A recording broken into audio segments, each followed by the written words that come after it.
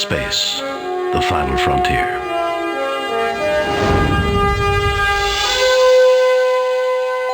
These are the voyages of the Starship Enterprise. Its mission, to explore strange new worlds, to discover new life and new civilizations, to boldly go where no man has gone before.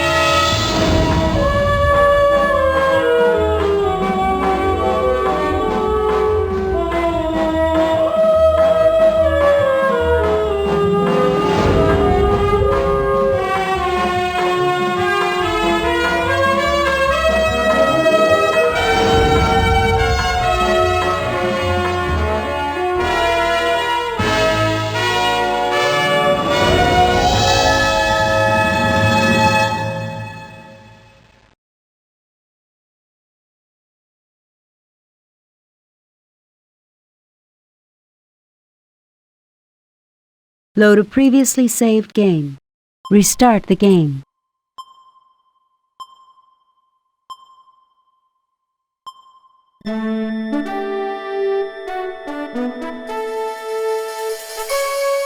Captain's log, stardate 6223.8. We are en route to the glorious Pebble Scientific Academy, where we...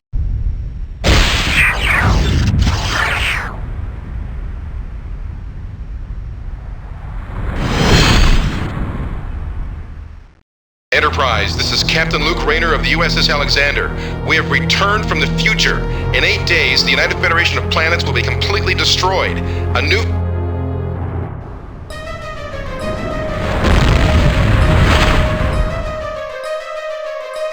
My God. Captain's log supplemental. We have tracked the Alexander's course to Espoir Station, a scientific research facility in the Omega Maelstrom sector. We are about to set course for that system, hoping to discover the subject of its last ominous message.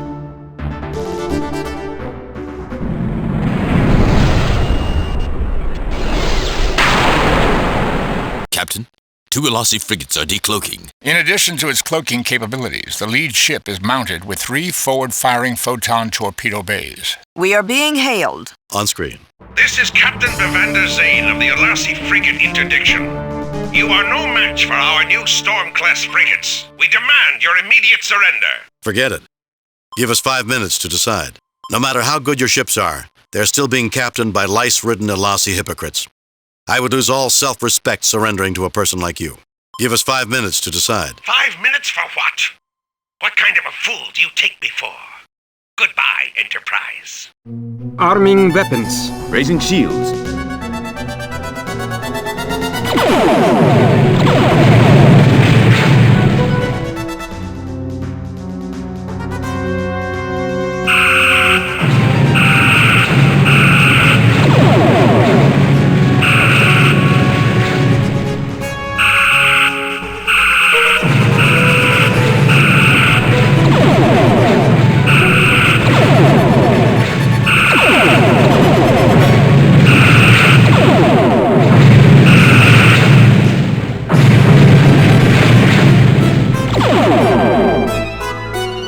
Aye, sir. She can't take it, Captain.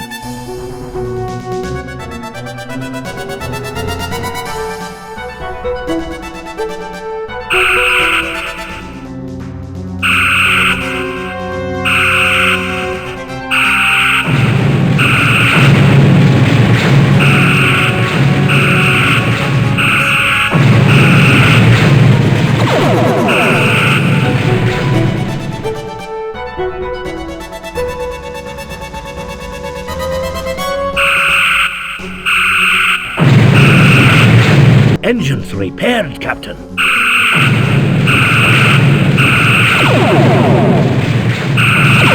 Captain, they are fleeing.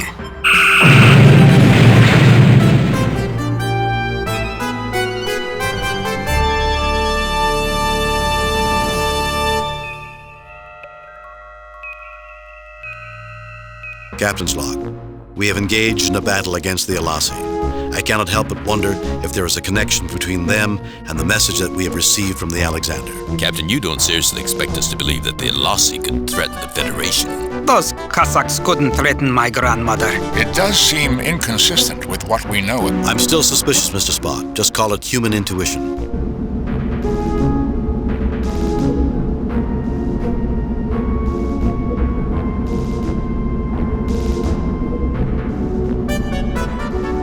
Captain, I'm receiving a message from the station manager. On screen. Captain, I'm James Monroe, commander of Espoir Station. We witnessed your battle against the Alasi. They've bothered us a lot in the last few weeks. We're very grateful. Do you mind if we come down and take a look at your station? Really? Then why haven't you filed reports with Starfleet? We've heard disturbing reports about your activities.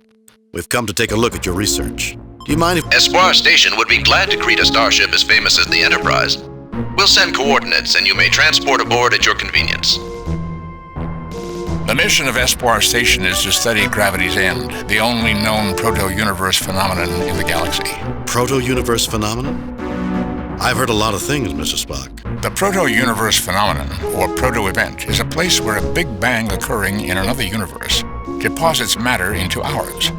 It is also noted for intense space-time distortions. The equipment on the station is highly advanced, but they appear to be of non-Federation design. There are areas protected by force fields which sensors cannot penetrate. Could a rupture have occurred in this proto-event that would destroy this section of the galaxy? That is possible. However, a rupture of that intensity would almost certainly have destroyed the Alexander. We do not have many facts, but those we have do not support that hypothesis. Espoir Station, scientific research station situated near the gravity's end proto-universe phenomenon. It is directed by Dr. James Monroe, originally of New Texas, Earth. Lowering shields, Captain.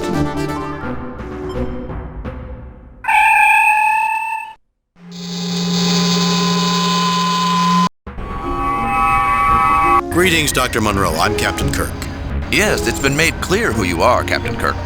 Espoir Station is glad to meet you. In fact, we have something interesting to show you. That may be why we're here.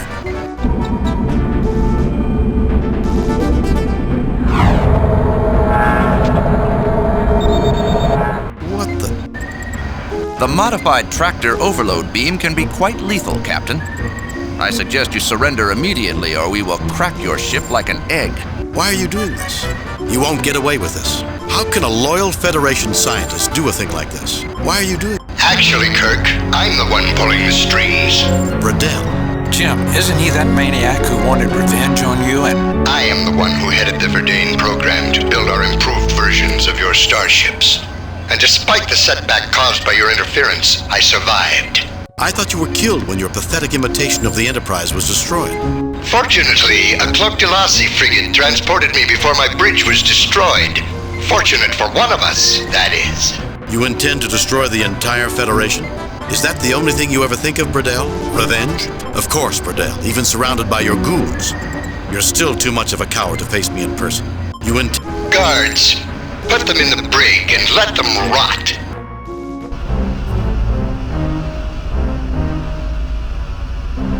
Welcome to Espoir, Captain Kirk.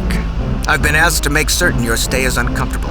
What did you do to Dr. Bradell anyway? 11 years ago, as a lieutenant on the Farragut, I exposed his scheme to overthrow the Verdane Council. They dismissed him from their science council in disgrace. He's vowed revenge ever since. That explains it. Never get involved in politics or get on the good doctor's bad side. It doesn't sound like you care that much for Bradell. Well, he's never been interested in winning popularity contests. By the way, the name's Shem. Manau Shem. Captain, I estimate the odds of finding and destroying Bradell's doomsday weapon at 186 to 1. That's better odds than usual. I am factoring in your record at performing nearly impossible feats, Captain. Otherwise, the odds would be 8,552 to 1. What would I do without your encouragement, Spock? I cannot speculate, Captain. I'm getting a little too old to play hero, Jim. But you do it so well, Bose. The cold, hard surface of a prison wall. The wall seems weaker here than in other places. Manau Shem, a big security guard. Someone you'd rather not fight. What's on your mind, Captain? Dr. McCoy, he's very sick. You wouldn't happen to be related to Vakata Sheen by any chance. Do you realize that you're working for a madman? When do we eat around here? You would... Yes.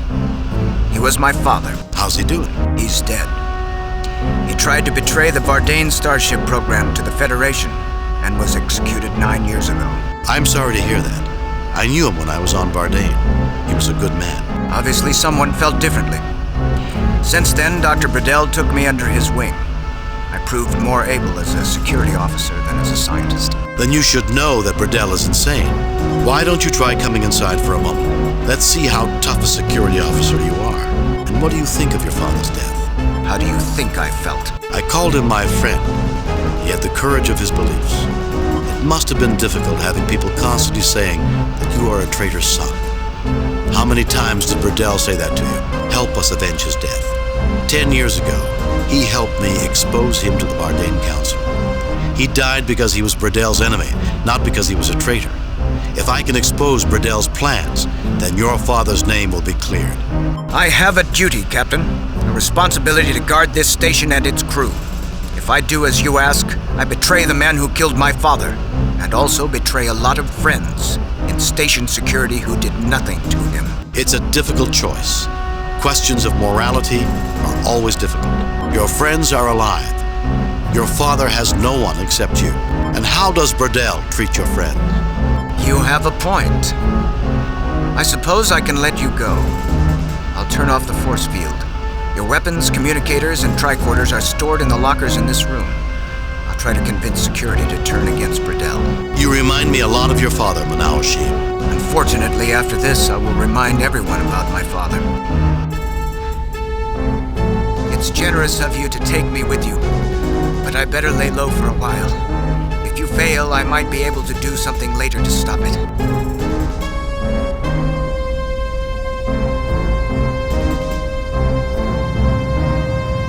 I've opened the lockers. Try not to kill anybody. Some of these people are my friends, although I suppose I may as well start using the past tense.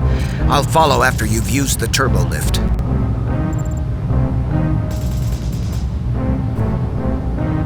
Communicators taken. Tricorders and medkit taken.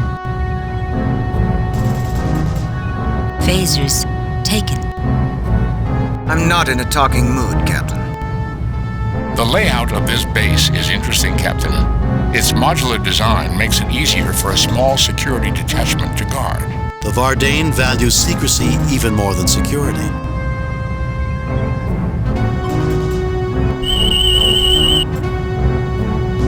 I didn't realize the Vardane were this much into genetic engineering. The skin has been custom engineered into a light epidermal tissue. Muscle fibers are much denser than usual. A strong, viable species. Interesting analysis, Bones. However, we have more important things to do at the moment.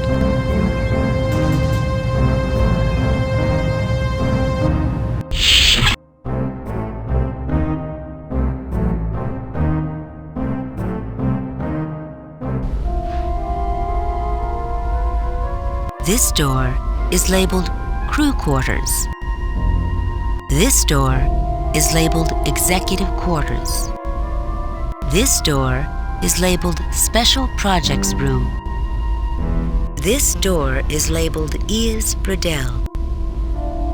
There is a numeric entry code next to Burdell's door. Well, Spock, what do you suggest? We should attempt to gather evidence that Dr. Burdell is planning to commit genocide. Others may help us if they are confronted with the scope of Burdell's misdeeds. We must find out what Burdell's plan is. If we could find the central computer records, we may be able to tap into them and learn his exact plan. We need to shut down the tractor beam that is currently holding the Enterprise. Until the ship is freed, our options are limited. We should not forget that we need to be able to communicate freely with the ship. It will be necessary for us to neutralize any source of interference. Our chief priority is to find the reason for the Holocaust that was reported by the Alexander and stop it from occurring. I'm afraid that the social Darwinists have never impressed me, Jim. Building a better human on the inside is far more preferable to improving his physical traits. Originally, Doctor, Vardane was a very harsh environment. The Vardane claimed that the original human settlers required genetic engineering to survive. Living only to survive is a poor life indeed, Spock.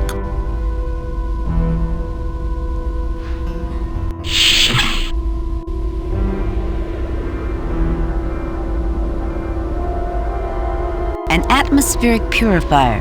It is capable of removing contaminants from large quantities of air or water in less than a second. It carries the brand of the Save a Ship Manufacturing Corporation. Now, why would you need an atmosphere purifier on a space station? The filters should be built into the life support system. I suspect it could help someone with extreme allergies. A large potted plant is hanging from the wall. Somebody has a green thumb here. You mean to tell me there are Verdane who are interested in something other than eugenics or military conquest? Wakata was proof of that. Unfortunately, it cost him much. Oh.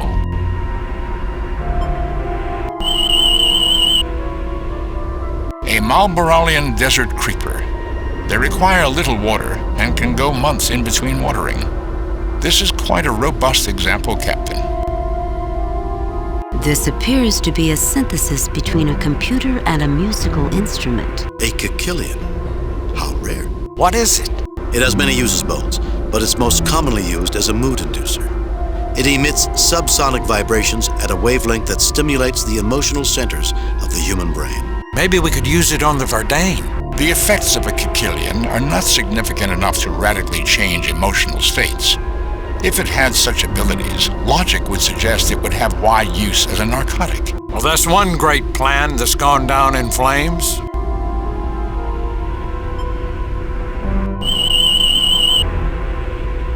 I detect what appears to be Andorian barbicide in this cabinet. That's a rather powerful drug. I didn't realize the Vardane were into drug smuggling. This could be a private matter, Captain. Also, the Alasi are known to smuggle this drug. Jim, there is a legitimate use for barbicide in treating severe allergies. The filter is bulky but portable.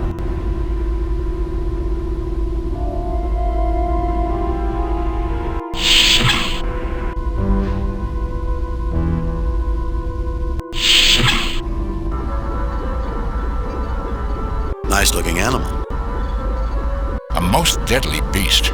Almost as deadly as some of the predators on Vulcan.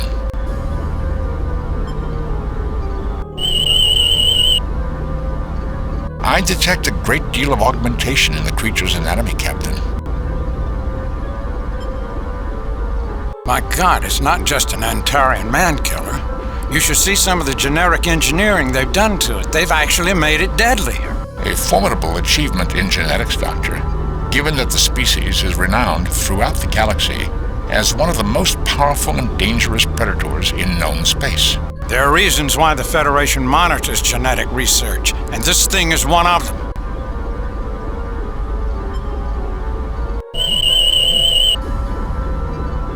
The device appears to be involved in genetic research, Captain. It inserts mutagens into genes and monitors their progress. The device is empty. I'll bet you'll find genetic residue that they use to add to our warm and cuddly friend over there. This is the control for the special weapon that is holding the Enterprise. A force field prevents our access to the controls. Captain, my tricorder indicates that the force field controls can be neutralized in the station's security center. You know, Jim, I really could have done without meeting this thing. Come on, Bones, it'll build character. I have quite enough character, thank you very much.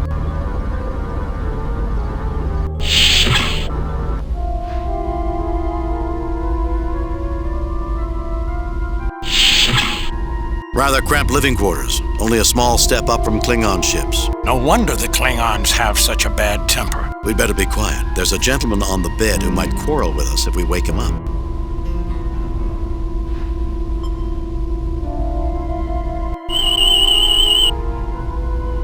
No wonder he's not on duty. He's suffering from cervix toxemia. He must have spent some time on Rigel 8. Think he'll get up? He's under heavy medication, Jim, but with Verdane physiology, you can never tell.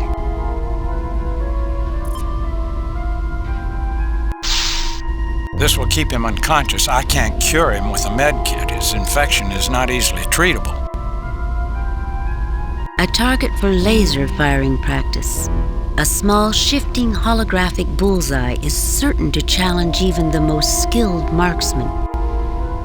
Practice dummies for martial arts. I had forgotten how Spartan the Vardain could be. An excellent analogy, Captain. The Vardain consider art to be an activity of limited utility at best, and subversive at worst. Well, you know art can be pretty damn strange, and it's human nature to fear what you don't understand. Vardain nature too, I guess.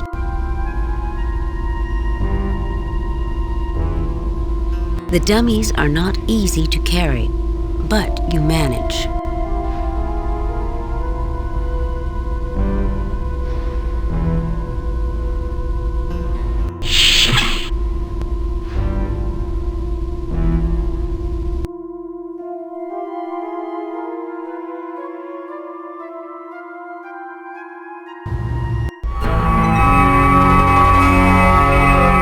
There they are! Get them! Fire!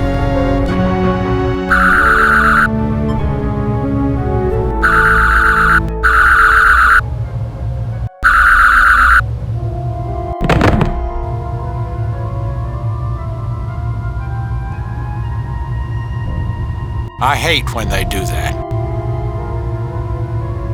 Jim, why does everyone not like me? Why does everyone keep shooting at me? I don't know, Bones. I guess it's your cheerful nature and your stoic silence. This door is labeled Security. This door is labeled Central Control.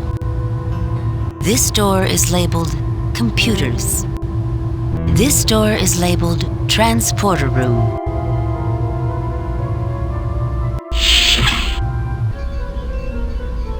You're too late. I've set the computer on a continuous auto-diagnostic. You'll never be able to get it online. I don't believe in the word never.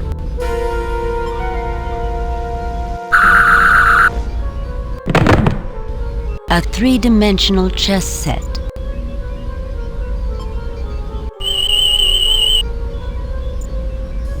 A Fullingtech 2000 3D image projector.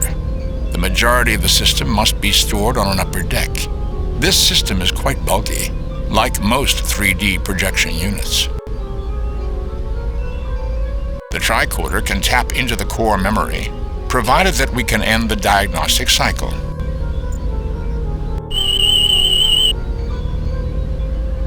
The module is made from solid duranium steel alloy.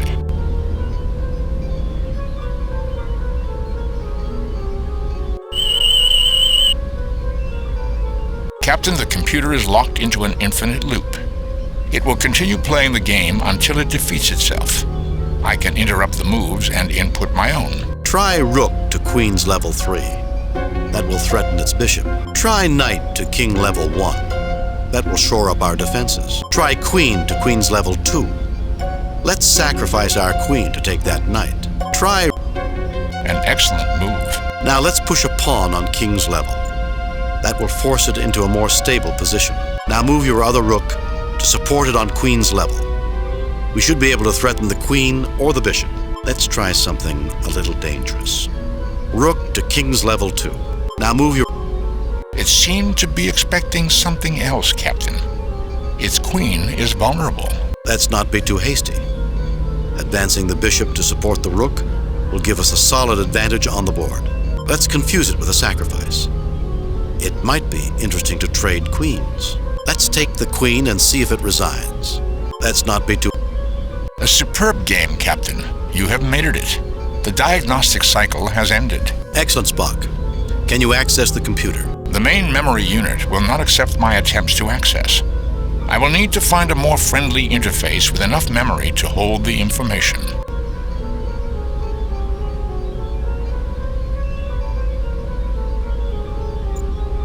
Captain, I need to find something to interface with the computer and store the files that are dumped into it. We may be able to use the tricorders. Captain, I am connecting the science tricorder to the central computer. We can use it to tap into the computer now that the diagnostic cycle is finished. We might use Dr. McCoy's tricorder as well. Captain, I am connecting the medical tricorder to the central computer. Success, Captain. I have access to Burdell's Project Big Bang files and to the access code for his personal quarters. Well, Spock, do you feel at home here? My home is Vulcan, Doctor. Its physical appearance is quite dissimilar to this place. There are machines here, Spock. Computers. This is where you belong, isn't it? My place, Doctor, is as science officer aboard the USS Enterprise. Spock, if you left the Enterprise, I'm sure you could find a job substituting for one of these mechanical marvels. Actually, Doctor, the computing capacity of one of these machines is substantially faster than the processing power of the Vulcan brain. So you admit that you are inferior? In speed and memory, affirmative. Other areas exist, Doctor, where even you are superior to this machine. That's the nicest thing you've ever said to me, Spock.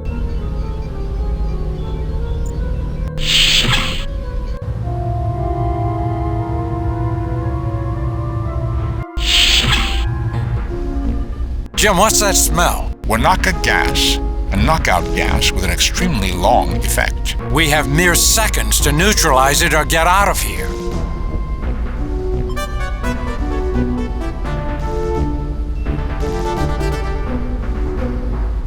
The air is being purified almost immediately. Ah, good old starbase filtered air. So dry it makes me want to drink a glass of water every 5 minutes. I'm sure we can transport you into water if you really want some. Damn transporters. If man were meant to fly around the universe, God would have allowed him to disassemble his own molecules.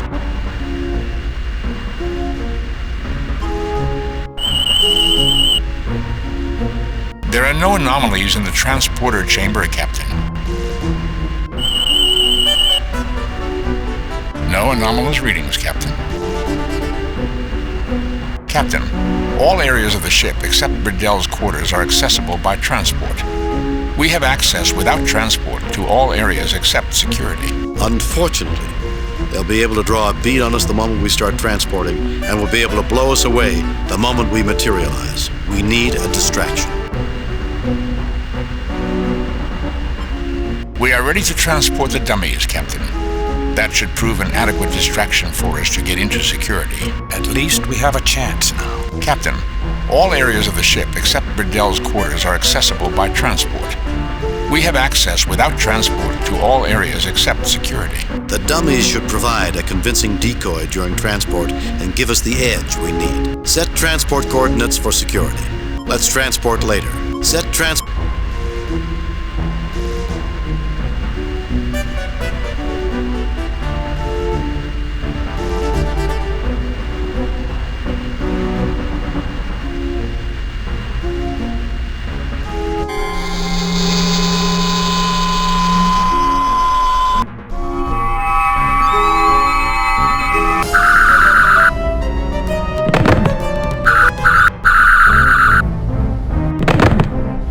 This console controls force fields in Special Projects Room.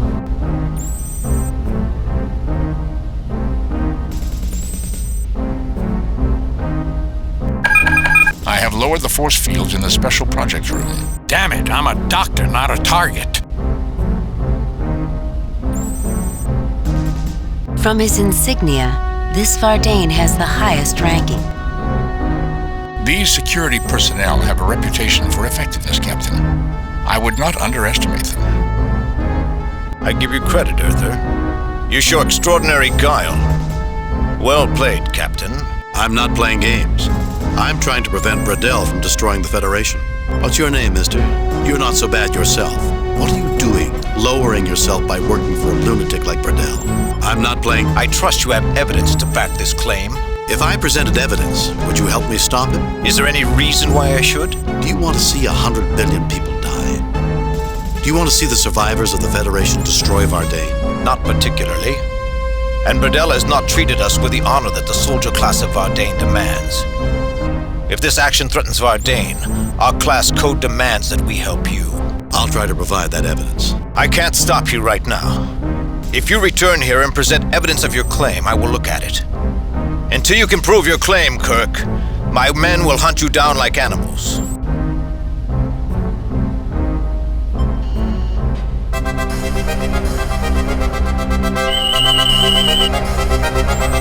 I have copies of Burdell's files taken from the main computer.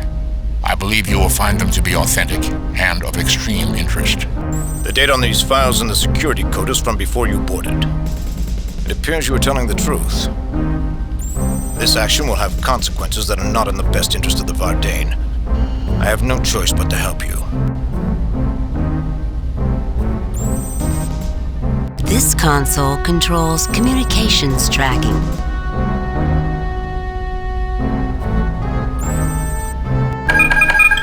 I have deactivated the communications tracking systems, Captain.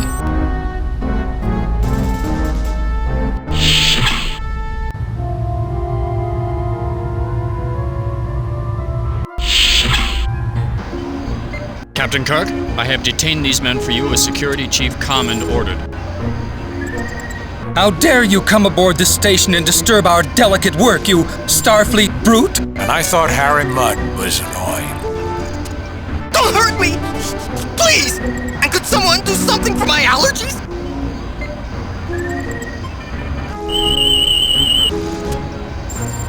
Middle-aged human male suffering from severe allergies.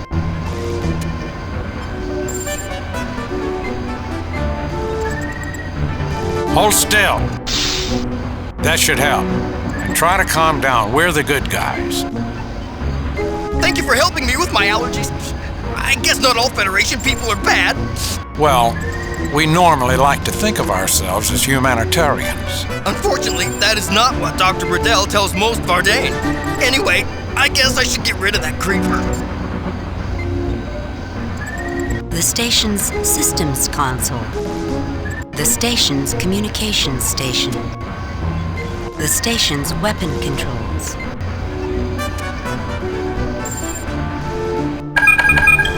I am disabling their backups. It includes several systems that are not controlled from this station.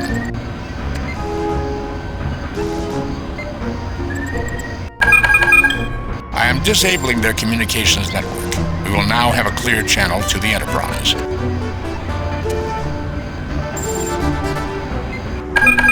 I am disabling their weapons control. I do not detect access to anything around the proto-event.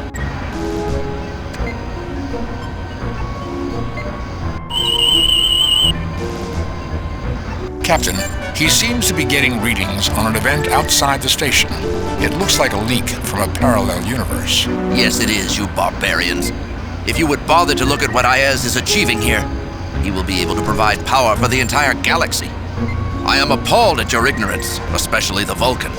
I thought you, of all people, wouldn't allow personal vendettas to interfere with scientific progress. E.S. Burdell is a madman. He will only use this for destruction. You are the one who is being blinded. More Federation lies and propaganda. In accordance with the Vardane Military Code, as one who has betrayed his charge, I must make a formal admission of treason for my new masters. When is the most convenient time to make the deposition? Later.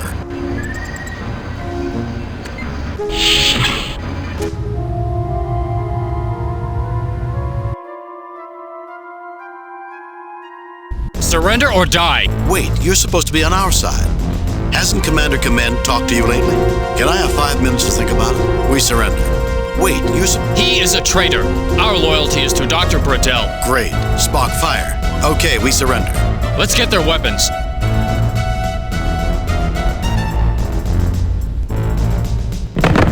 Seven with one blow. An exaggeration, Doctor. Come on, you two.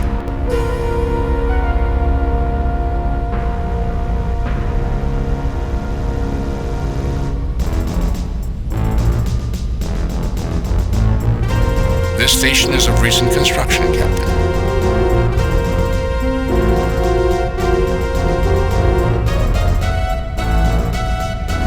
Spock, remove the atmosphere.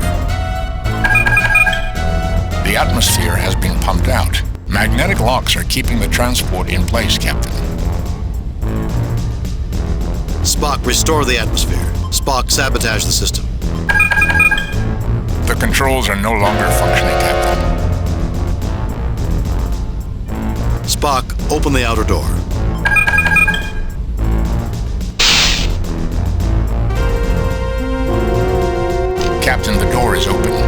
magnetic locks are keeping the transport in place, Captain. Spock, close the outer door. Spock, sabotage the system. The controls are no longer functioning, Captain.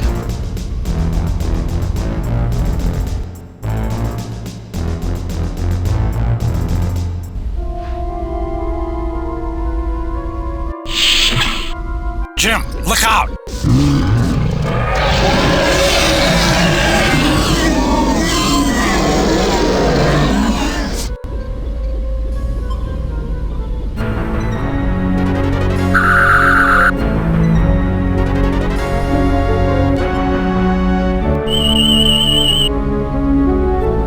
This is the control for the special weapon that is holding the Enterprise. The force field that prevented our access to the controls has been neutralized.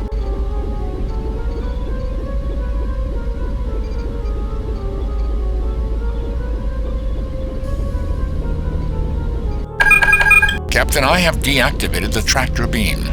The Enterprise is now free.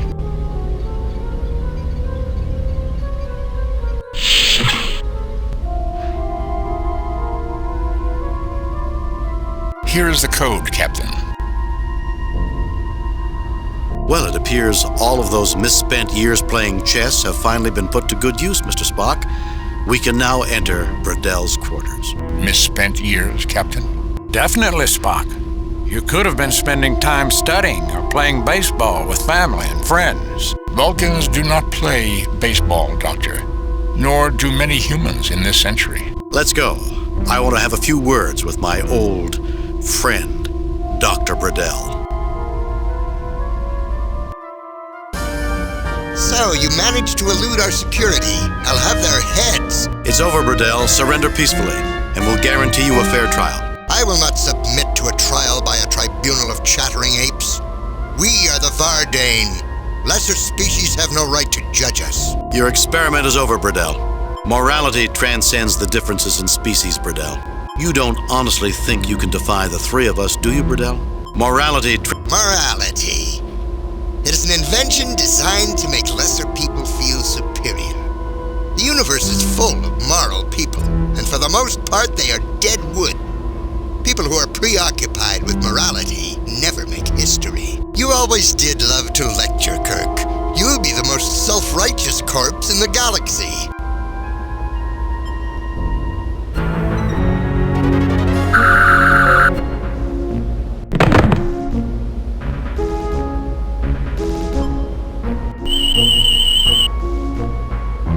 Agent Vardane, engineered human male with prosthetic enhancements and average physical condition. Bradell. Such a charming man. Reminds me of a Bonovan camel snake. Let's not insult camel snakes, Bones. It is logical that Bradell would wish for the controls for his experiment to be close at hand. The Journal of E.S. Bradell. A vase of red Antarian roses. They have a pleasant aroma. Bradell's nightstand. It appears in perfect condition. There is no room for sloppiness in his orderly existence. A dartboard. A very good likeness of James T. Kirk is its chief decoration. E.S. Bradell's bed. Oddly enough, the furniture demonstrates a classical taste that you would not have expected from Bradell. A shape painting by one of the abstract artists of the Manalvagor Decimator School. Odd. You would expect Bradell's taste to be more classical and realistic. A painting of the pyramids of Tenev II.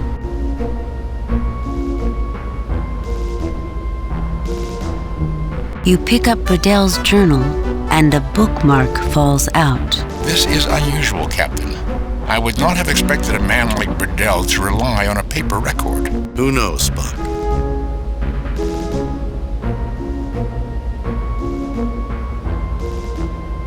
The bookmark is intricately decorated, not too dissimilar from a computer circuit pattern.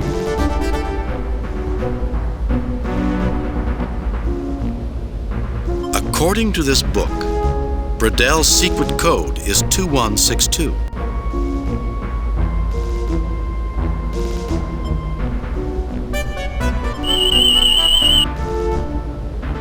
Captain, there's a number coded in base 64. The number is 2188.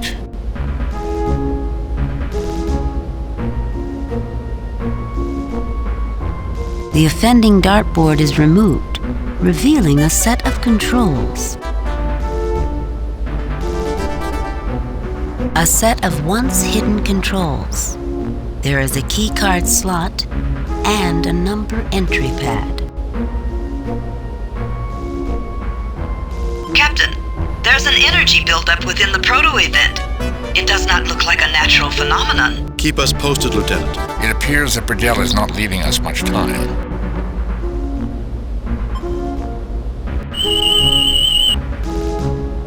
This would appear to be the control system for the proto-event weapon.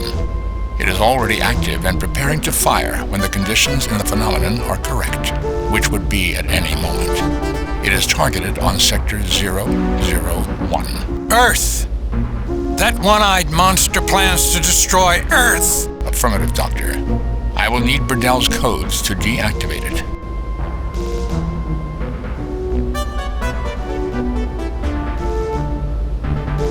I will need the correct code, Captain. We've seen two possible codes, Mr. Spock. 2162, 2188. I have activated the code circuit. The proto-event weapon is decloaking. I have also managed to deactivate the station's shields and have a clear communications channel to the Enterprise. Broadcast the coordinates, Mr. Spock. Have the Enterprise destroy that weapon. The coordinates have been sent.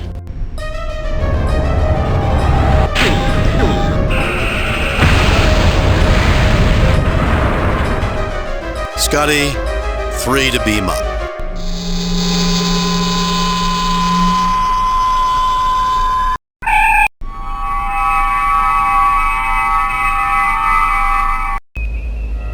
That has to be one of the most welcome explosions that anyone will ever see. There is turmoil on the Vardane Council, Captain. The members who supported Burdell's anti-Federation policies have been forced to resign. I expect improved relations between the Federation and Vardane. That's good to hear, though history shows that suppressed movements like Bredel's have a habit of resurfacing at inconvenient moments. And Burdell is now a Federation prisoner. I hope this will not prove to be a rallying point for those Vardane who hate the Federation. I've received word that Mr. Shem's application to enter Starfleet Academy has been accepted. He should make a fine officer one day. Captain, I'm receiving a message from the USS Alexander. The Alexander? Temporal paradoxes are most fascinating, aren't they, Mr. Spock? Are you attempting to annoy me, Doctor? On screen. Luke Rayner here. I know we've never met. Yes, of course. We got your signal, and Starfleet has asked us to assist in cleaning up your operation. It's good to have you with us. Better than you could possibly guess. I don't understand, Captain. It's a long story. Come aboard, and I'll tell it to you. I have reviewed your report from your recent assignment, Captain, and have a few comments. I am very pleased with your performance. It was a perfect mission, Jim. Your reputation as Starfleet's best starship captain is secure. Kane out.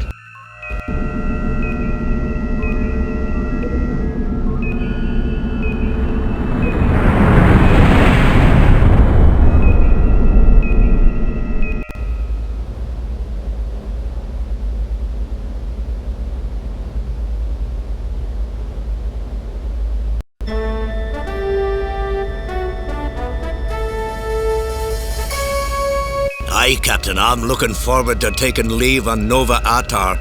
The museum there is supposed to be quite excellent. Lots of antique and one-of-a-kind machinery. Commander, are you certain it's not the Kazakhstanian cognac you're looking forward to? Do they make that there, laddie? I don't know. Why, Mr. Scott, I'm surprised at you, not knowing the location of a famous distillery. We invented that brandy, you know. Right. Of course you did. No, really. We did. No one would ever doubt you, Ensign, however... Sorry to interrupt, Captain, but we have an emergency call from the science vessel Demeter. She's in orbit around Balkos 3. On screen. Captain Kirk, good to see you're in the area. You have an emergency, Commander Gelman? Well, I'm not sure, actually. Maybe more of a case of better safe than sorry. We're orbiting Balkos 3 to study the Balkosi, a race of people just entering their own Stone Age. We've only been here 2 days. Already, we've found some unusual data. But just a few minutes ago, during the deep geologic probing phase, we were suddenly scanned. Scanned? I thought the Balcosi were just developing. They are, Captain. And there haven't been any indications of old civilizations until now. The scan was also of extreme power. Following that, we detected a power source coming online. We'll send the coordinates along with all the other information we've gathered. I was a little concerned that we triggered an old defense mechanism. With the amount of information it pulled in its scan, we'd be an easy target. I've moved the Demeter to a higher orbit on the far side of the planet. Quite reasonable, Commander. We're on our way. Thank you, Captain. Kirk out.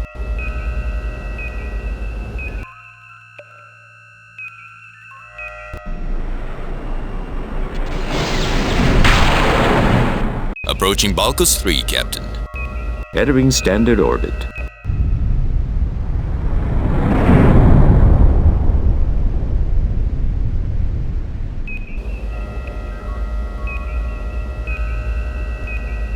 Balcos 3, a planet inhabited by a humanoid race just entering the Stone Age. The Federation science vessel Demeter is currently conducting studies of the planet.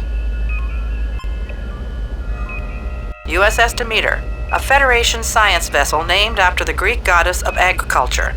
It is currently under the command of Commander John Gelman and is assigned to scientific research at Balcos 3.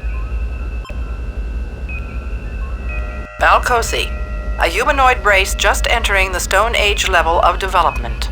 The Balcosi inhabit the planet Balcos 3. Preliminary studies suggest that this race is relatively new to the planet and should not have reached this level of development in this short amount of time. Further studies are currently being conducted to explain this situation. I have the coordinates for the power source the Demeter detected. Spock, come with me. Scotty, you have the con. Lieutenant, ask Dr. McCoy to meet us in the transporter room. Yes, Captain?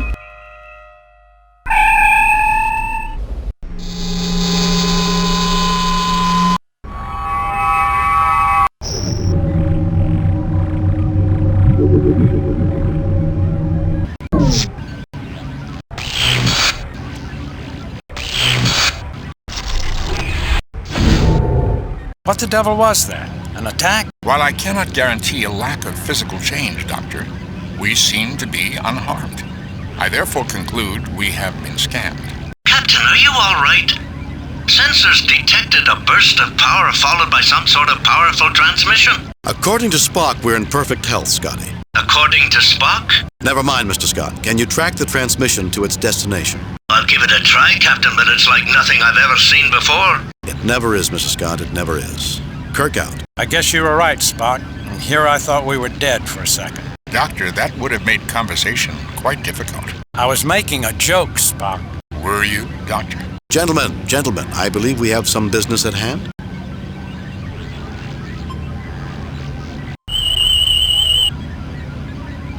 The energy field around this scanning device prevents a detailed examination. It is an unknown piece of equipment inside an energy field.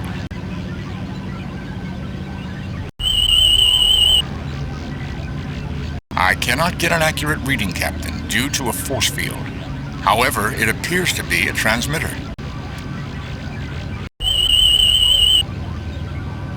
This star is made from native minerals and shows a propensity to emit low-level light. It shows a high degree of machining, Captain.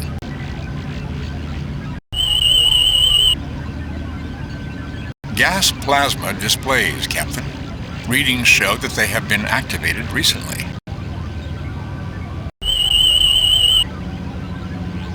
The mineral compounds in the star are not native to the surrounding regions, which indicates that it has been imported.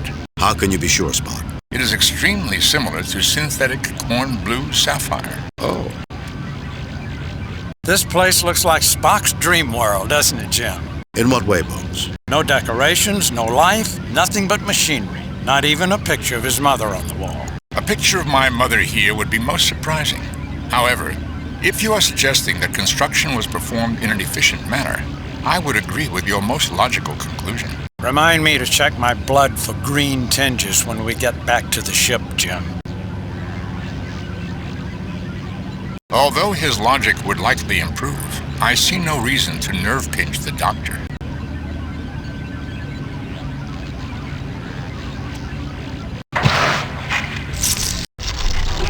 Quite simple, considering the appearance of the other machinery here.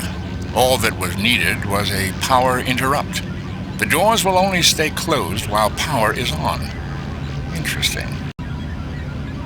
You know, I've got the feeling this is bigger than it looks, and I don't mean just more space beyond this door.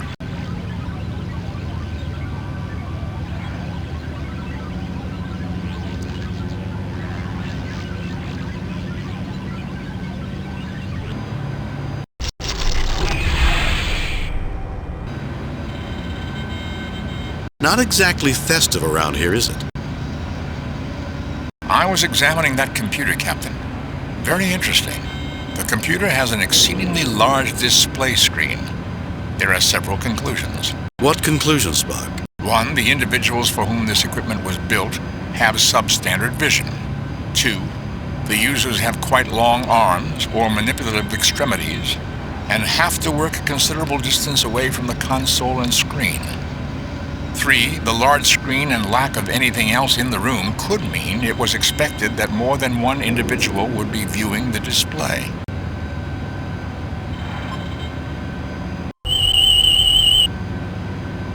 Captain, this appears to be a distributive optic node. If you say so, Mr. Spock.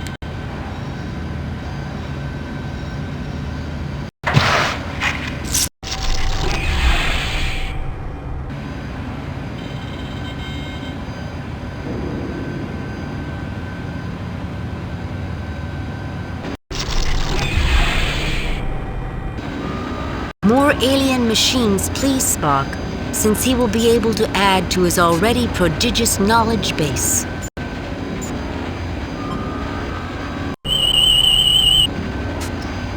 Fascinating, Captain. Yet another grouping of shapes. Note the one on the floor and the side of the manufacturing unit. I do not understand their significance yet, but the builders seem to have some obsession with identifying each room with a symbol and placing it repeatedly within each room.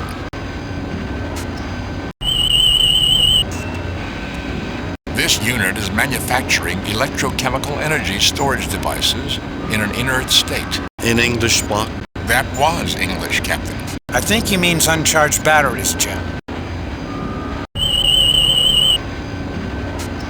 This unit is manufacturing miniature broadcast circuitry. This machine seems to be controlling the manufacturing units. A high-pressure device for joining two objects. We got hit with a power surge. It's interfering with sensors and we might have some trouble locking onto you. Well, if we intend on taking our shore leave with the rest of the crew, we'd better find out what's causing that power surge. The bin contains small plastic discs, Captain. The plastic is essentially inert in this form. However, if placed under pressure, it will become a superconductor capable of storing significant energy compared to its size. It will break down over time. That is why it is commonly stored in this state. Probably should hang on to a few, don't you think? A logical choice. Captain, these items appear to be configured to produce a small energy field of some sort. They do not appear to be powered at this time. Why don't you see what you can do with them, Spock? That would seem to be a logical thing to do. I will take enough for all of us. Spock, is that a switch? Yes, a fairly simple switching device, Captain. Spock, any idea what this box is? The cube contains control circuitry. I suggest we keep it. Spock, what do you make of these? This appears to be a set of interface cables. Spock, what kind of interface is this? A bridge unit for use between function control and display circuitry, Captain. It could be helpful to have. Spock, what do you make of the screen? This is a computer display module, Captain. I hate this place, Jim. Too many machines. Spock, you should come look at this. I'm sure you will find it fascinating. This is a very specialized pressure device, Captain. The badge will go into one hopper and be combined under pressure with another item.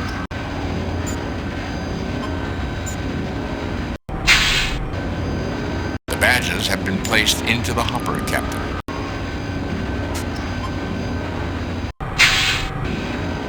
The batteries have been placed into the device. Since we know this is a high-pressure device, it would be logical to either use it or leave it alone. Whew. What is that smell? There is a chemical change due to the pressure. That is simply a small amount of outgassing by the plastic, Doctor. Captain, the badges and batteries are now joined. Bones, Spock, this place is making me uncomfortable. Let's make this quick.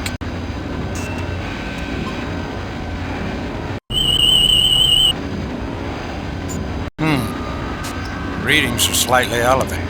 You seem healthy. I wonder why it's doing that.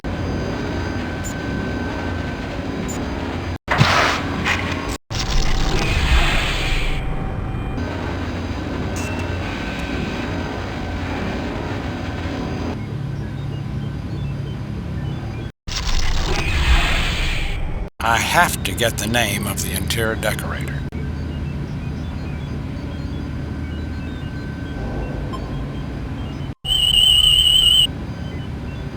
This device transforms its internal energy into useful quantities for other portable devices.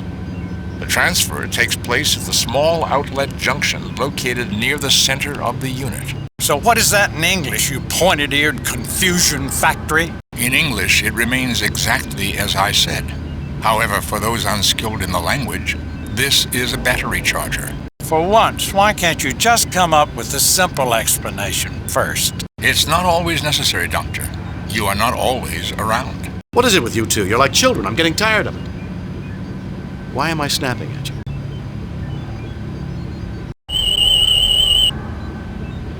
Readings indicate that this is connected to a rather sophisticated projection system. I cannot get more detailed data. An energy field is interfering with the tricorder.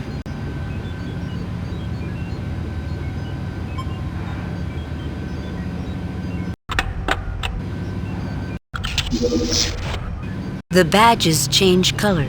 I believe the units are now fully operational.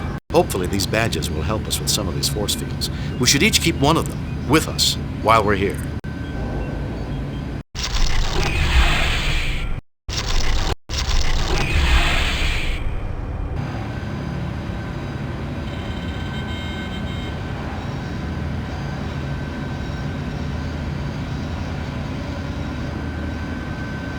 This console is non-operational, Captain. However, I do believe the repair would be a simple matter given the right materials.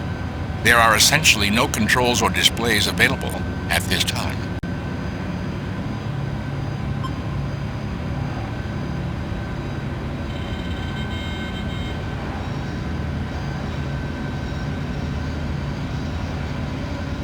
The computer is now functional. Fascinating. There's only a limited amount of control available on this console. I believe there are other functions it controls, but these functions cannot be accessed. I'm not sure I understand, Spock. Nor I, Captain. What purpose would be served by limiting access? What purpose indeed? Bones, any ideas? Why are you asking me? Is this some kind of pop quiz? Two other things, Captain. There is a reference in the limited readout which leads me to believe there are other complexes on the planet somehow connected with this one.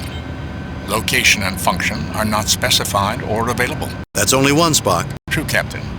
I was just waiting to see if you had any comments. Not that I'd like to share at this moment, Mr. Spock, please. There is one other repair that is possible. One device can be controlled from this console if its command circuit is replaced. I will not be able to determine what device that is until the replacement circuit is installed.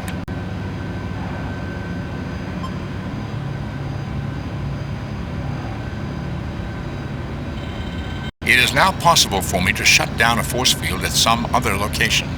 I do not know where or what the force field protects. Yes, I'm getting tired of force fields. One less will be a pleasure no matter what it does. No, let's look around a bit more first.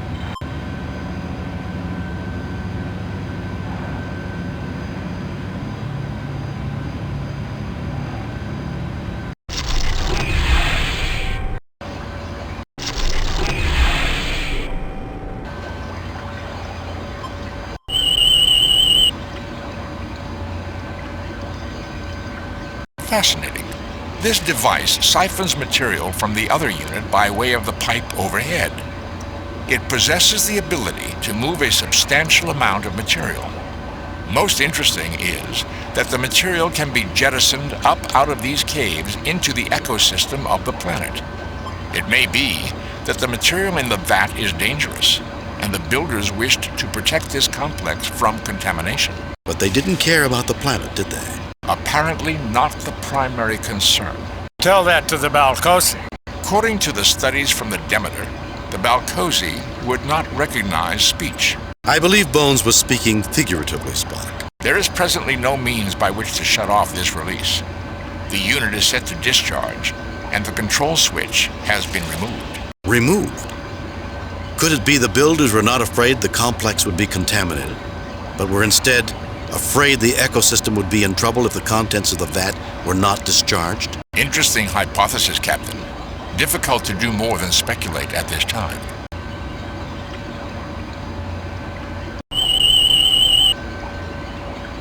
A discharge unit set to eject material siphoned through sealing pipes into the planet's ecosystem. Captain, this is the life support control unit.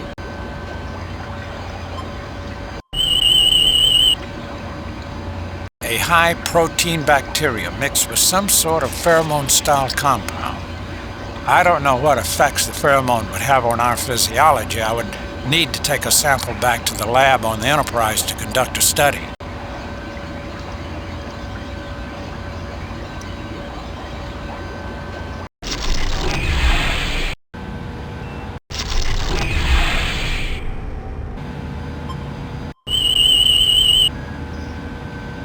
Although the doorway does lead up to the surface, there is little air exchange with the surface. The cavernous structure narrows considerably, approximately 15 meters ahead, Captain. We would not be able to get past that point. Well, maybe we'll see a Balcosian here.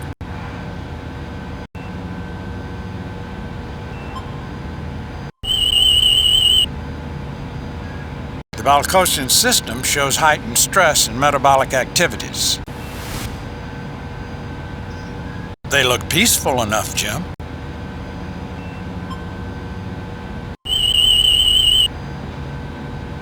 Internal structure hidden by force field effects. The uncovered areas consist of a pair of unknown vents and a solid inclined drop chute.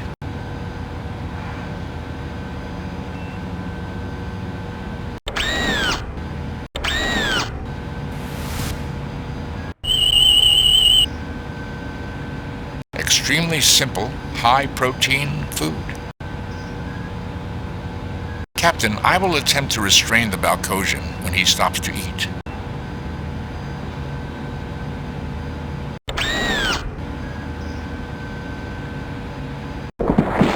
The nerve bundle seemed quite thick.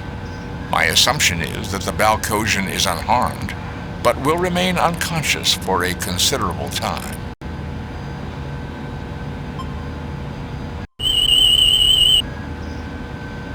Even though unconscious, the Balcosian system is still operating at a much higher than normal rate. We should be able to gain valuable data studying the Balcosi.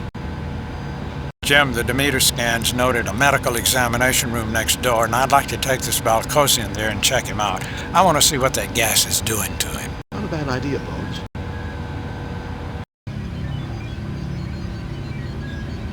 You should feel almost at home, Doctor. Finally, something I can deal with.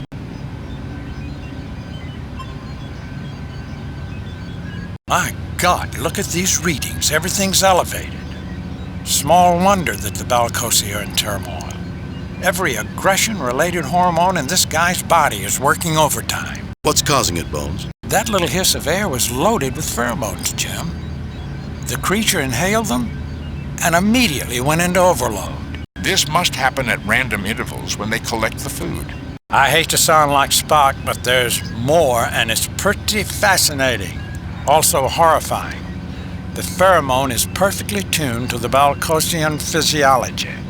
It's like somebody genetically engineered both. Didn't the Demeter report say there weren't enough records showing the Balcosian presence on the planet? Could they have been put here on purpose? It is possible we have stumbled in on an experiment, Captain. With the subjects being treated like rats, it's criminal, Jim.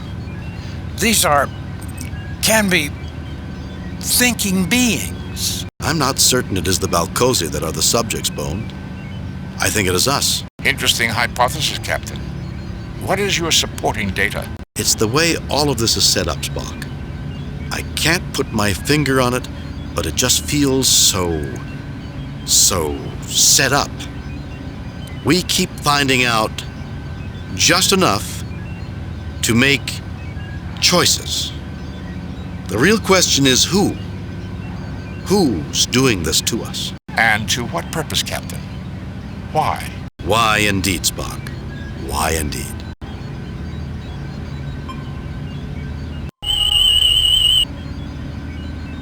Captain, given the nature of the electronics inside, I can deduce that it is a synthesizer replicator unit. However, it is unlike anything used by the Federation. I am unable to determine its exact capabilities.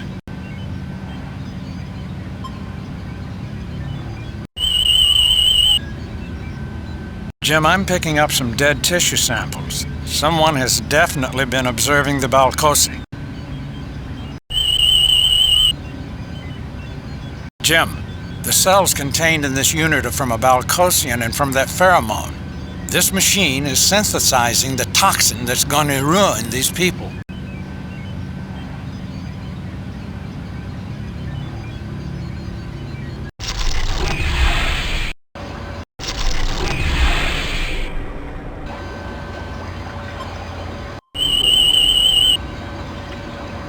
This thing is just full of that pheromone, Jim. We have to be careful. It could ruin the entire planet for the Balcosi. We would condemn them to a world filled with brutal violence. It would be genocide.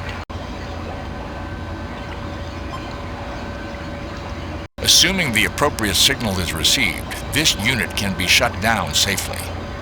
The shutdown signal does not originate here. Bones, Spock, no arguing. I want to find out what's going on and find out now.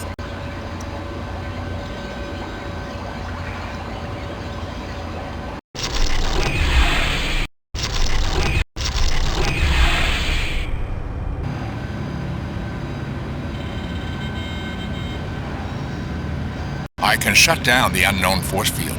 Should I continue? Yes, I don't care what it is. I want it off. No, let's look around a bit more first. Yes, I don't care what it is. I want... Captain, my attempt to turn off the force field has triggered some sort of computer activity. It is awaiting confirmation to bring a display up on the screen. Shall I confirm? I don't know if that's a good idea. Let's wait. By all means, Spock. Curiosity may kill cats, but I'm hoping humans will fare a little better. That's comforting, Jim.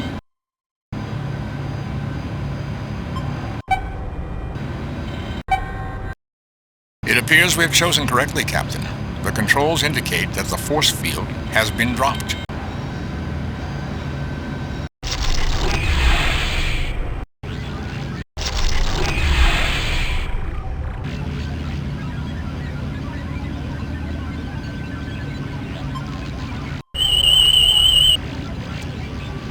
It appears to be a detection device. Judging by the complexity of its circuitry, I would gather that it is quite sensitive.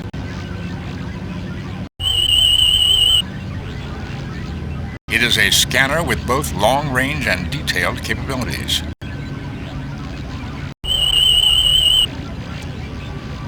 It is a powerful transmitter, unlike anything in Starfleet records.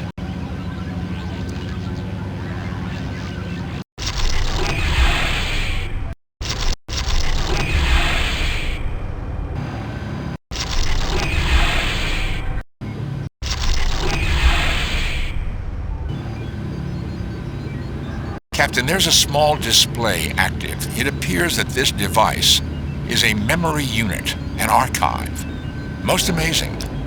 The information is in volatile memory. If power were lost to this device, all information contained within would be lost. An odd way to create an archive. What is in the archive? The displays indicate it contains a vast amount of data on three-dimensional projection. Circuitry diagrams, equipment construction techniques. Essentially, everything needed to project lifelike images in great detail inside of a structure. Starfleet does not have this level of technology. This would be a major find for the Federation. Then I'd think that gathering that data would be a very good thing to do, Mr. Spock. Very well, Captain.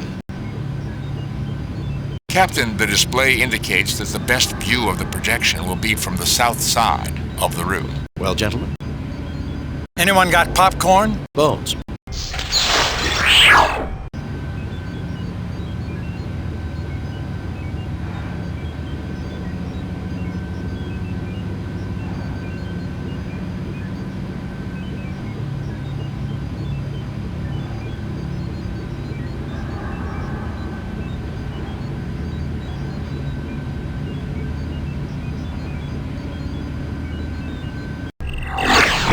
Impressive, Spock. Captain, I'm not responsible for that occurrence. However, I did discover that accessing the memory will not only trigger the shutdown of this unit, it will also send a signal to another device, most likely one somewhere in this complex. Damaging the unit will also initiate shutdown and signal transmission. There's no way around it? None, Captain. What is this, some kind of idiotic test? Don't fool with that, Spock. You'll poison this planet and make these inhabitants permanently aggressive. Doctor, you do not know for certain that whoever placed the Balcosi here did not intend for that to happen. The aggressiveness may be what they need to develop further. And the information in the archive is a reward for sending the Balcosi into the next stage of their development. You just want to get your Vulcan fingers on that precious scientific information. More like 30 pieces of silver for condemning the Balcosi to the lives of violence. Jim, you can't let this unfeeling monster do this to the Balcosi. Do you wish me to continue attempting to access the archive, Captain? Yes, Spock. That information could be critical to the Federation. Let's hold off until we get a little more information.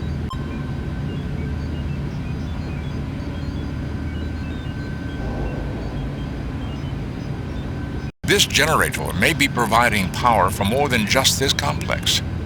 It is broadcasting power, which is causing the interference in communications with the Enterprise.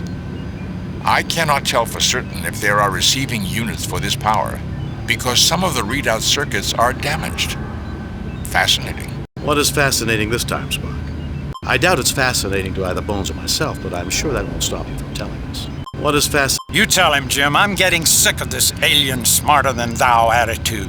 If either of you had an ounce of logic, you would be more prepared to listen to my information, and possibly even understand it. Bordering on insubordination, aren't we, Mr. Spock? I always knew that no emotion garbage was just a cover. He thinks he should be in charge. Mr. Spock, I'll have those findings from you right now. Captain, it appears the circuit was deliberately damaged. This would only be possible if the force field were down. Who would damage their own machinery? And for what purpose? More and more curious, Mr. Spock. Also, Captain, I am able to determine that if power is interrupted rather than shut down from this console, it will send a signal to that effect. The signal will trigger some other event. I do not know what the event will be. The readout is now fully functional. There are other locations on this planet receiving power from this generator. Most peculiar, the locations of these units are not in the database. And you think they should be? It would be logical, Captain. But removing the circuit that controls the on and off functions of this device would also be illogical. Are you trying to tell me that's what happened here? Exactly, Captain. Until that repair is made, it would be impossible to execute a proper shutdown procedure. The repair is complete, Captain. It would now be possible to safely shut this machine down. However, doing so would certainly affect all the other equipment in this complex. Captain, do you wish me to start the shutdown sequence on the generator? Let's hold off on that for now, Spock. Shut it down, Spock.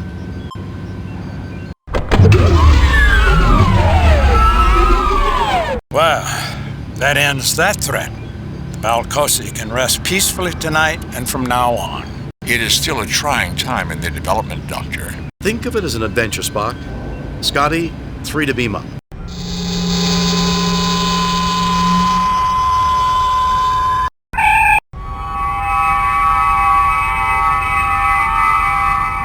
Captain, the power source has completed its shutdown cycle. There is no trace of the bacteria or pheromone in the atmosphere. It would appear the Balcosi are free to choose their own future. Good to hear, Spock. I know losing a find like that archive has to hurt. That would be an emotional response. Of course it would. How silly of me. Captain, there are 2 signals being broadcast from the planet. The first is another burst following the same path as the original broadcast. The other signal emanates from nearby the first. It's aimed at us, Captain.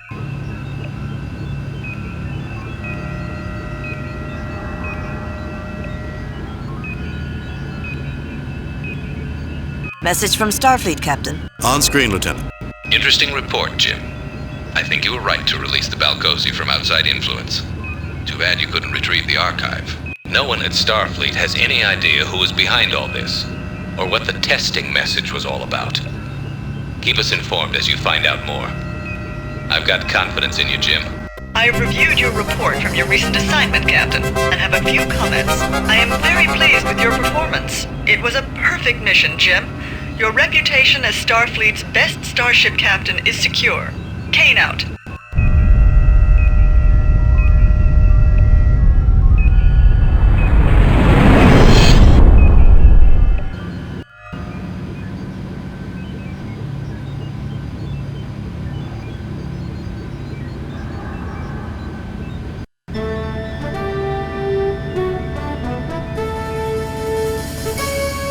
Captain's log, stardate 6236.5.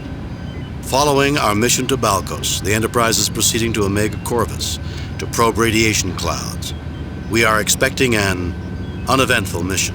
Message from Starfleet Command. On screen. This is a Code 2 emergency, Captain. 3 Federation ships have vanished in the Delphi system within the last month. 3 days ago, we lost contact with the USS Zimbabwe. You are to go to the Delphi system and find out what's happened to our ships. Starfleet out.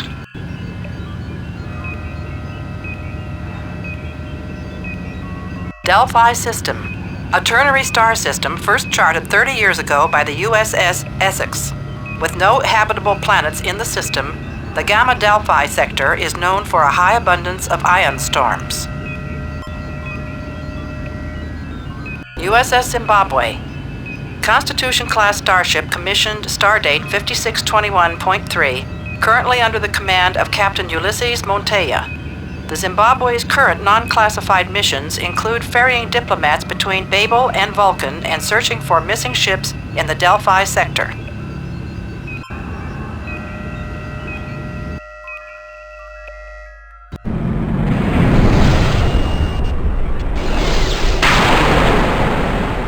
Captain, at our current speed of warp 7, I expect to enter the Delphi system in 8 minutes. Captain, I just started getting the oddest noise on all channels.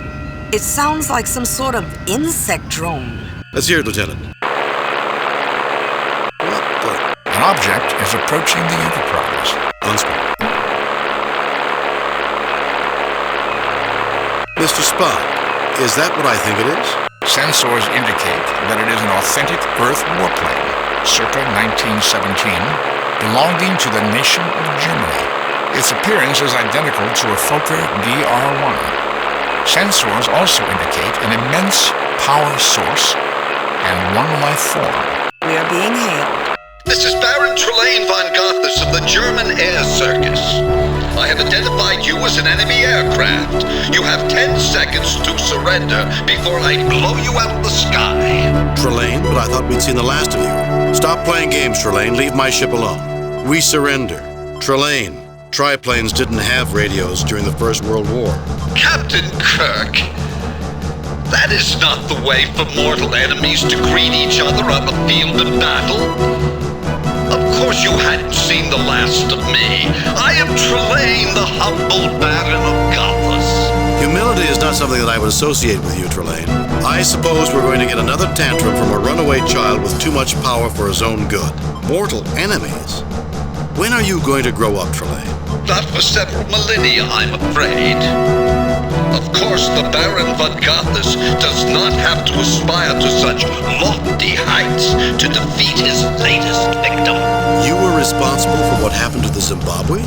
We'll see who the victim will be, Trelane. No matter how powerful you are, your arrogance and your immaturity will always be your downfall. Why don't you aspire to lofty heights and leave us alone?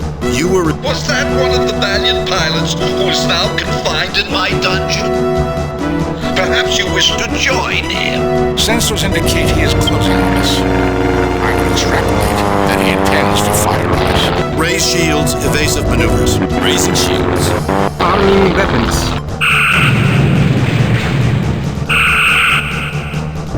Our weapons are locked.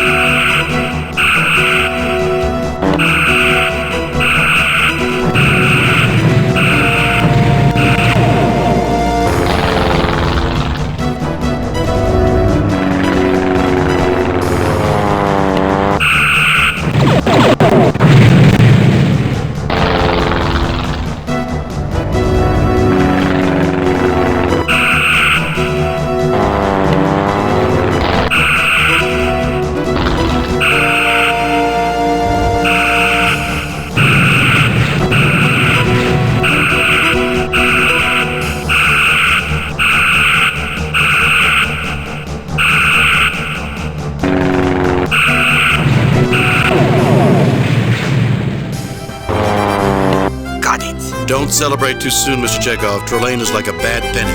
He keeps turning up where he's not wanted. The triplane has reformed. It is hailing us again, sir. Kirk, you cheated! You cheated! I beat you fair and square, Trelane. Now leave my ship alone. Don't be such a poor loser, Trelane. Your quarrel is with me, Trelane, not my ship. If you're going to punish anyone, punish me. I beat you. No, Kirk, you cheated! And you're going to have to be punished. Your insolent ship will have to be punished as well. But only you will bear the full brunt of my revenge. Leave my ship out of this, Trelane. Are you trying to give orders to the Baron of Gothas, Kirk? You should go to my dungeon for that. You and a few others of my choosing.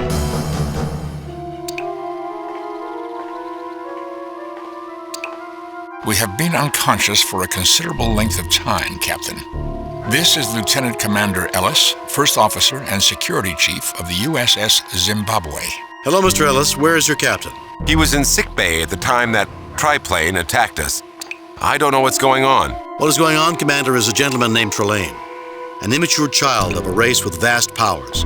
Somehow he acquired an unhealthy fascination with human military history.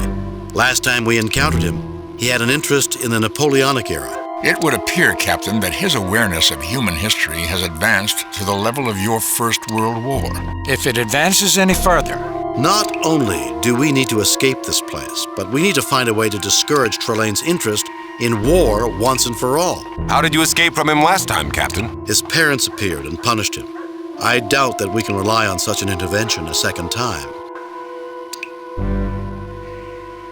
I can't seem to force this door open. This lock is tougher than I'd expect for this time period. Fascinating.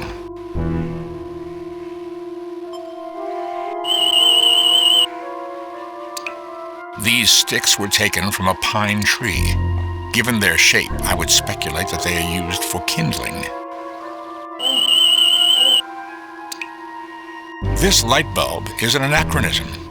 Although its light output is typical of period lighting sources, it is far more energy efficient and encased in shatterproof glass. Trelane was never very good at getting the fine details right.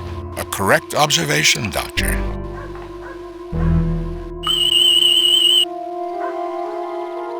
It would appear to be an ordinary crate, Captain. Of course it's a crate. It looks like a crate, feels like a crate. What else could it be?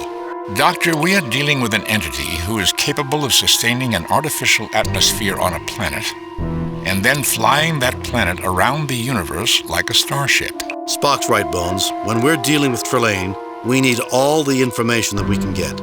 Something that looks trivial might be the key to defeating him and saving the Enterprise. And the Zimbabwe.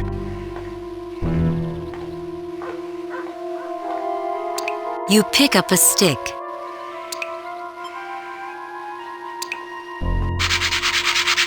Well, I thought I could start a fire and try to get someone's attention, but I guess the straw is too damp. It's not firing. The phasers have been completely drained of energy. Courtesy of our charming host, no doubt? No doubt. Well, gentlemen, if we're going to beat Trelane, we'll have to beat him on his own terms.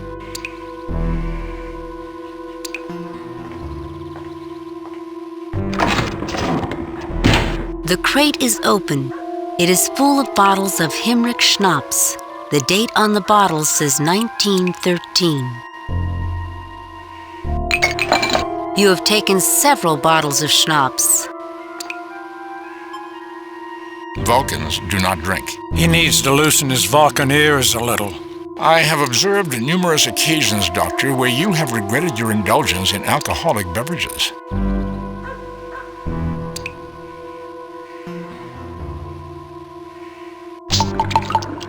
You cover the straw with schnapps.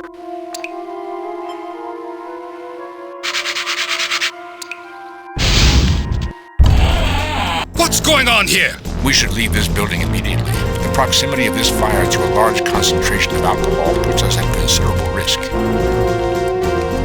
Do you think the Baron cares if you burn to death? Who is this Baron? Trelane? Don't be a fool, man. If you keep us in here, you'll die too. It depends on whether he likes his prisoners rare, medium, or well done. Don't be a fool. You have a point, Kirk. Go. I will be following. Our soldier friend seems to have gotten separated from us. I heard some windows breaking on the other side of the building. I assume that was him. The building is structurally sound, Captain. I doubt that it would collapse, but as a precaution, I would not enter it again. But where are we, Mr. Spock? Isn't it obvious? In trouble. Do you have a problem, Mr. Ellis? Yes, sir, I have a problem. His name was...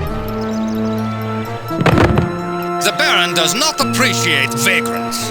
Why that?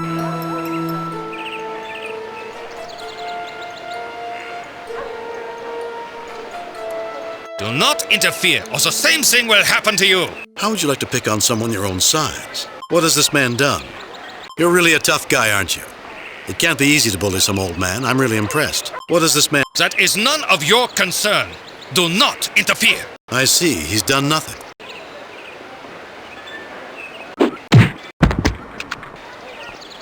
Having fun, Jim?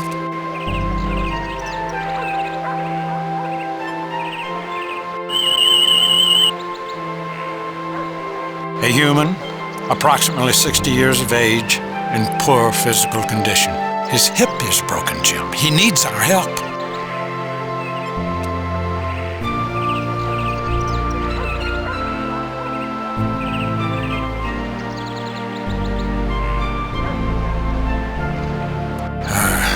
That should fix the hip problem. He should rest. Thank goodness Trelane didn't take the tranquilizers from my medkit. He'd probably be too tired to talk much. Thank you for helping me. If only I had something to repay you. You could tell us where we are. You are the American pilot, Lieutenant Colonel Jimmy Kirk, the leader of the famous Enterprise Squadron. Lieutenant Colonel Jimmy? Enterprise Squadron? I suppose I should tell you nothing, but as it looks as though the war will soon be over, I can tell you that this is the village of Gothos. What war is this? The Great War. The one that has lasted for 4 damned years and has killed millions. I never thought that it was possible for so many young people to die for such a worthless cause. I believe he refers to the first of your world wars. Could you answer an important question for me, sir? What year is this? Where's Trelane? What else has happened? It is rumored that our forces are mutinying, and that our ambassadors have met with Mr. Wilson to discuss an armistice, but that Mr. Wilson will not negotiate with anyone except an elected government.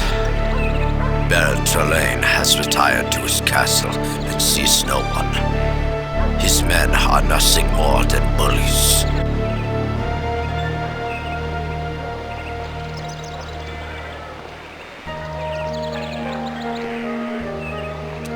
All right, Commander, you were about to tell us why you're being so hostile. Let's hear your story. Does the name Lieutenant Ralph Garvin sound familiar to you?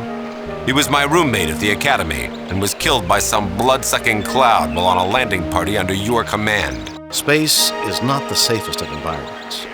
I've always done my best to protect my crew, and I'm always honored anyone who has lost their life under my command. The Enterprise is routinely assigned to unknown and extremely dangerous sectors. I have always made it a policy to lead landing parties and share the risk with my men. I suppose you've never lost someone under your command, Commander. You've never felt the loss of a subordinate while you've been on a landing party?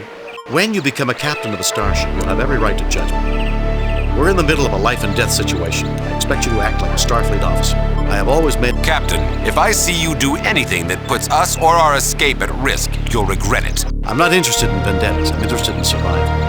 If you have a problem with me, you can wait until everyone's safe. Is that clear, Commander? Yes, sir. This strikes me as something of a Potemkin village, Captain. It lacks the scope to be truly real. A creation of Trelane's, no doubt. One of his imitations of reality. Undoubtedly, Captain, there is a high probability that it will be an extremely deadly place.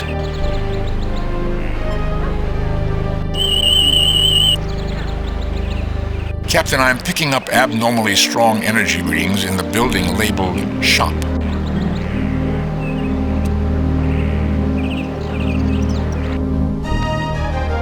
Charming place. Less technology, more humanity. I like it. Somewhere in the middle of this European charm is Trelane and the missing ships. Let's find him. Captain, these items are not typical of what would be available in a German shop in the 20th century. I would theorize that Trelane has set this up for a reason. Could he be testing us? I've read many reports of superior intelligences testing human beings. Trelane does not qualify as superior intelligence, Mr. Ellis. He's not testing us. He's playing with us. And I'm rather tired of his games.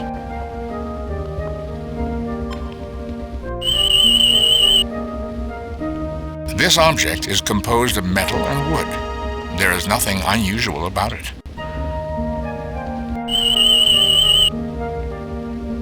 Apples, Captain. I detect nothing unusual about them. Pickles, Captain. I detect nothing unusual about them.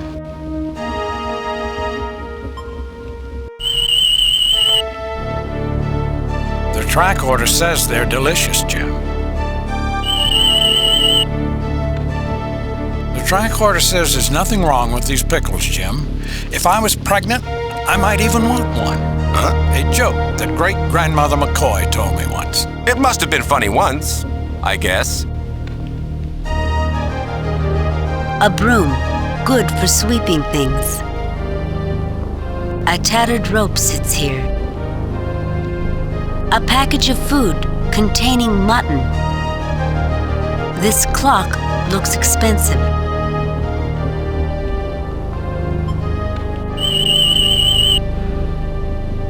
The power contained within one of the clocks is off the scale, Captain. It matches with the sensor readings I took of Trelane's triplane on the Enterprise. Theories, Mr. Spock. Captain, the last time we encountered Trelane, he used various items, in particular, a machine hidden behind a mirror as a source for his power. This clock is another one of Trelane's power objects. And if we could find and destroy enough of Trelane's power, the village of Gothos would come apart, and we might find out what happened to the Enterprise. Mr. Spock, continue scanning for power sources. Please don't take that clock. My boss would be so upset if something would happen to it. We do need the clock. It's like some bizarre game. Perhaps Trelane is putting us through mazes, watching our moves and laughing at us. We can't give Trelane any excuses, any reason to think we've cheated. We'll find the money to buy this clock and stick it down his throat if we get the chance. Go ahead and take it. That old thing's not very good anyway. You can have the rope. Nobody buys rope anymore. You look hungry. Go ahead and take it.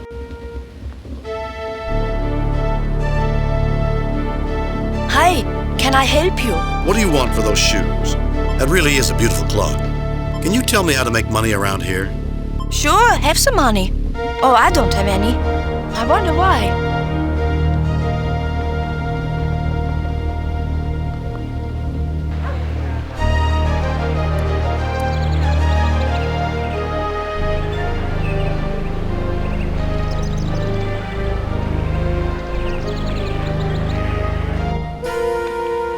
You know the Baron's orders are that you are to be served in the armory. You are not to enter this establishment. Everyone knows, Fraulein, that the Baron's orders were never meant to be taken seriously. Even by him. Looks like trouble. Excuse me, but if the lady wants you out, then you should get out. Would you like to step outside? Hello, soldier. Wouldn't you look good with beer on your face? Would you like to step outside?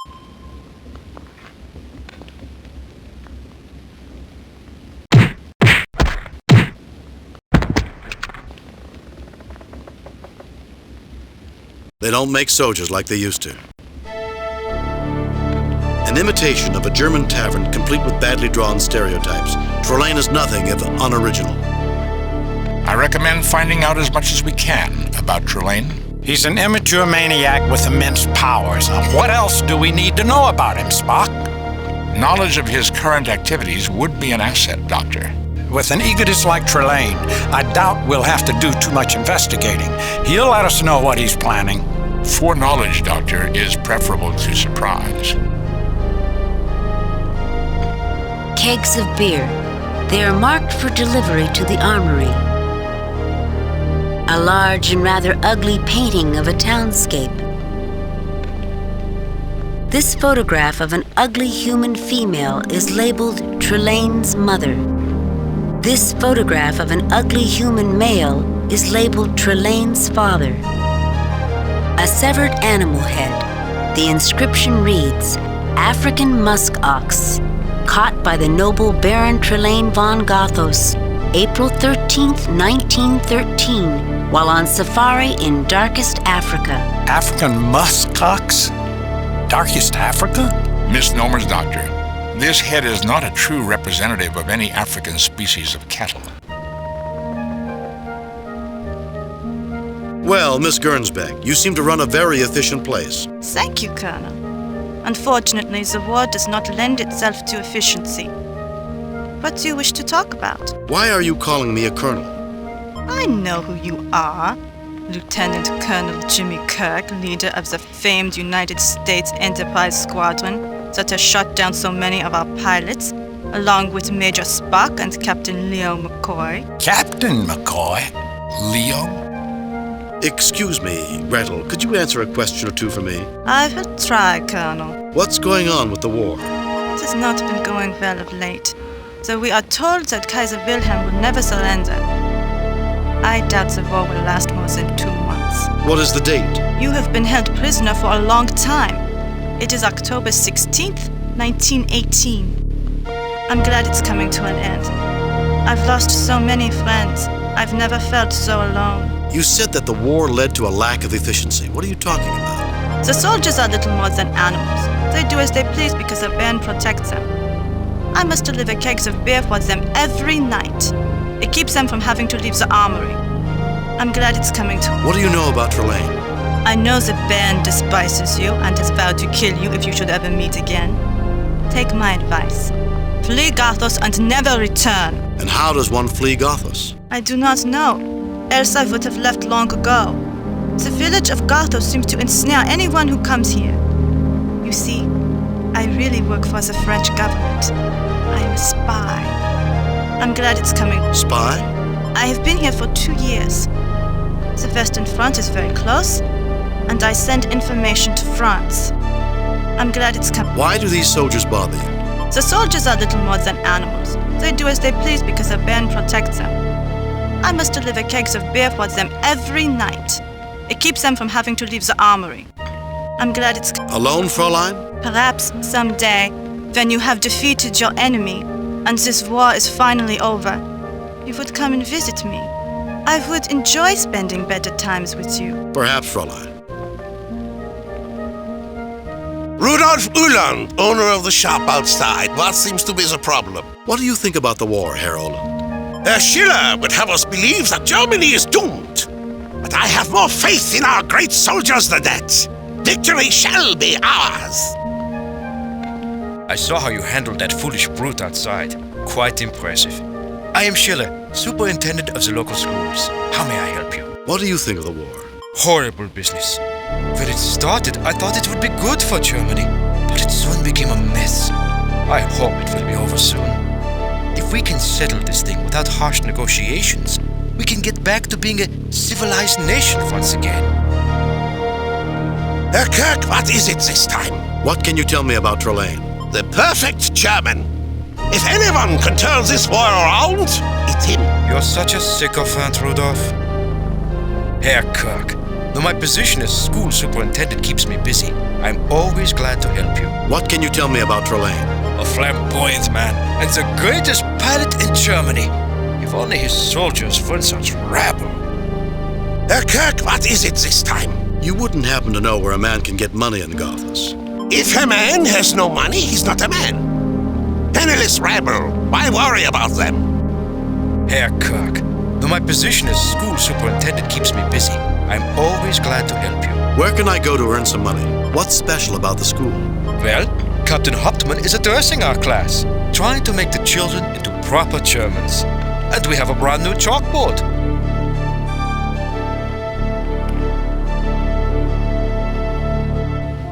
I didn't know your good luck was only temporary. I'd be quite annoyed. Mr. Full House is complaining? If his hands were any more indecent, he would be arrested. With the Baron's soldiers, he might be arrested even if his hands were decent. I can't complete a straight to save my life. Or your fortune. Poker. Poker. How unusual to find this activity in Germany during this period. Fascinating. Fascinating? Just because your ears grow when you bluff? Poker. I remember this time in medical school where I got into this game. Doctor, I see no relevance of your story to this situation. Spock, did anyone ever tell you that you can be damn rude? I've been known to play a mean hand of poker on occasion. I imagine you do too, Kirk, except people seem to keep calling your bluff. Welcome. I am Kurt Nielsen, owner of the Gossos Brewery. If you care to join, feel free, if you can pay the stake. I'm Werner Gillard, the shoemaker. If you are not prepared to play, please leave us. Excuse our friend. He doesn't like to perform in front of an audience. Hello, I am Richard Sondergaard. I publish the local newspaper. It's nice to see someone as famous as you, Lieutenant Colonel. Doesn't it worry you, Herr Sondergaard, that you know an enemy ace is standing next to you? The Baron has given orders for everyone in Gothos to treat you well, Herr Kirk. A fellow pilot honoring fellow pilots, I suppose, although I would not trust the military to follow those orders to the letter. Welcome, friends. Can I help you? What can you tell me about the war? What can you tell me about Trelane? Can you help me get into this poker game? What can you... My son is in the army. I fear for him constantly. I've tried to convince the commander at the armory to authorize his transfer. I would do nearly anything for that transfer. Welcome, friends. Can I help you? What can you tell me? What can you tell me about Trelane? Herr Kirk, you know the Baron quite well, do you not? I doubt I could tell you anything you do not know. Welcome, friends. Can I help you? What can you help me get into this poker game? I would lend you a stake to enter this game, but it appears that I will have to win a few hands to give you that money.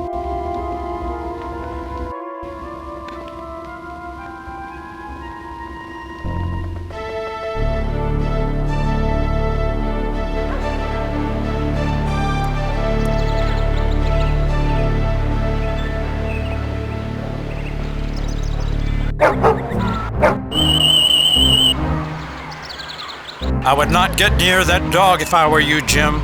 It's suffering from rabies.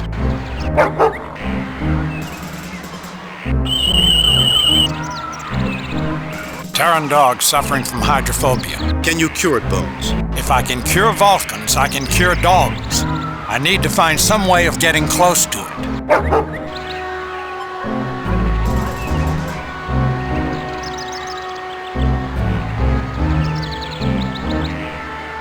The dog is now hungrily eating its meal.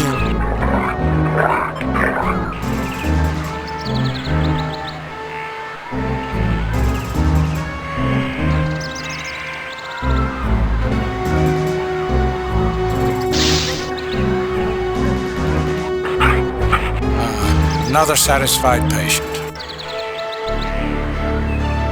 Just think of it, Captain. Only one security officer for you on this mission. It must be unusual to have so little protection. Don't try to provoke me, mister. You may regret it. Do you always say things that are unbecoming a Starfleet officer? I don't know. It seems like I'm carrying excess baggage on this mission. Do you always... I don't know what you mean, sir. More incongruities, Captain. The layout of this town is as irrational as Trelane.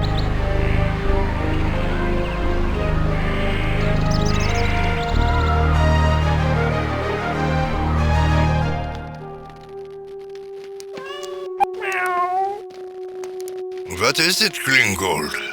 Ah, visitors.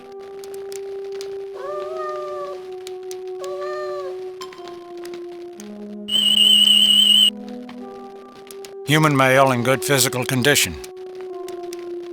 What can I do for you, Colonel? What can you tell me about the war? I noticed that you have only one. What can you tell me about Trelane? Where can I go to earn some money? What can you tell... We are a nation of warriors, Colonel. Like your America, we were born in war.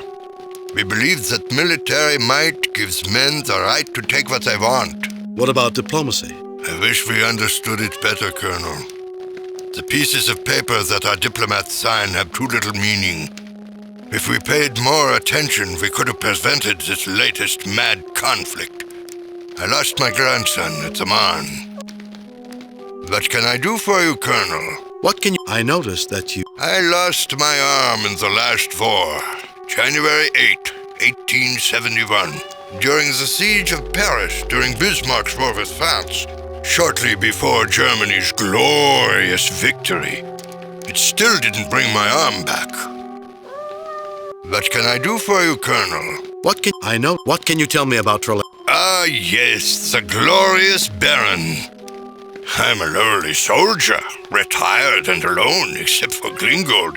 I don't think I can tell you anything about him. What can I do for you, Colonel? Where can I go to earn some money? I might be able to give you some money, Colonel, if I could think of something useful that you could do for me. A picture of a young woman, Mr. Eckhart's late wife, photographed when they were much younger. A picture of the Battle of Waterloo by a starving German artist. The floor is quite dirty. You know, this floor could be cleaner. Do you like living here, sir? This place looks very comfortable. Thank you for the compliment, but I'm sure you're used to nice, clean places in America. I wish that I wasn't so old. I'd like to visit the New World someday. The floor is... You know, this floor... Do you like living here, sir? It's home, and it's been home for 40 years, Colonel. Glingold likes it, and what's good for him is good for me. The floor... You know, this floor could be cleaner. I must be getting lazy in my old age, Colonel. If you were to sweep my floor, I would pay you a little money.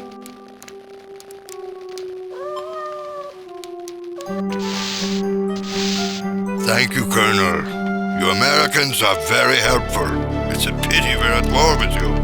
But wars always end, and today's enemy often becomes tomorrow's friend. Unfortunately, the reverse is often true.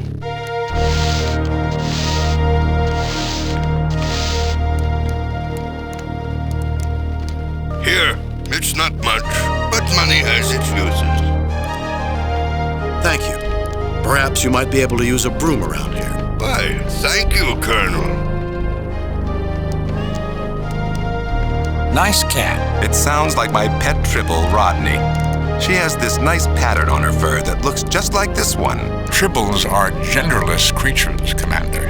It always seemed like a woman to me, Mr. Spock. Hello, kitty. Nice kitty.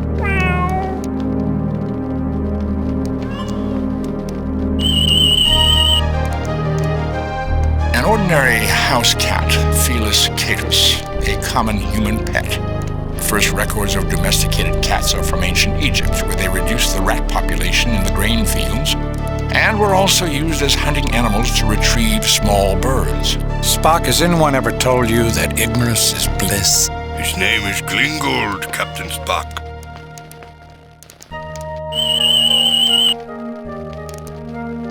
An early 20th century recording device, no longer in working order. The gramophone is not functioning. It would appear to be a trivial malfunction. Do not concern yourself with it, Captain Spock. Glingold does not like loud noises. I hope I'm not this lonely when I get older. Depends on how many of your friends live to old age.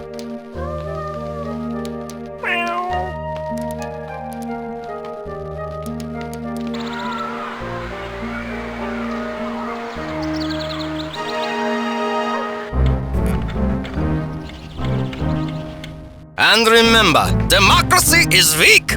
It relies on the votes of the foolish masses who are incapable of choosing strong leaders.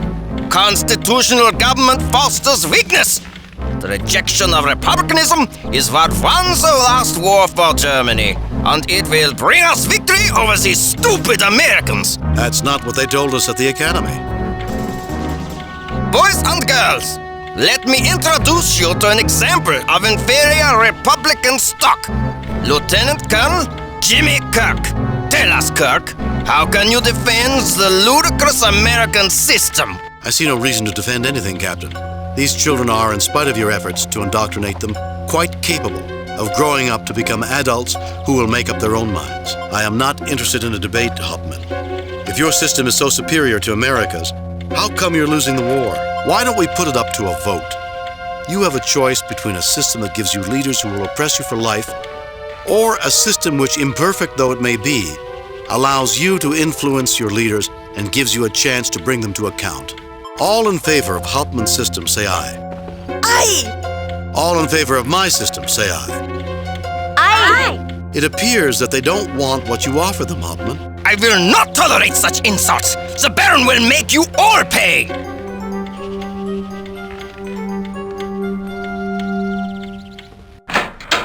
Jim, wasn't that a violation of the Prime Directive? Dr. McCoy, this is clearly an imaginary culture with no real existence. The Prime Directive cannot be reasonably extrapolated to affect such a culture. And I thought 20th century hospitals were grim. And yet the very best people who taught in a place like this had the power to uplift people's lives, to teach them knowledge, principles, and self-awareness. This was a battlefield where millions of unknown soldiers of knowledge fought to elevate humanity from barbarism. Wow! A real American pilot! Can I shoot you as an escaped prisoner? No. Frau Humperdinck, Colonel Kirk won't let me shoot him! Is that fair? Lieutenant Colonel Kirk, when I grow up, will you teach me how to fly as good as you? Well, I guess we're ready to ship you to the academy, Jim. Are all Americans as handsome as you, Colonel Kirk? Why, Bones, you're never at a loss for words. You answer. Fascinating. Hi. Ingrid is very shy, Colonel.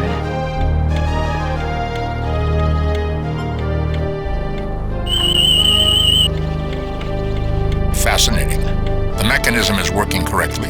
My tricorder detects the passage of time, and yet the exact time count remains unchanged. The actual clock is unremarkable, Captain. No anomalies or unusual power readings. An ordinary oil painting, approximately 30 years old. I detect no unusual readings from it. Herr Kirk, can I help you? Yes, I'd like to ask a question. What do you think about the war? It's horrible. With any luck, my students won't have to fight in such a war once they get older. Herr Kirk, can... Yes, I'd like to ask a question. What do you think about... What can you tell me about Trelane? Ah, the Baron. Such a charming man. If all the military and Gothos were like him, it would be a better place to live. Herr Kirk? Yes, I'd like to ask a question. What can you... These children are something, aren't they? They are a little rambunctious, aren't they? Herr Kirk, can I help you? Yes, I'd like to ask a question. What can you... These children... I didn't realize they let mad dogs teach children. He's a rather enthusiastic officer.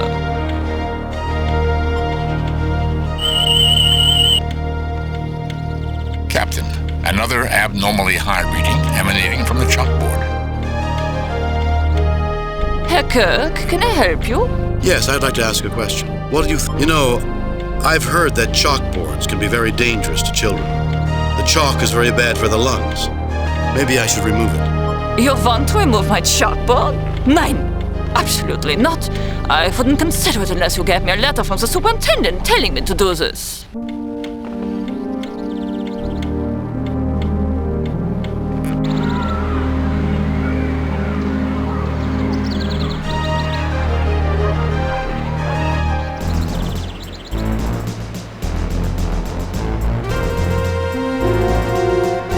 Commander looks at you without a trace of friendliness. These people don't seem to like visitors. And I thought these people were supposed to be friendly to tourists. Fascinating. More illogic. Why would a German colonel be stationed in a small town like Gothos? Maybe he likes the climate. I would have shot you on sight, Lieutenant Colonel Kirk. You owe your life to Baron Trelane's kindness. I'll try to remember to thank him when I see him. Why don't you tell your so-called Baron to stop playing games and come out of the castle and face me? Kindness? Trelane? Are we talking about the same man? I'll try to... When you see him, you will die. And when you are dead, I will be thanking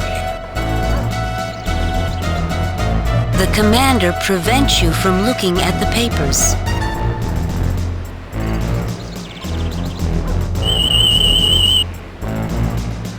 A German World War I Army rifle, Captain. There are no unusual readings from it. There don't have to be. Indeed, Doctor. By this period, firearms were extremely efficient and deadly. The tricorder scan indicates that the safe contains trinitrotoluene, commonly referred to as TNT. I suppose it might be an asset. Can you get it? My tricorder indicates the lock is atypical for the period. I would require the exact combination.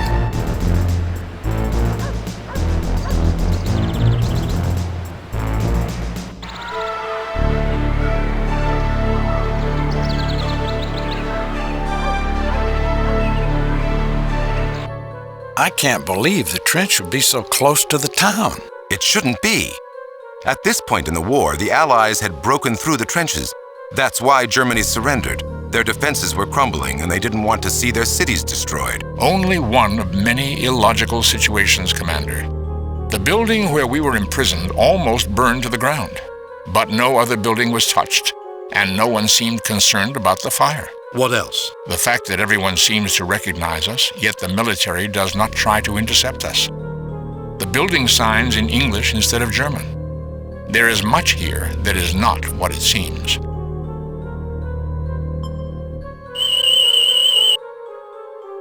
Young human male, life signs failing. Suffering from internal bleeding and shock. Now that's an odd reading. It's not biological. Maybe Spock should try using his tricorder.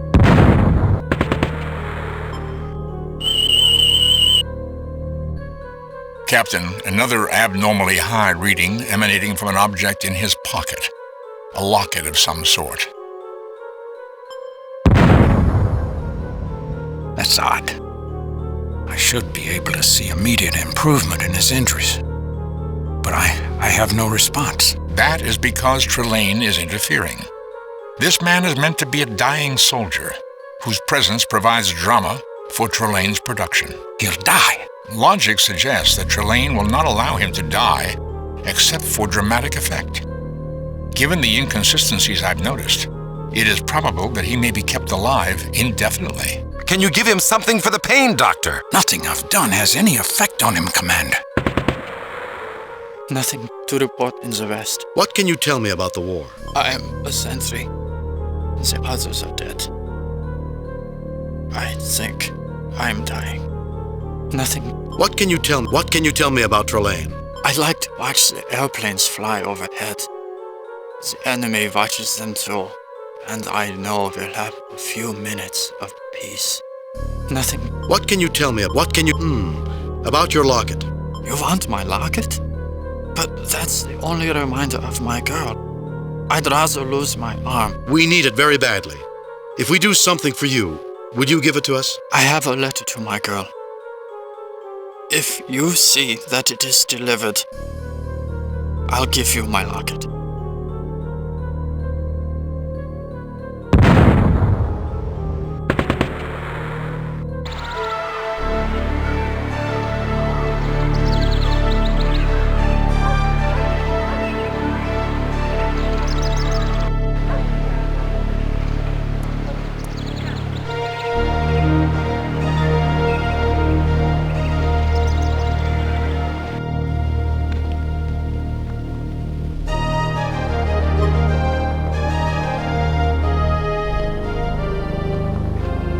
Thank you, Captain. I will see that it is delivered.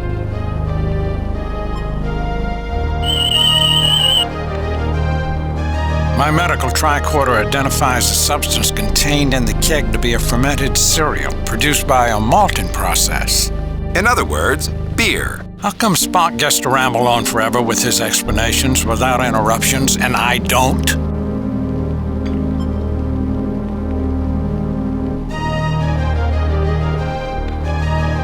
McCoy has drugged the beer.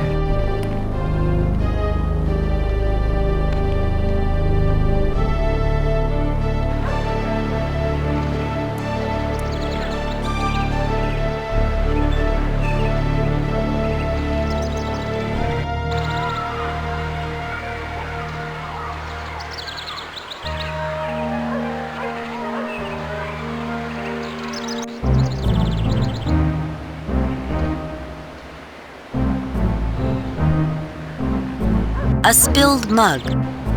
A soldier. He is currently unconscious. That was some smart work, Dr. McCoy, to drug their beer. Thank you, Commander. It's nice to see someone on the Enterprise is clever enough to avoid risking people's lives. I could mind meld with him to get the combination of the safe. Do it, Spock. Trelane.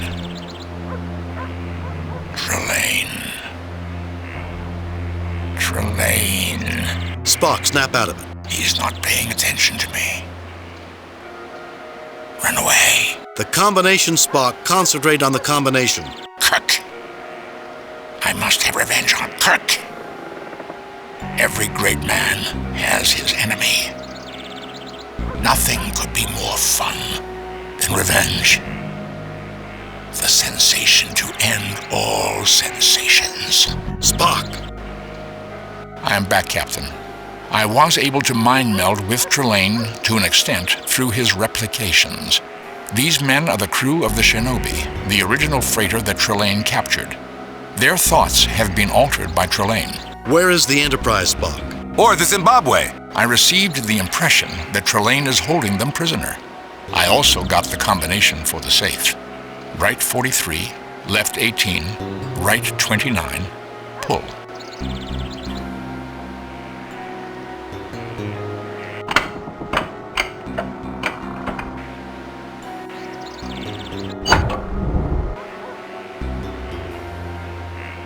I'll get it.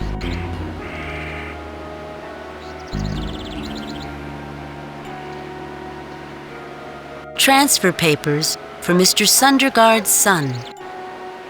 Captain, we need to persuade the commander to sign them.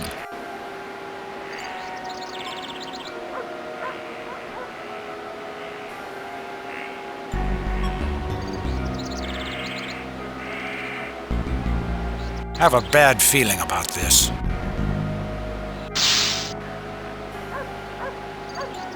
You'll never get me to talk. I would prefer that you didn't. You're nothing but a figment of Trelane's childish imagination. You're even less important than he is. Where's Trelane? Where's my crew? I will tell you nothing.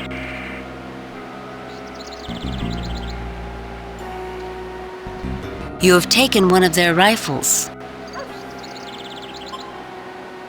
You presume to threaten me, Colonel? I want you to sign transfer papers for Sundergaard's son. Send him away from the front. How typical of the press. Not too willing to sacrifice for the good of the nation. Untie me, and I shall sign papers to take this little coward away from his duty.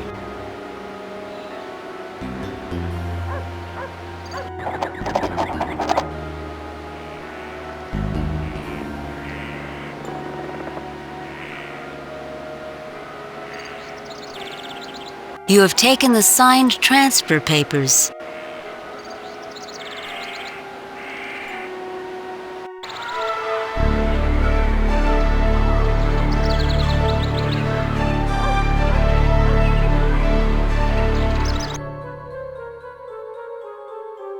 Nothing to report in the West. What can you tell me about the war? About that locket? You've delivered my letter? I guess I'll keep my promise.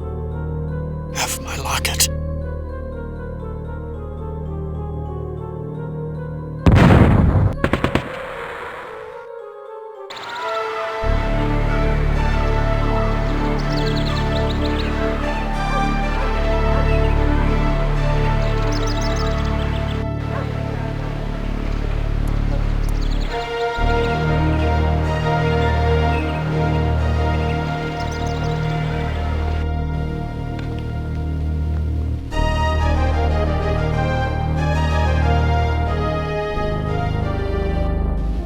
And what is the Bluffmeister up to this time? He doesn't bluff. He just complains about everything.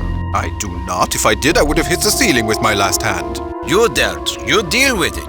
There's no hand worse than the one you deal yourself. Thank you, Lieutenant Colonel. I cannot express my gratitude. If there is anything I can do for you, please let me know. Welcome, friends. Can I help you? What can I need you to spread a rumor about a chalkboard. You say you need me to convince Herr Schiller to give you the kindergarten black book. I would do anything for the man who got the commander to issue a transfer for my son. Welcome to the game, Colonel.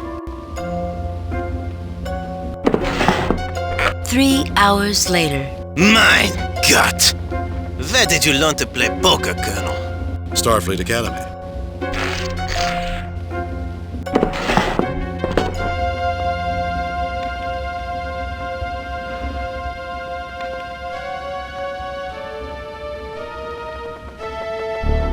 Herr Kirk, though my position as school superintendent keeps me busy, I'm always glad to help you. You look worried.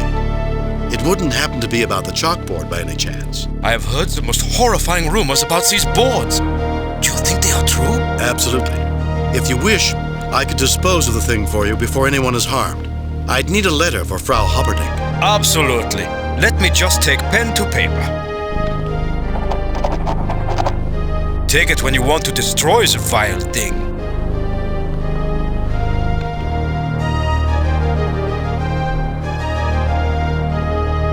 You pick up the piece of paper.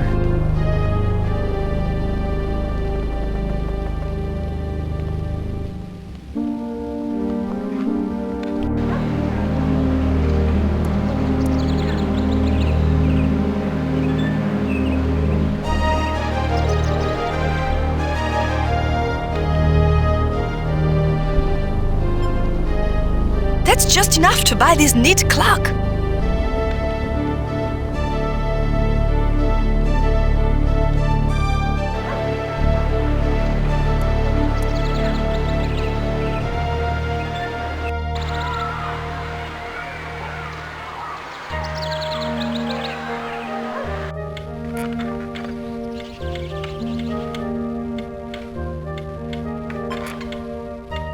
Well, if the superintendent says you must take it, you must.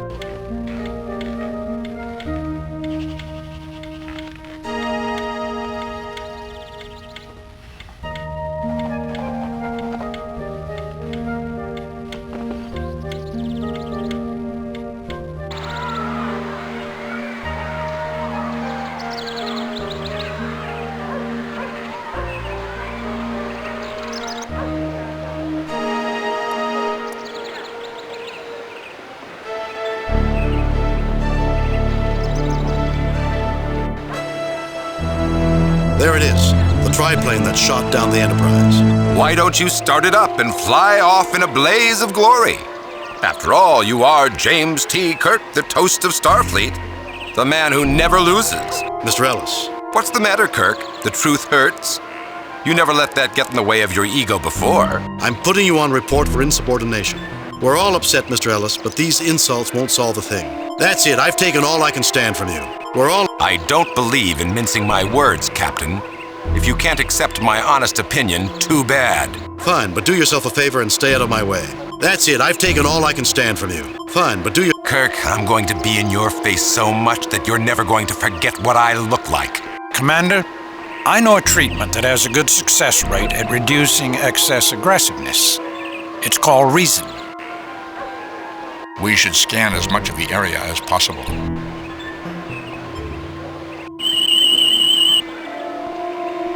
Another abnormally high reading emanating from the plane.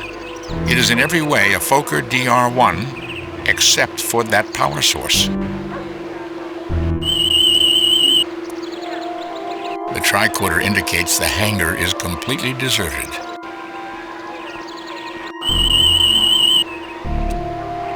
I am picking up immense power readings from that castle in the distance. There is a high probability that it's Trelane's base. Well, of course it's Trelane's base. Where do you expect Trelane to live? A slum? Doctor, your display of emotion is quite unnecessary. The Enterprise is not far, I can sense it. That is not logical, Captain. I know, Mr. Spock, but I'd bet everything that I have it's nearby.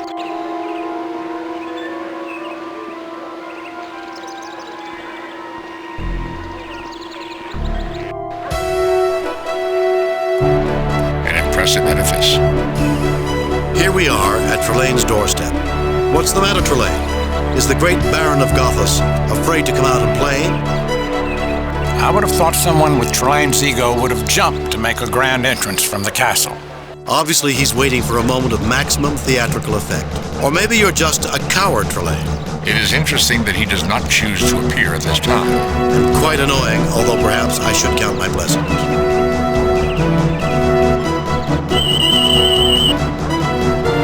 Captain, the force field around the castle is extremely intense. I get the same energy signature from it as I did from the triplane that attacked the Enterprise. Mr. Spock, is there any way to penetrate it? The force field permeates the ground, Captain. The largest weapons of this era could not penetrate the force field. If we could generate a disruption on the wavelength, the field could be breached, although we would not have much time before it was reestablished. How could we generate such a disruption?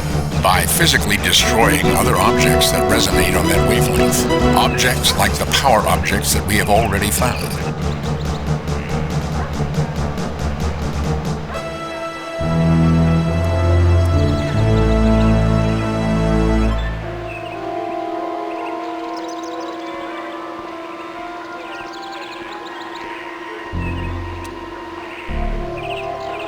You put the locket in the triplane. You put the chalkboard in the triplane. You put the clock in the triplane. Affirmative, Captain.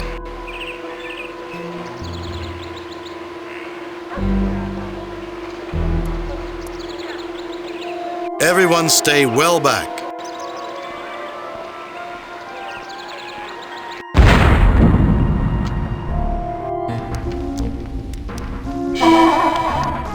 I suppose I should be angry at you, Captain, with your act of vandalism against my beautiful aircraft. But then, barbarians will be barbarians. There's only one barbarian in the room, Trelane, and I'm looking at him right now. Release my ship, Trelane. And don't you ever grow up, Trelane? You may have powers of a god, but that doesn't even come close to making you a man. Release my... My ship. My ship. It's always your ship, your crew. Don't you have anything else to think about? Conquests of your enemies and the fair sex. Restore the ships you've stolen and return them unharmed. You're in no position to make demands. I am the Baron of Gothos, the most renowned aristocrat in this part of Germany. This farcical, wildly inaccurate fantasy of yours. And you are my prisoner, a mere Lieutenant Colonel Jimmy Kirk. And I will do with you whatever I want.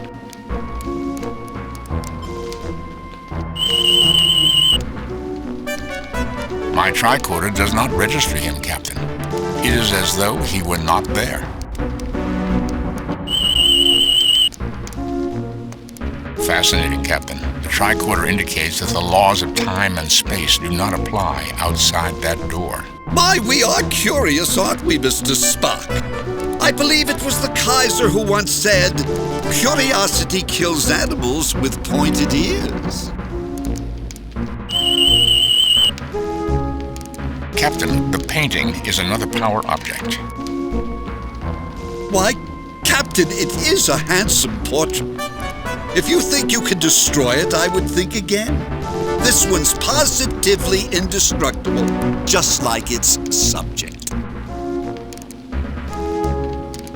This bottle contains a very realistic reduction of the SS Shinobi, a freighter.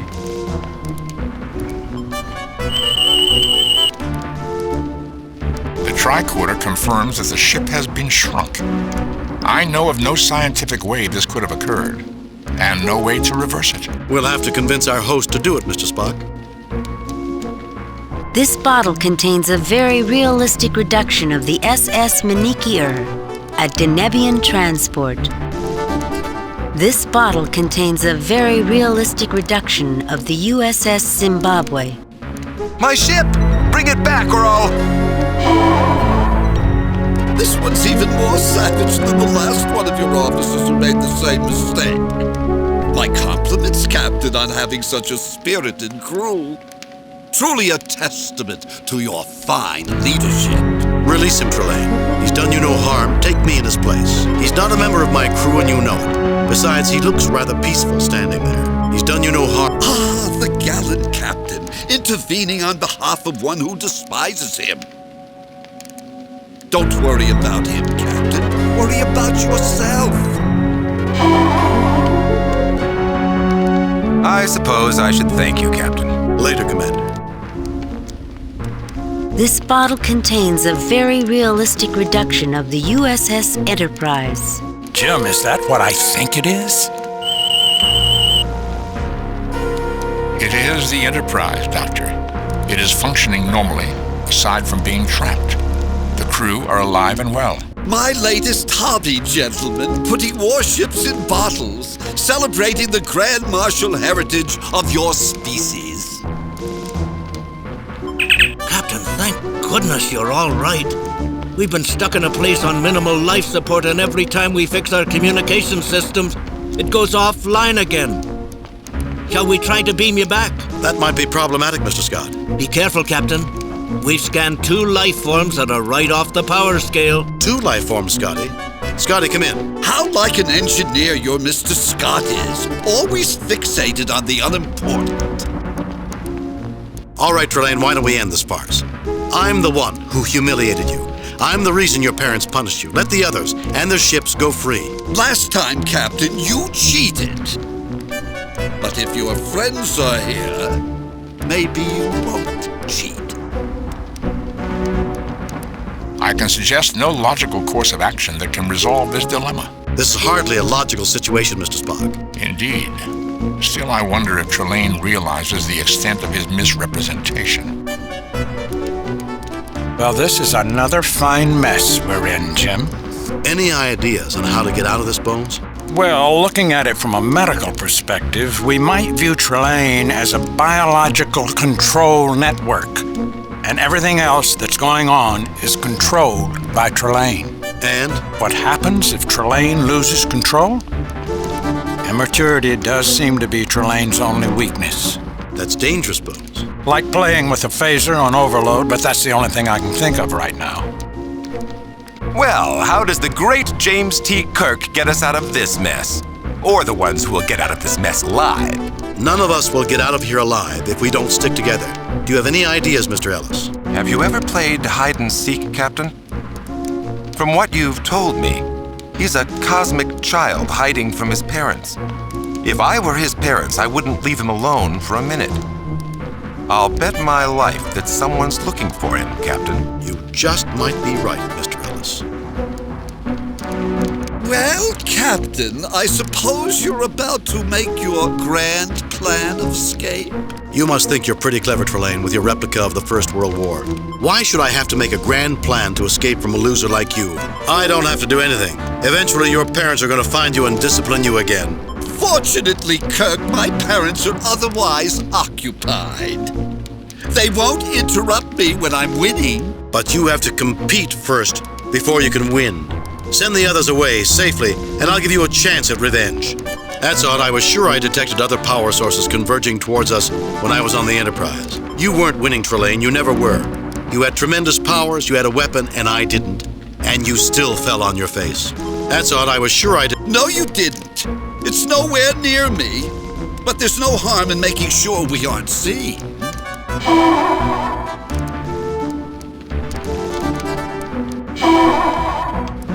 Trelane! Oh, no, she saw me. Kirk, you tricked me. That's not fair. It's not fair.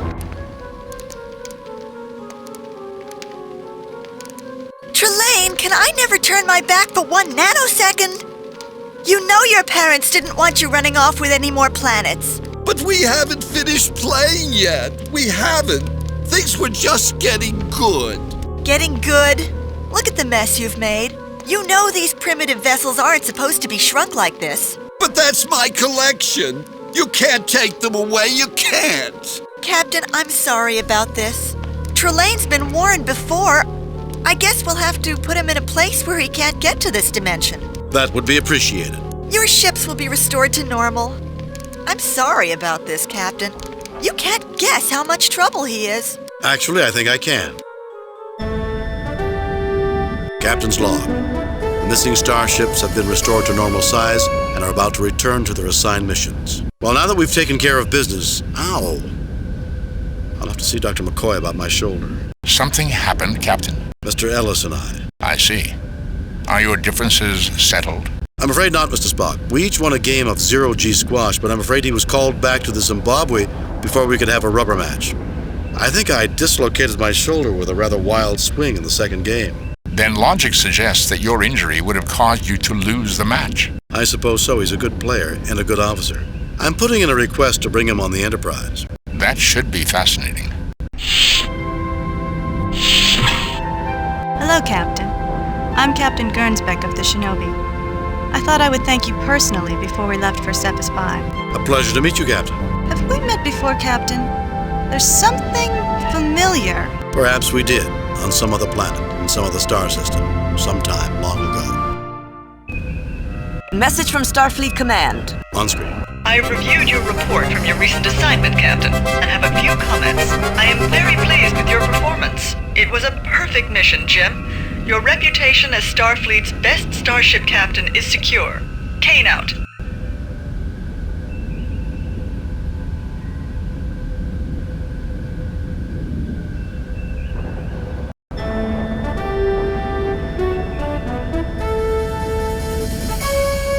Captain's log.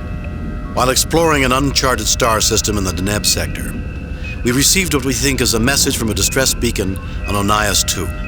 We're en route to investigate.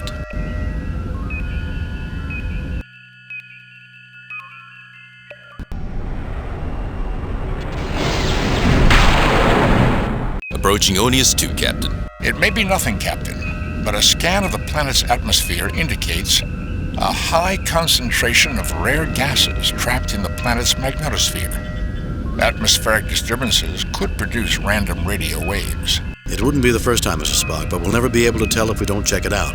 After all, to seek out new life and new civilizations is our mission, to boldly go where no man has gone before. A split infinitive, Captain. What? The proper grammatical expression is to go boldly where no man has gone before. Somehow, I think it loses a little in the translation. Entering standard orbit.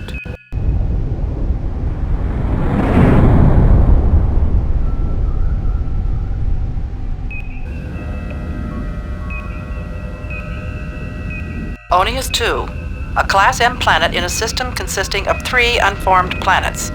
Because of the high level of micrometeorite activity in the system, it is unusual for a Class M planet to exist. The planet is not inhabited and is not scheduled for colonization. Fascinating, Captain. Sensors indicate only 2 faint life forms. It is difficult to distinguish, given the discharges in the planet's magnetosphere. It is, however, safe to transport to the planet's surface. Captain, our sensors will not be particularly useful to you while you're down there, and communications may be erratic, sir. We'll be fine, Lieutenant. What reason is there to worry? I'm afraid, Captain, there are plenty of precedents. We'll be here if you need us. I have no doubt of that. I have tracked the signal to its source. It is near the life forms. The rest of the planet is quite desolate. No sign of life or technology. The atmosphere is thin, but breathable, and I detect numerous micrometeorite hits. There are 3 unformed planets in this system. It's no wonder. There are so many micrometeorites. I'm surprised any Class M planet hasn't been pulverized by now. It is not inconceivable, but it is certainly unusual. Let's do it, Spock. You, McCoy, and I. Oh, and tell Bones to see if a genetic specialist is available. If there are only 2 life forms, we might be privileged to see life at its earliest stages.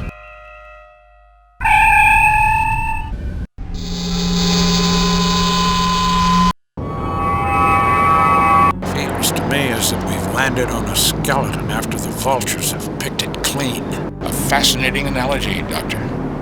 Captain, the locus of the distress signal is in that building. I think the doctor is right. Anything good here died a long time ago. It feels creepy to me. Thank you for that opinion, Mr. Johns. I'll be certain to use creepy in my log entry about this.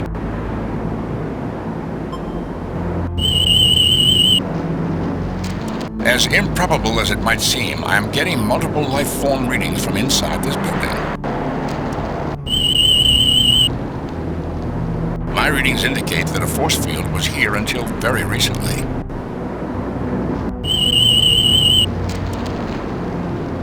The vast majority of the water on this world is trapped within the rocks beneath the ground. It is unlikely that it could be harvested commercially because of the amount of energy it would take to free it. The world is quite normal, though the rocks are rather sparse in silicates. The planet is habitable, but unsuitable for colonization.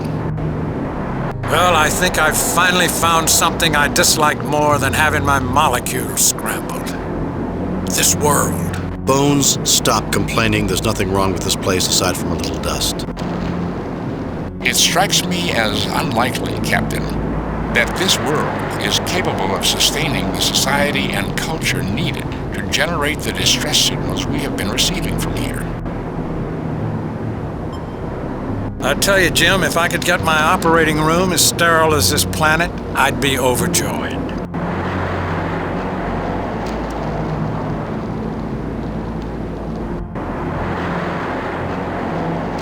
An antenna. I wonder what it was meant for. That's what we're here to find out, Mr. Johns.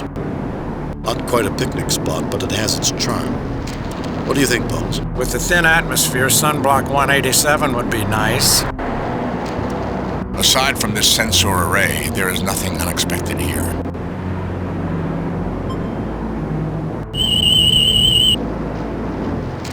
This appears to be similar to Federation technology, Captain. Its control principles are similar to the Medaille sensor dish on Vulcan. It has locked the array at a 35-degree angle. Without knowledge of the code control sequence, I cannot adjust it. I also detect that its power core is not functioning. It operates on geothermal energy, tapping into heat from the ground below. The array appears to have deployed recently, which explains its lack of damage. The focal point of the dish is aligned approximately 35 degrees above the horizon. This appears to be the most accessible spot to heat the rocks below the ground and generate geothermal energy for the array.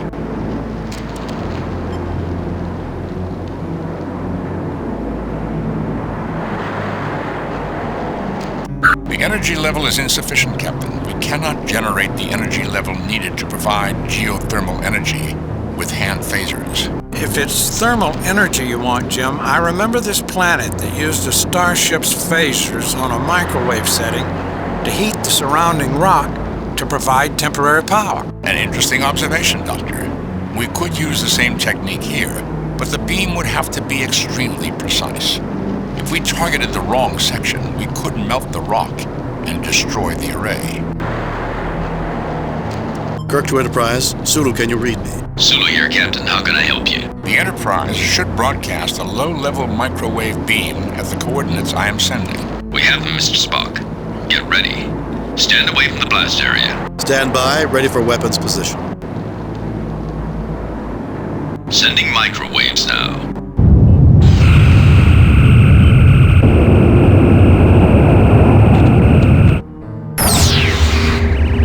Temperature near the power coupling is rising rapidly. I estimate a below-ground temperature of 345 degrees Kelvin is required to reactivate the array. It is at 320, 330, 335, 340, 345, 350. Shut off the beam, Mr. Sulu. Affirmative, Captain. The array is now drawing power. We were successful. Captain, is that what hell's like?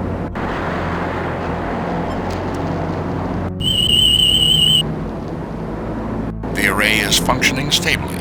I estimate our discharge has given it adequate energy to function for 13 days, 7 hours, and 26.8 minutes. Interesting rocks. I wish I'd paid more attention in geology class. I thought your scores at the Academy were exceptional. I had a seat next to Finnegan in my geology class. Every day a different practical job. I could never concentrate around him. I didn't fail the class, but I didn't learn as much as I could.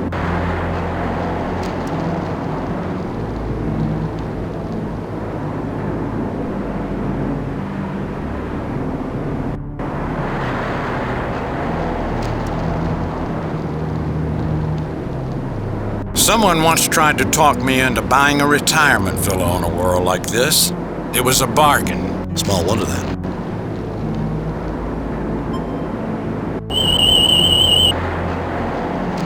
Captain, the controls indicate the device is aligned at an angle approximately 35 degrees above the horizon.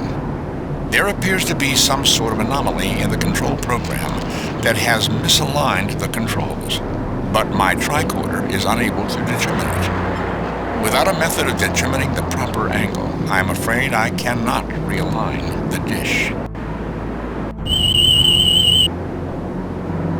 The array appears to have deployed recently, which explains its lack of damage, though support beneath the base is weak and crumbled. It is aligned to a point approximately 35 degrees above the horizon. Scotty, I need a calculation from the main computer. While I know the computers on the Enterprise aren't quite as good as her engines, I think she'll manage. I am sending the problem. Ugh, that was too easy, Mr. Spock. The angle is 32.5 degrees. Thank you, Mr. Scott. So is there anything else you need, Captain? Not now, Scotty. Kirk out. I am now attempting to realign the device to 32.5 degrees. It should now be correctly aligned.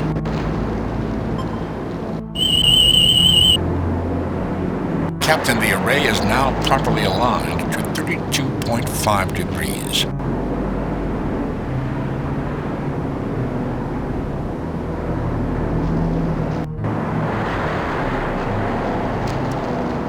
All these rocks make me think about someday getting back into the sport of rock climbing. Anyone else interested in trying it? I see no logic in such an activity. I pass. I'm not a mountain goat, Jim. So much for the spirit of adventure. Let's see, eeny, meeny, miny, moe. Captain, perhaps you should not use the sensor controls.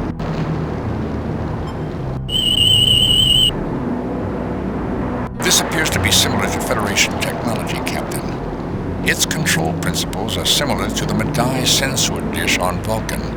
It has locked the array at a 35-degree angle. Without knowledge of the code control sequence, I cannot adjust it. The array appears to have deployed recently, which explains its lack of damage. This array appears focused on a point approximately 35 degrees above the horizon.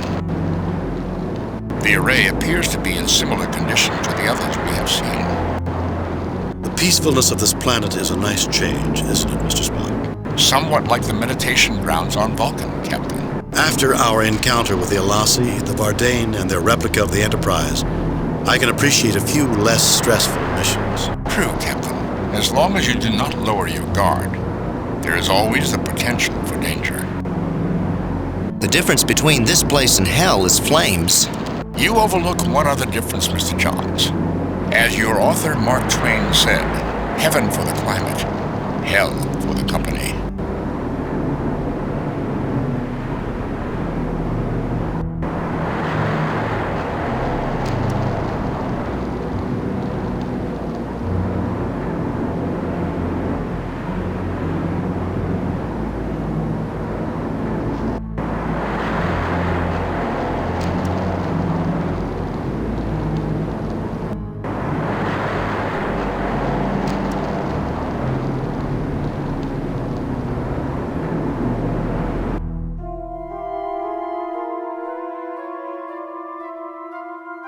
Well, I have to hand it to whoever built this place. All this equipment looks brand new and in good repair. Let's hope the Enterprise looks this good when it's this old. We should be very careful about how we proceed, Captain. I have a strange feeling that evil is lurking nearby.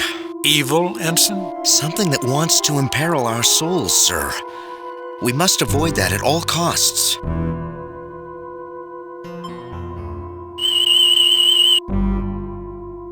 You seem to be under stress, Ensign. I'll be fine, Doctor.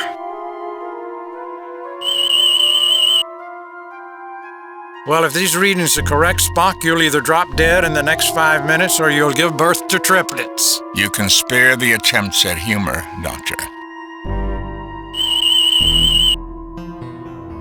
According to this thing, I'm getting older. I believe the instrument is making an accurate assessment, Doctor. Damn it, even when he's not trying to insult me, he's insulting me. You seem to be healthy, Jim, but don't worry, I'm sure something will turn up on your next physical. I'm sure it will.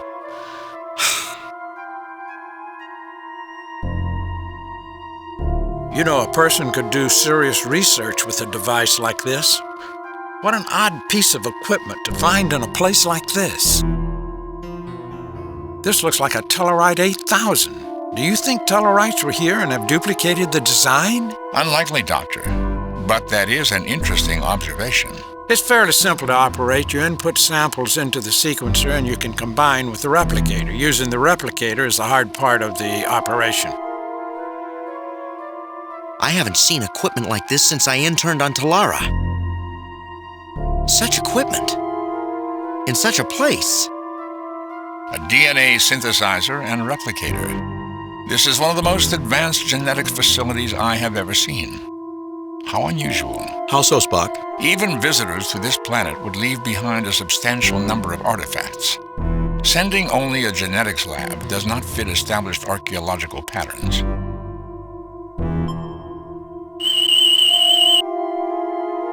This DNA sequencer appears to be nearly 50,000 years old, yet it has not broken down and appears to be fully powered.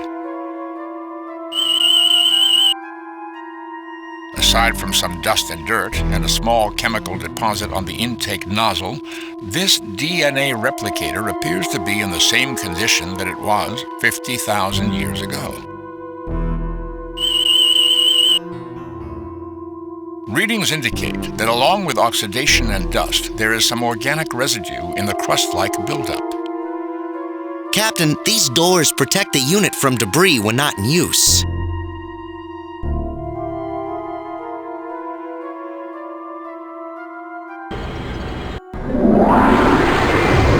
Greetings, gentle beings, and welcome.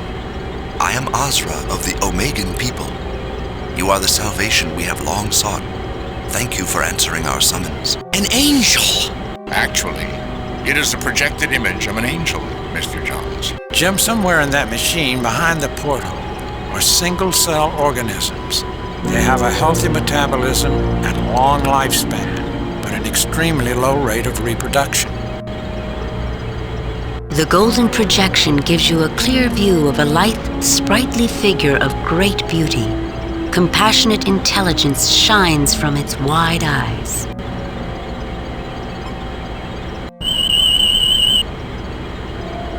Whatever he is, he's not alive. I get no readings at all from him.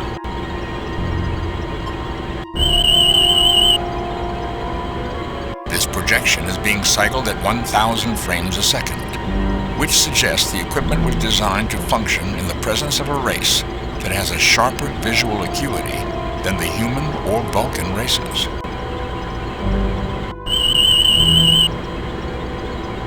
This casing is constructed from a uranium alloy and contains computer equipment, an image projector controlled from the keyboard, a communications relay, a genetic bank behind that porthole, and a slot with which to take samples from the genetic bank. The computer is quite sophisticated, Captain, with encoded engrams similar to Dr. Daystrom's M5 computer program, which would indicate artificial intelligence. The computer is functional, but I detect no connection between the keyboard and the machine itself. Apparently, it was designed this way. Energy levels behind this glass are more than sufficient for having powered the distress signal we received. There is power going into these circuits, Captain, making it capable of functioning. So where's the emergency? Greetings, I am James T. Kirk of the USS Enterprise. What can we do for you? All right, I know you're just a projection. Let's speak with your real masters. Greetings, I am Azra of the Omegan people, an ancient and venerable race which labors to prevent the domination of this world by the forces of darkness. We require you to expunge this place of our mortal enemies. Captain, the most worthwhile purpose in life is to fight against the forces of darkness. We must help him. Enemies? This world is so barren that all the life on it is located right here. If you have mortal enemies, we've not seen them. Who are you talking about? Our Prime Directive prohibits us from taking part in wars on one side or the other. It would be seen as intervention. We are willing to negotiate a compromise. You will forgive me if I don't fall for a pretty face. I'm not about to expunge anyone. And I will take no action until I've heard both sides of the story. Our Prime Directive... You imperil your soul by conversing with the enemy, that sugar-tongued Vizsla. I cannot protect you, but I do not imagine I can dissuade you either. Go, do what you must. I do not have that much time, but will be here if you seek to comply with my request.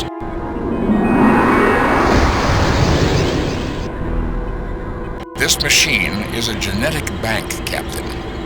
I suspect that the projection acts as a fail-safe mechanism that will surrender samples of the genetic code for sequencing and replication when the mechanism is willing.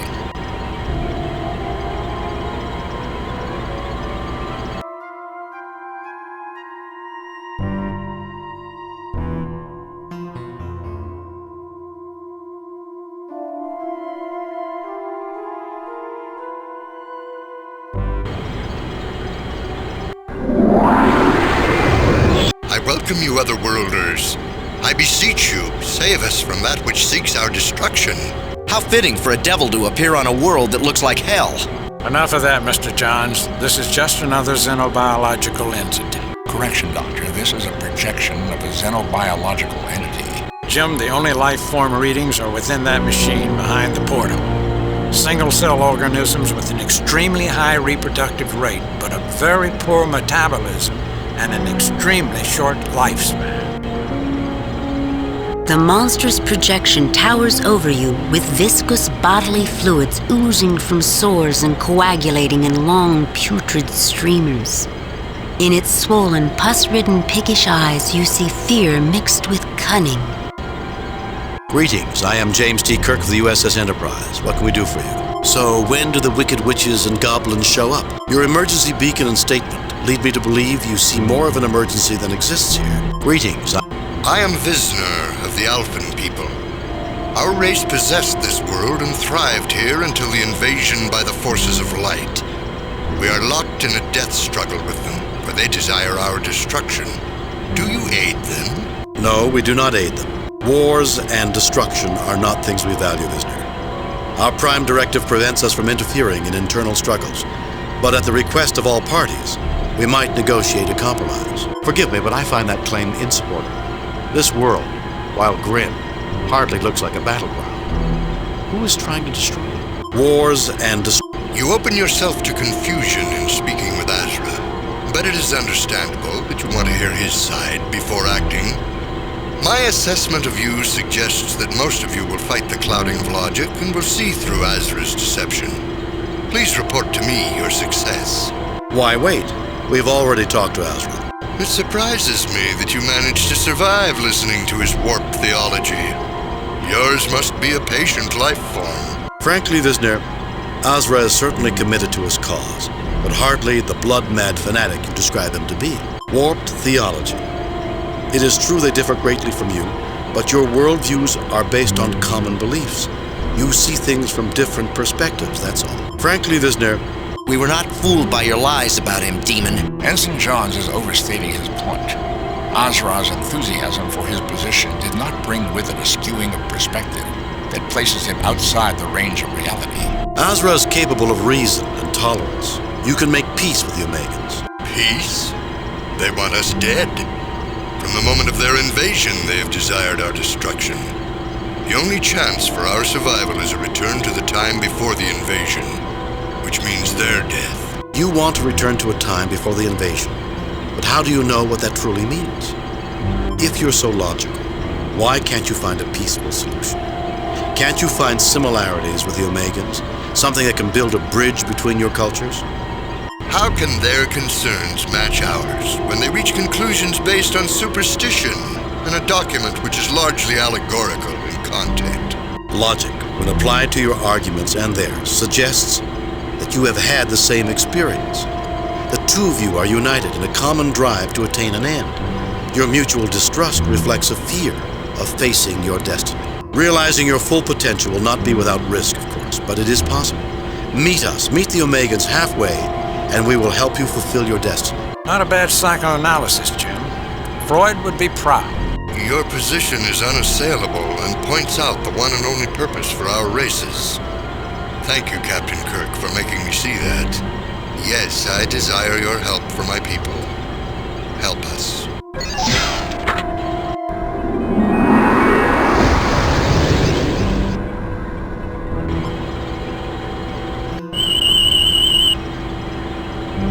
This colony of creatures appears viable for the short term.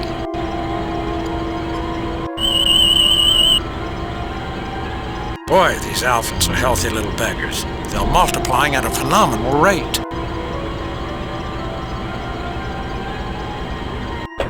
You take the alpha sample, which feels cold to the touch.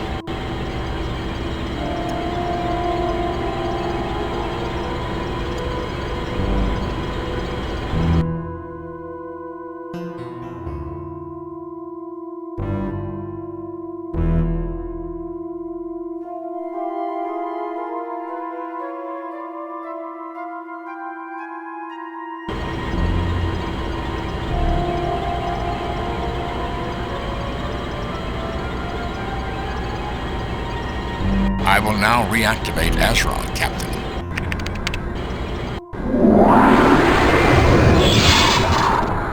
Was it not as I said it would be? Are not the Alphans unfeeling, uncaring beings unworthy of life? Did they tell you their lies? Foul lies? Their position contradicts yours, but there are similarities.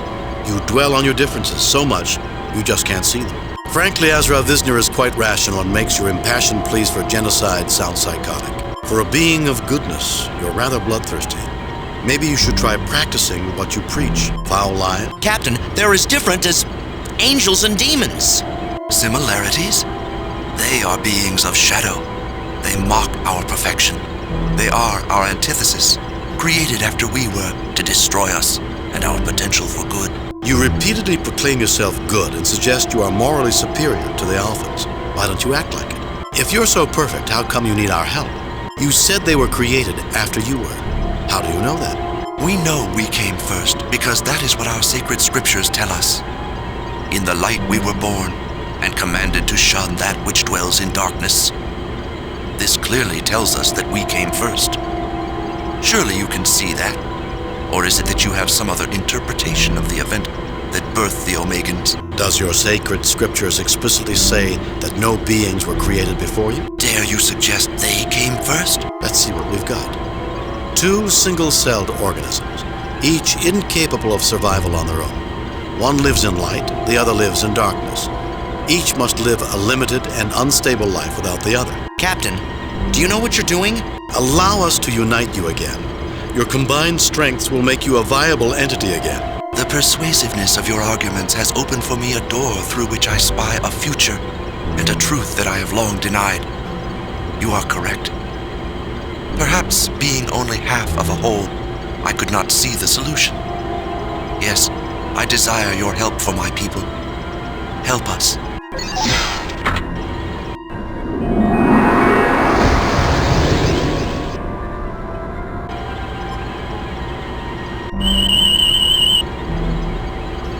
This colony of creatures appears viable for the short term.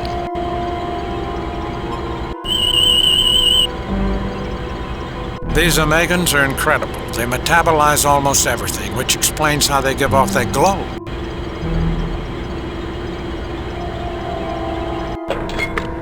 The sample dish feels warm to the touch. This reminds me of the first time I saw them cloning Amoslovs at the Academy. It seemed like magic at the time. The fetuses growing into embryos, then developing into infants. Life is a miracle, Captain.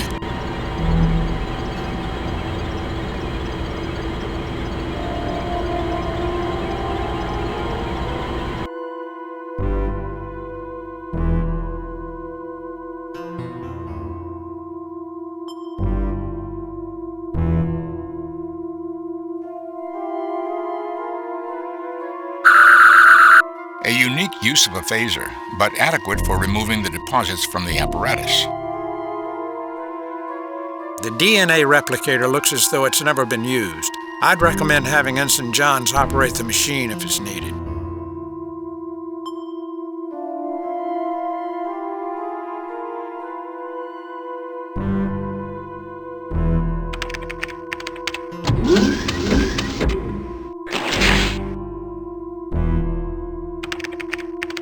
I don't know why, but I could not get a good sampling. Mr. Johns, are you certain that you can't get that sample sequenced? I'll try it again, Captain.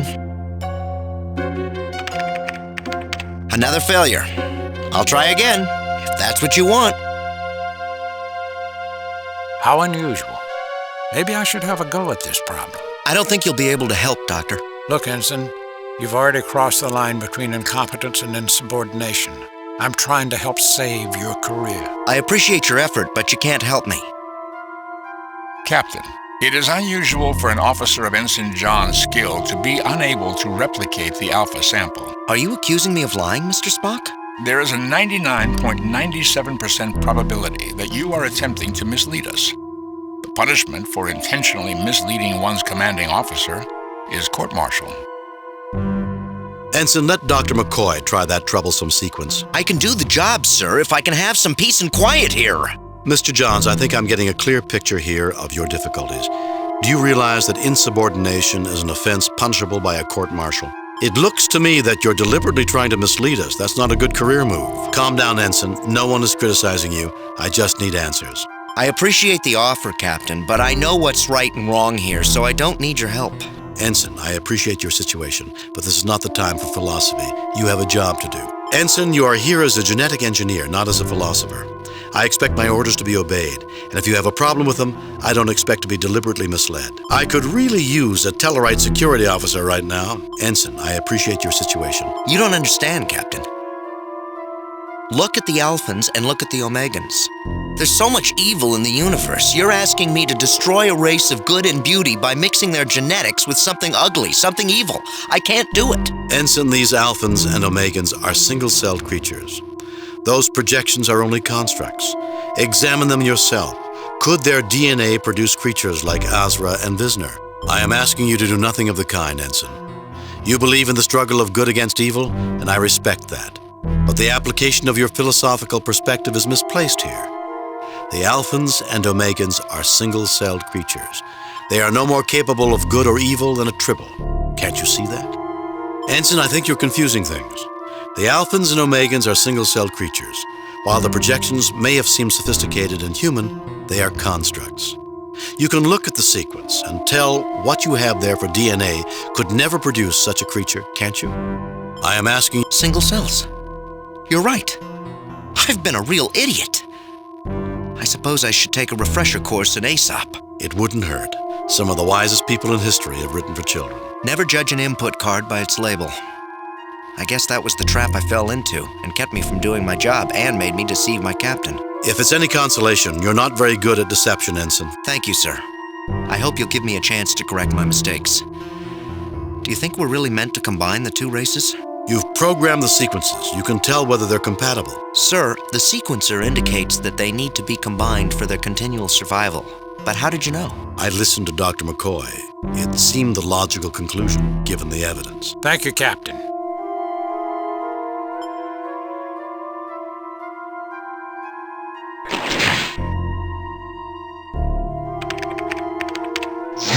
The alpha sample is sequenced, sir.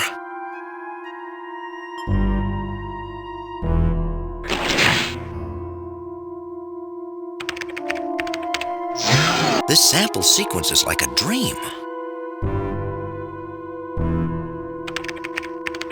The two samples have joined together as easily as if they had once been a whole and had been separated before. Any race that had this technology 50,000 years ago could possibly have been able to perform such a dissection and kept both halves alive. Captain, with the samples sequenced together, I'm ready to use the replicator to produce a sample with the combined genetic data. I am producing a new culture, Captain. Captain, the genetic sequence is still stored in the computer. If we need another sample, the replicator can generate it.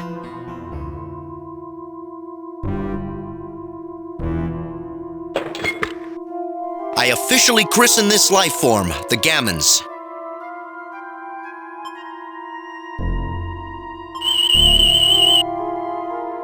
This colony of creatures appears viable for the long term, quite vital and thriving.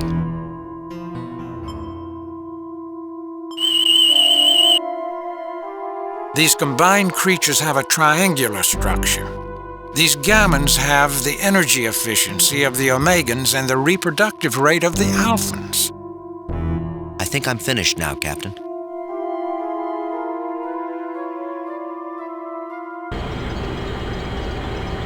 Why do I have a feeling that this mission will be resolved in this room? Divine inspiration, Captain? I won't discount it, Ensign. Do you have any idea what this machine does, Spock? It looks like a containment unit for an artificially created genetic construct. My tricorder indicates the device contains a nutrient replicator that could last for thousands of centuries. I would speculate this would nursemaid the genes until it has evolved into a higher form of life and is ready for release on the planet's surface.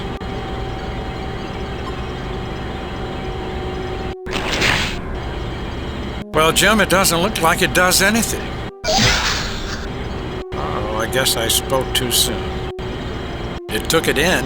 It looks as if the colony is getting a foothold in there. Life energy levels are spiking. They're building to a level sufficient for sending out a signal 100 times stronger than the one that brought us here, Captain. The Gammon sample appears to be thriving in this environment. Thank you for your hard work.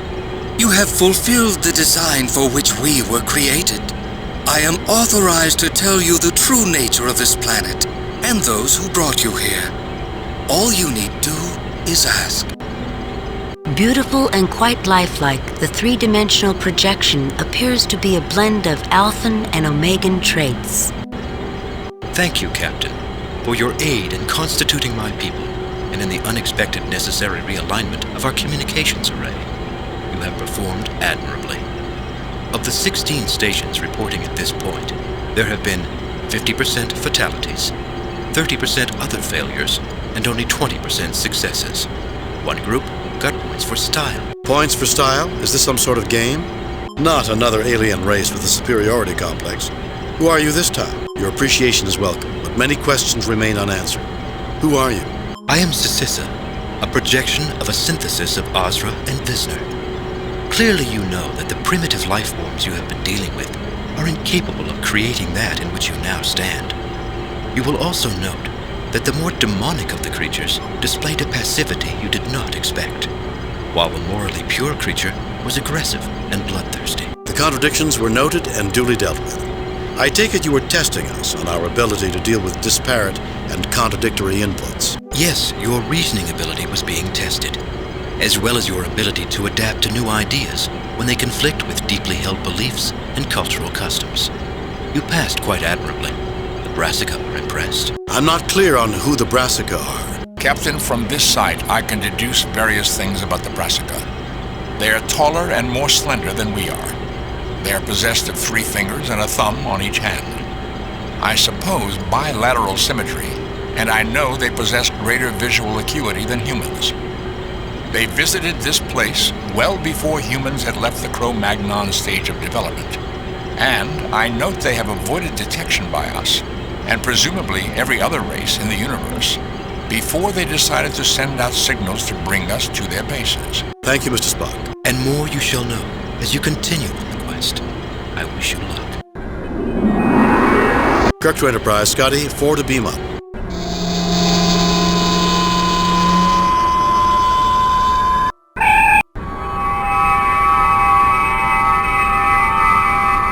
Alpha and Omega, the beginning and the end. In this case, Bones, a new beginning. We were the midwives for the rebirth of a life form. 2 halves that have been made whole again. That's the way it was meant to be. And let us hope that this is the end of Ensign John's prejudices. We can all learn to stop judging people by appearances. Ensign Johns might have done well to remember the biblical representation of Lucifer, appearing in the guise of an angel of light. You can never trust anybody, and people who look like pointy-eared hobgoblins are definitely at the bottom of the list. It appears that Dr. McCoy did not learn the lesson of this mission either. Unfortunate, but not unexpected. Fortunately, the Alphans and the Omegans learned philosophy and personal belief are not as easily divorced from logic as some would believe. We humans attain our greatest fulfillment when both of them are united. Really, Captain? Really. But I've had enough philosophy for one day. I'd rather worry about these Brassica and their cosmic quest. Well, with me aboard, we're sure to get points for style. Many questions remain unanswered, Captain. And there's only one way to answer them. Captain, message from Starfleet. Bring it up, Lieutenant. I have reviewed your report from your recent assignment, Captain, and have a few comments. I am very pleased with your performance. It was a perfect mission, Jim. Your reputation as Starfleet's best starship captain is secure. Kane out. Ahead, Mr. Sulu. Warp Factor 5. Leaving orbit. Increasing to Warp Factor 5.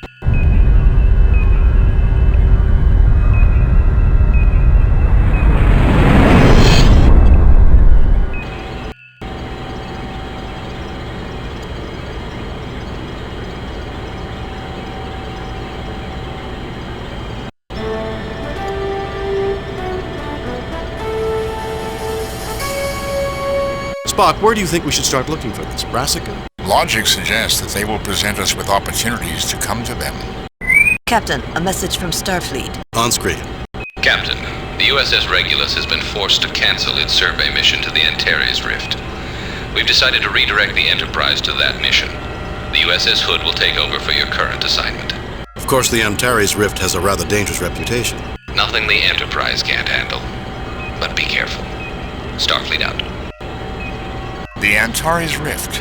It should be a most interesting assignment. How so, Spock? There have been several attempts to chart it. All expeditions into the Rift vanished, without a trace. But those expeditions were years ago. Our starships are far more capable than they were during the time of those attempts. Captain, a 10-year-old child is far more capable than a 3-year-old child. But there are many problems that neither child can solve. Antares Rift. An area of unstable space near the star Antares. Little is known of its properties. There have been numerous disappearances in this area.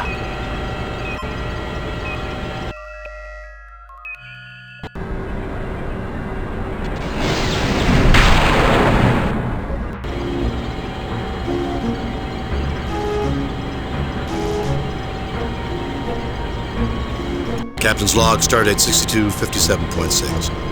We have entered the Antares Rift and found spatial disruptions in the rift that make using warp engines extremely dangerous.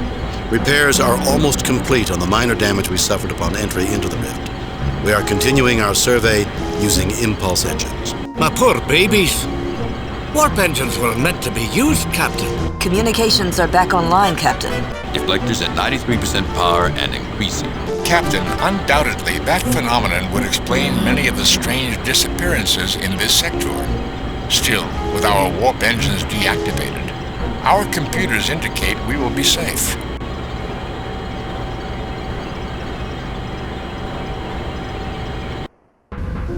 Communications are out again, Captain. Is anyone hurt? If he was human, Mr. Spock's pride might be... Captain, sensors failed to indicate anything unusual prior to the explosion. I would speculate that it was caused by an extremely unusual rift in the space-time continuum, a place where radically different physical laws apply.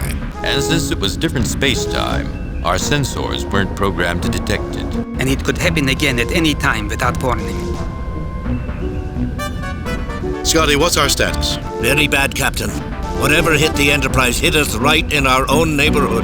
The hull is breached 6 meters from the bridge. Beyond that, the instruments are useless. I can't read or send anything through these controls. We'll need a starbase to make this bridge functional again. Scotty, how about auxiliary control? Captain, I cannot determine the status of anything beyond the place where the rupture occurred. The rest of the ship could be dead as far as we know. Ideas, Mr. Walker? I'm a security guard, sir, not an idea man. Still, if we could send out probes to detect these rifts, we might get a better idea on whether they're moving or not, and whether we should stop and make repairs or keep moving. Status, Mr. Sulu. Helm is not responding, Captain. The controls are completely dead. Status, Mr. Chekhov. Captain, navigation is not responding. The circuits are as lifeless as a Stalinist. Any ideas, Lieutenant? I was barely able to reroute the necessary connections last time, Captain. Communications are completely useless now. We may be able to enter codes into the library computer and instruct others to send messages to us. Captain, I believe I may be able to adjust the sensors to detect these spatial rifts and pilot the Enterprise to avoid them. However, the sensors are too heavily damaged here. I will need to get to auxiliary control as soon as possible if I am to reroute the necessary systems. Mr. Spock, the bulkheads were breached just outside of the bridge. No one's going to be able to leave the bridge for at least an hour unless they're transported out. Captain, the library computer is online. Apparently, its circuits were shielded from the explosion. Captain, I have managed to program a message into the library computer. The first time a person accesses the computer, they will read our distress signal. Hopefully, they can code a reply into the computer, which we can access. Captain, the transporters are operational. I request permission to be transported, so I can begin the adjustments to sensors as soon as possible. Go ahead, Spock. No, Spock, I'll go first. Go ahead, Spock.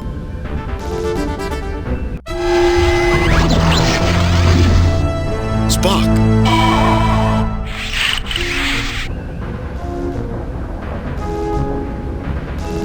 Spock, what happened to him?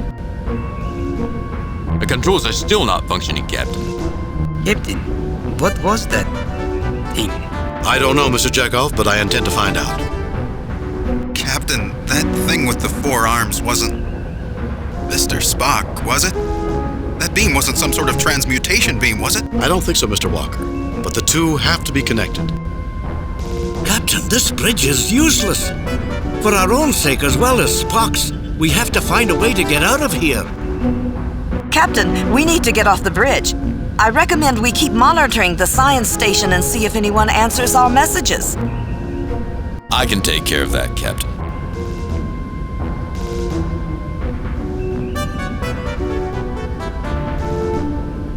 I'm patching your log into the computer. You should have voice messages. Captain, we've managed to jury-rig an evacuation tube through the bridge turbo lift. We should be able to keep it stable long enough for you to be evacuated.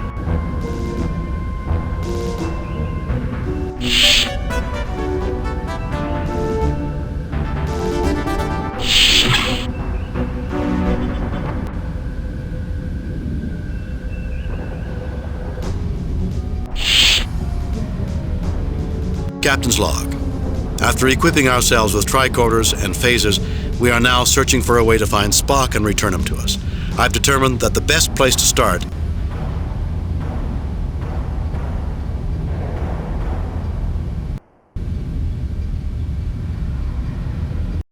Captain, it's a very good thing we took the warp engines offline. How bad is it, Scotty? That explosion was 42% stronger than the one that struck near the bridge. Our left warp nacelle is crippled, Captain. I hope it's not a trend. Keep me posted, Mr. Scott. Kirk out. Well, they say the price of freedom is eternal vigilance. What does that mean, Sulu? That we should have been more vigilant? How could we if the sensor said nothing? Well, maybe if Starfleet sensor designers would be quicker to modify their sensors to react to new phenomena. You two are as bad as Spock and McCoy. Our highest priority is control of the sensors. We must find Spock. I'll handle it, Captain. Remember, I was a physicist when I first joined the Enterprise. Ah! Captain, look!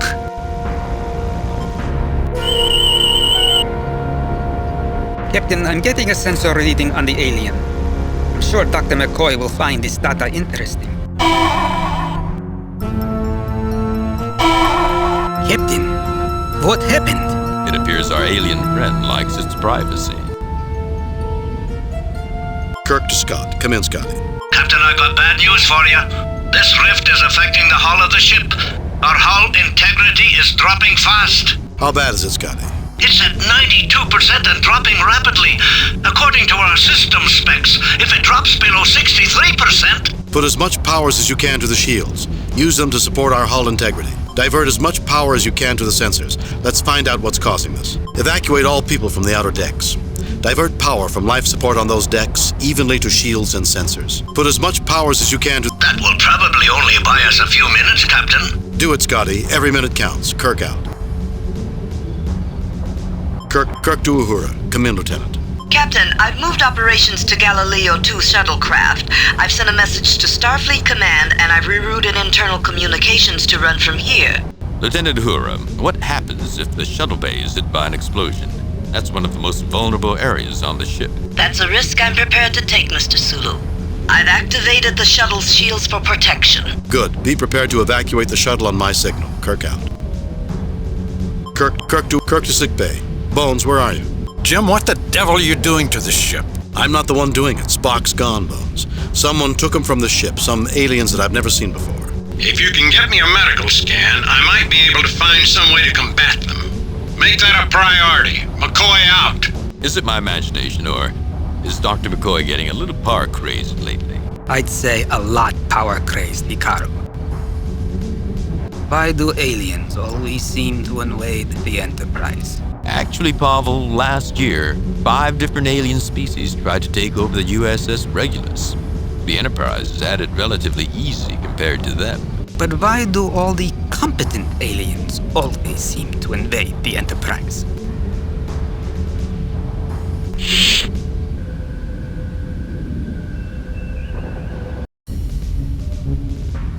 Sickbay.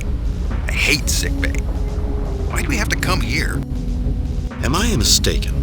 Or do I get the impression the intruder could do a lot of physical damage if it wanted? It doesn't need to. The Antares Rift is doing all the physical damage that is necessary.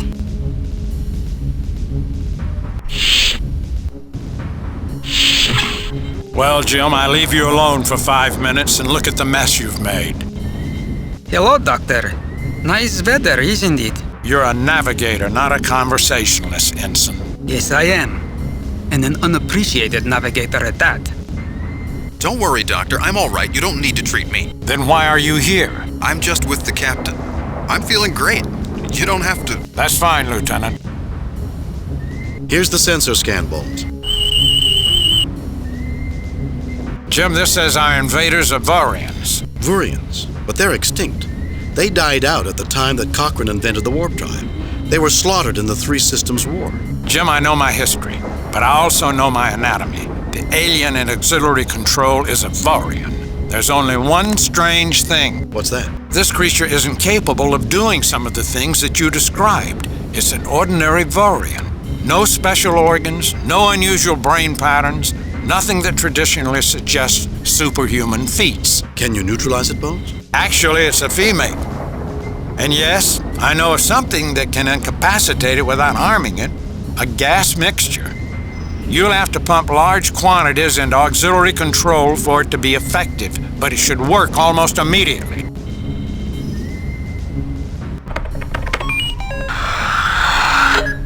Here's the gas, Jim. Be careful with it.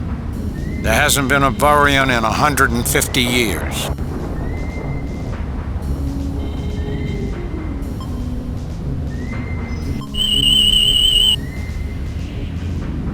A variety of neutral toxin, Captain.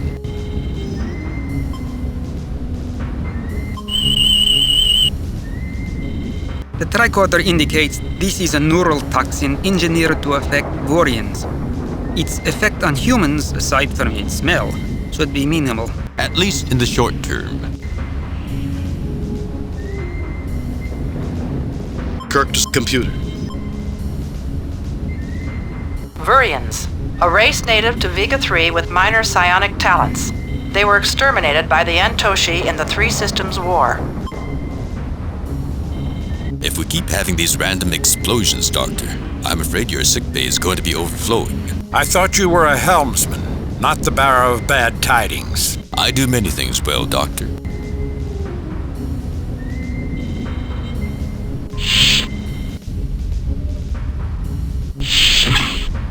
Well, Sulu, when the Enterprise is in trouble, who do they turn to save the day? And guess who doesn't get the glory? Or the credit? Yes, let's not forget the credit. Stop complaining, gentlemen. And I thought McCoy was a major league grouser.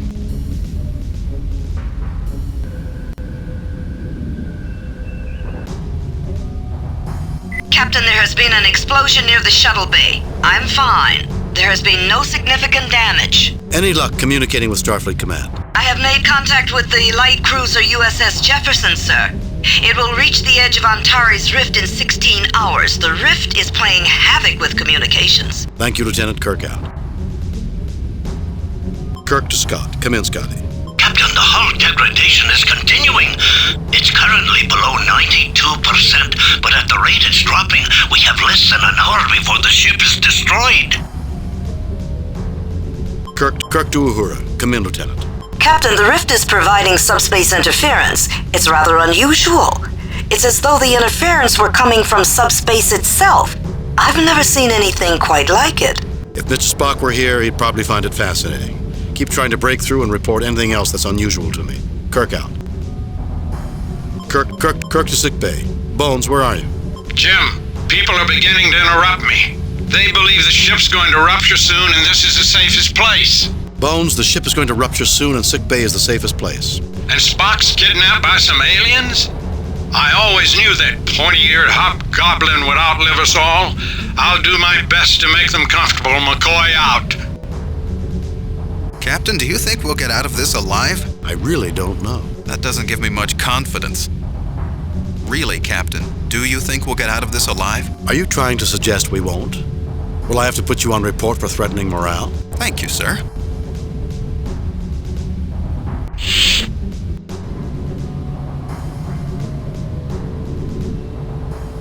Well, here we are. The ship is literally falling apart. Space could explode randomly at any moment and destroy the Enterprise, and Spock has been kidnapped by the aliens. Aye, a typical day on the Enterprise. Captain, is it too late to put in a request for an early retirement? Scotty, if we hit any more of these random detonations, it'll be mandatory retirement for all of us. Actually, Captain, I was hoping for a better pension. Impulse engine fuel control systems. This system monitors fuel usage in the impulse engines. Life support control systems. This monitors and controls the ship's life support. Deflector control grid. This system prevents the Enterprise from being pulverized at near light speed by micrometeorites. The impulse engines of the USS Enterprise. Looking at them reminds you of several times they threatened to break down. Now the engines are running fine. It's the other sections of the Enterprise that are breaking down. This device stores special chemicals that are pumped into the ship's atmosphere when needed and is operated by the life support system.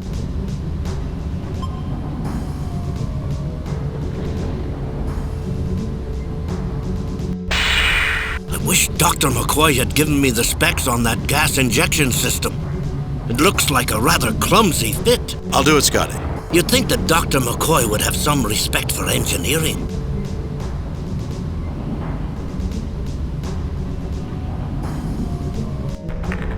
Let's see how our alien friend likes Dr. McCoy's medicine. Probably as much as we do, Hikaru. Mr. Kyle, can you transport me to auxiliary control? Aye, sir. But I have to remind you how dangerous intership transporting can be. We've really been pushing our luck today. I'm aware of that, Mr. Kyle, but we have to take the risk.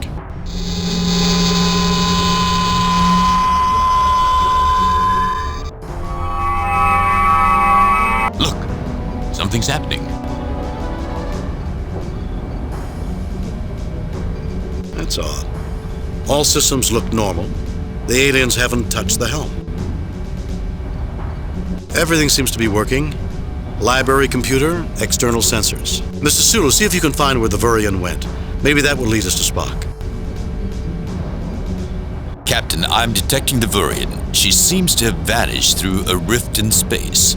I have the coordinates of her last known location. We have to go where the alien went. Captain, how can we expect to defeat that Vurian? You saw what it was capable of doing. It also had the power to kill us, and it didn't. Whatever motivated that creature, it had intelligence and respect for life. Let's hope that it can be reasoned with, and if reason fails, we'll have to improvise. You know, this mission has killed any ambitions I might have had about commanding a starship.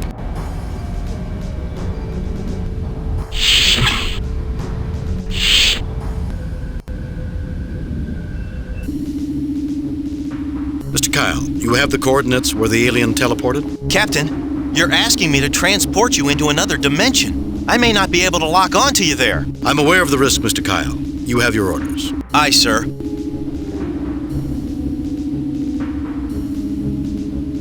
Energize.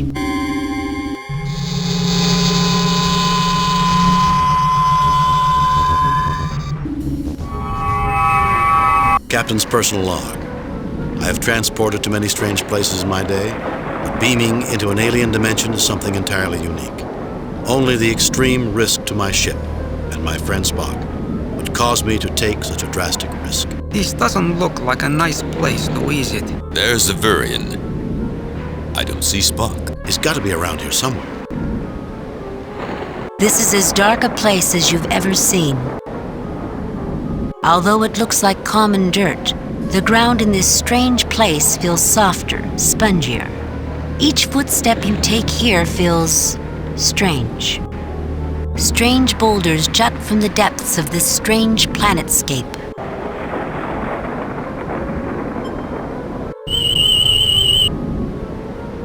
Now this is strange. According to the tricorder, everything around us is organic. But it feels like minerals to me. Tricorders don't lie, Pablo. It could be a deception, Captain.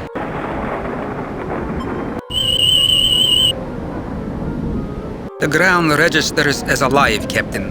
Almost like some colony life form. It registers a psionic signature.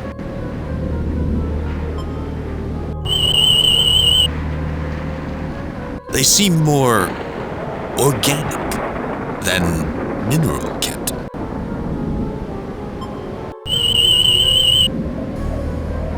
Captain, I am getting organic readings.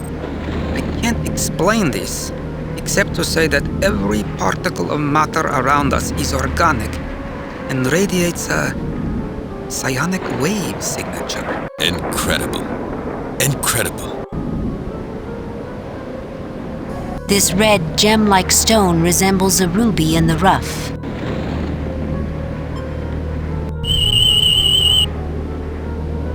Captain, this stone has a cell structure. It must be organic. It also has a wave signature indicative of some sort of psionic abilities.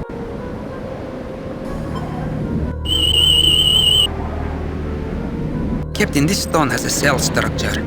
It must be organic. It also has a wave signature, indicative of some sort of psionic abilities. I hope these stones are friendly.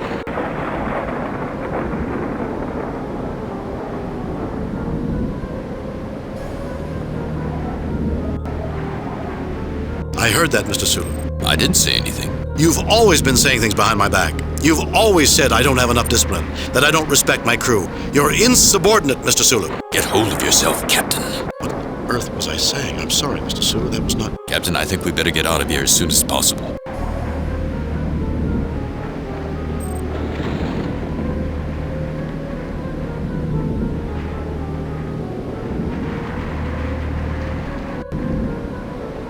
Why are you reaching for your phaser, Mr. Sulu? Captain. Walker, I saw you sneaking up on me. Sir. You're all against me. You've gotten rid of Spock, now me. Who's next, Scotty, Uhura? Or are they part of this too? Captain, snap out of it. Something is definitely wrong, such intense emotions.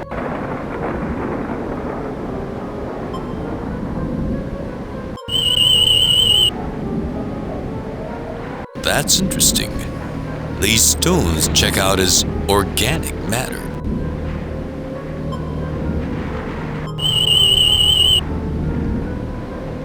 Fascinating. This stone is giving off a pattern similar to the brainwave pattern of Vulcans and other psionic creatures.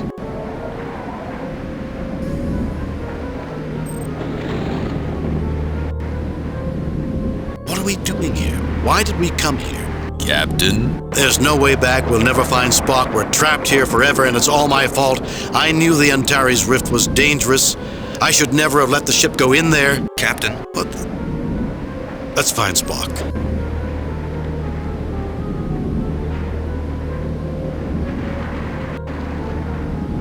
This place reminds me of Deneva. I lost my brother there. He was a few years younger than I was, and there were times when he annoyed me. Captain? And now he's gone. Gone. I'll never see him again, never tell him... tell him... Captain, snap out of it. This place must be getting to me.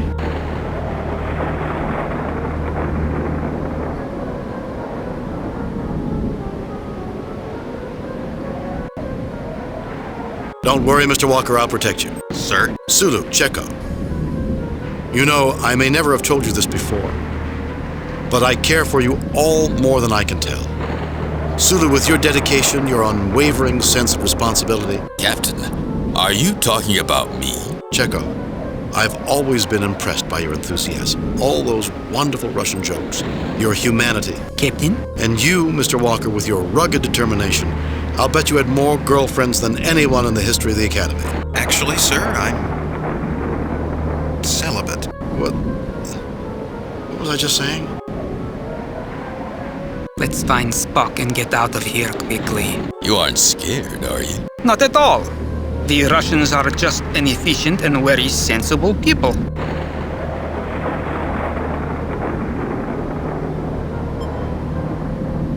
That's strange. I just remember when Captain Garabik died, it was incredibly vivid. I don't know what's in that thing, but keep it away from me. Captain, I'm sorry. For a second, I had an image that you all had died. That's very strange. I just remembered the time I was shot to death in that Melkoshian frontier fantasy. Stop that or I'll... Will you leave me alone? Captain, I'm sorry. Why, you... Oh. I'm sorry, Captain. I can't believe how those stones make me feel. You Cossack! Why was I so angry? I was just reminded about a summer I spent with a friend. The moment I touched the stone, I remembered an old romance. I would prefer if you didn't do that, Captain. The moment I touched the stone, I remembered an old romance. G'day! Excuse me. For a second I was experiencing a strange sensation. I don't know what these stones are doing to our emotions, but I don't like it. I'd prefer it if you didn't do that again, sir. Captain, may I suggest we avoid using the stones unless it's absolutely necessary? Captain, please. I do not need my emotions disturbed.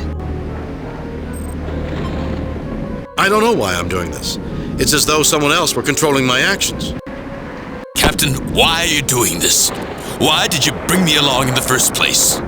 Why did I ever join Starfleet? Icaro, get a hold on yourself. Captain? What is it, Mr. Walker? Nothing, sir. I don't know why I'm here. I've always been the junior officer, the one who's never done anything right. Why did you bring me, Captain? Why? I'm no use to Mr. Spock. Ensign! My apologies, Captain. I do not know what came over me. That's all right, Ensign. It's a strange universe. It's a wonder we haven't all gone mad already.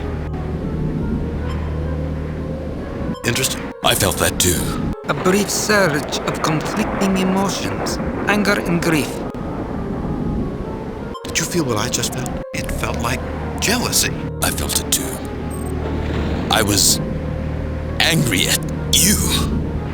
There was no rational reason, but for an instant, I felt like I should be commanding the Enterprise, and you were obstructing me. I don't know why I felt like that. You don't want to know what I was feeling. What was that? I don't know. I just felt desperate, irrational. I had conflicting impulses. Part of me wanted to attack someone, anyone. The other part wanted to run away. I don't know about you, but the instant those stones were put together, I felt despondent. Like I didn't want to live anymore. That someone was out to get me and I couldn't fight them. Maybe we should leave those stones alone. The instant those two stones came together. I remembered I had a quarrel with a friend of mine at the academy. I was so angry. I hadn't thought about that in years. I had a similar experience. How could I have forgotten about her? Let's not do that again. I'm sorry, Captain. I just had the most horrible... I know. I think we all had that emotion. I'm glad I didn't have a phaser in my hands when you put those two stones together. Damn it, it's gone. For a moment, I felt angry.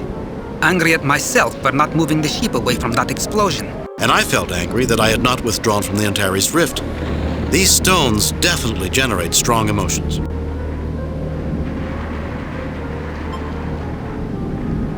That was a strange experience. I suddenly thought that the Enterprise was being stolen from me. I had a similar thought, only... I wonder what Dr. McCoy is going to say when we bring back samples of these stones. That's odd. I suddenly found myself doubting my ability to command the Enterprise. I had the weirdest image. I was fencing, and I kept dropping my foil. And I was... well, you wouldn't be interested. The instant those two stones came together. I'm beginning to wonder if I'm losing my sanity. I don't know what these stones are doing to our emotions, but I don't like it. Avurian, the alien doesn't appear to be noticing you.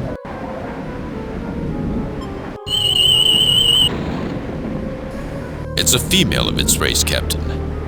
I'm afraid my tricorder doesn't have much information on Vurians.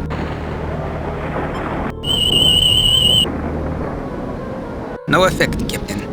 I don't have enough knowledge of Vurian anatomy.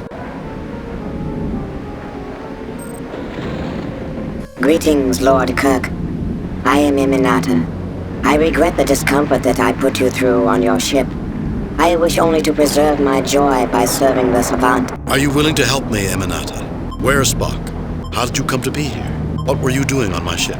The Savant empowered me to remove any psionically adept being from your ship, and to prevent you from following him. It was not our intention to do you harm. The Savant is now summoned, Lord Kirk. He awaits, not many footsteps from here, by the fountainhead.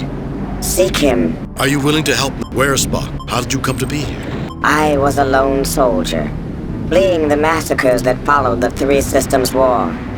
I was heavily outnumbered. In desperation, I attempted to use my son's gravity well to propel my ship into a high warp velocity, so I could escape the pursuit. I remember reading about that war in my history class at the academy. I was warped into the Antares sector. I traveled through a dimensional rift into this place. The Savant sustained me and gave me joy where there was once only despair. I have been here ever since. The Savant awaits. I am unimportant compared to him. Go to him at once. I will.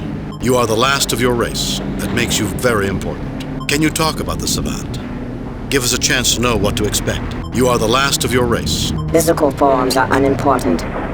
A species is only a similarity of material form, constructed from genetic instructions. Only emotions matter. Are you willing to help me, Eminata? Possibly. I am aware of your ship's distress. I can bring it to the attention of the Savant. It may help. Actually, I was thinking more about freeing Spock. What is the Savant? I would appreciate the Savant being informed. What is the Savant? A being found that the physical form impaired his emotions, and so he discarded it as a lord discards his raiment. An entity of great benevolence and joy. Through my psionic talents, we are linked in ecstasy eternal. Where is the Savant? Everywhere. When one is an entity, one transcends the limitations of space, time, and dimension. But the Savant prefers to center its thoughts at the fountainhead, which is quite close. The Savant awaits. I will. You are the last. Can you talk about the Savant? Give us a chance to know what to expect. Nothing I can say will truly prepare you for what awaits. Are you willing to help me, Eminata? Possibly. I am aware of your ship's distress. I can bring it to the attention of the Savant. It may help.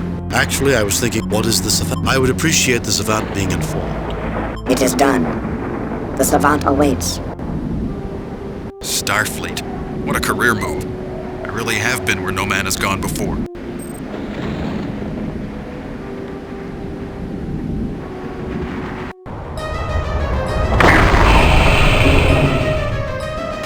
I am the Savant. I wish you and all entities nothing but joy. Who are you? Why do you ensnare others against their will? Release Spock at once and allow us to return to our ship. Who are you? Once, eons ago, I was akin to you, a creature of flesh and pain. But I released myself from these bonds and became an entity of pure emotion. And I came to this place to find a shelter from the cares of the universe.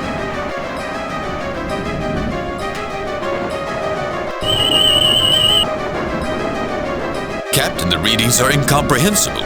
The tricorder has no idea what all these waveforms represent.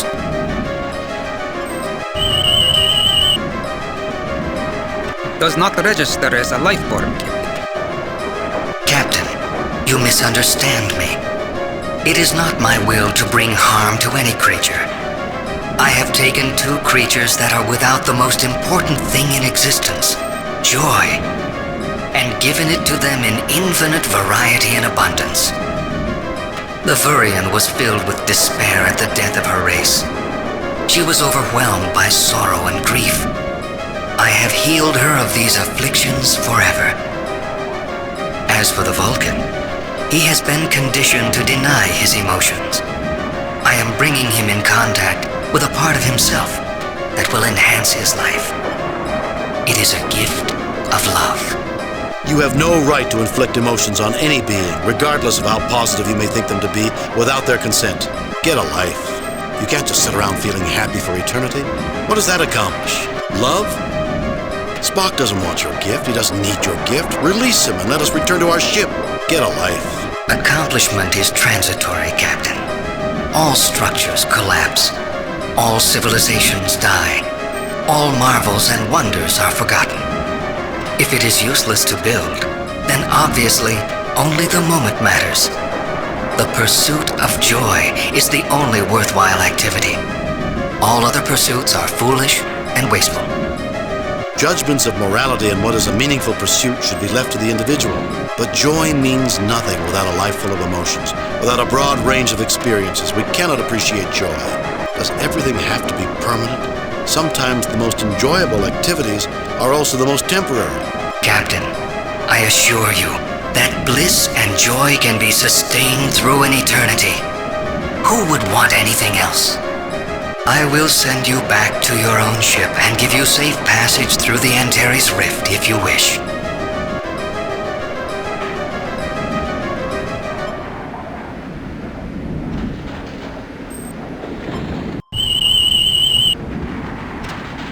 It's some kind of life pod, Captain.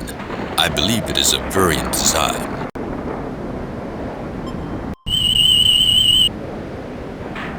No signs of life, Captain.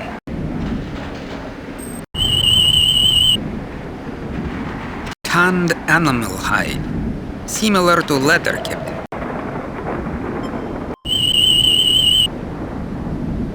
The pouch appears to be composed of some sort of tanned animal hide. It's old, but not very worn. They seem more organic than mineral, Captain.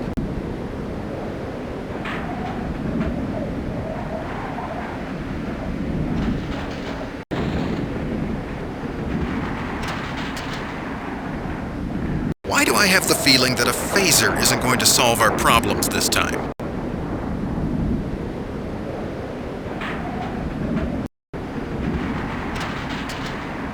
Spock, what have they done to you? Fascinating. Emotional intensity of a previously unknown level. Our link with the Savant acts as an amplifier. The more minds in union with him, the greater the level of emotion. And happiness is a powerful emotion. Spock, do you want this? Happiness is a human desire, Captain. I am a Vulcan. I want to be free of emotions. This is the antithesis of my desires. Spock!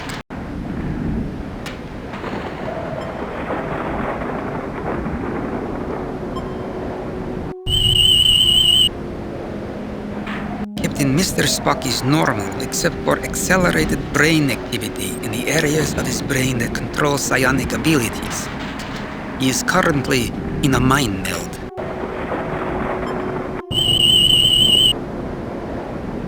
Captain, a tricorder registers him as Spock. I shall try to tell you what I know.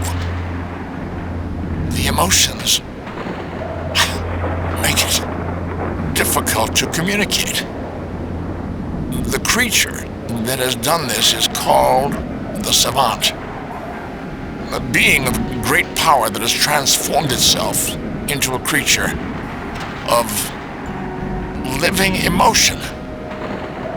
It can form a link with any creature with psionic abilities, including Vulcans. It taps into latent emotions and amplifies them, using them to increase its emotional stability. What happens if it gets cut off from you and the Vurian? It would be alone, but could cope. We enhance its enjoyment, but we are not essential to its survival. We're like a backup system. It relies on us for emotional support, but it could exist without us. Captain? There have been incidents where Vulcans who were deliberately exposed to emotions went insane.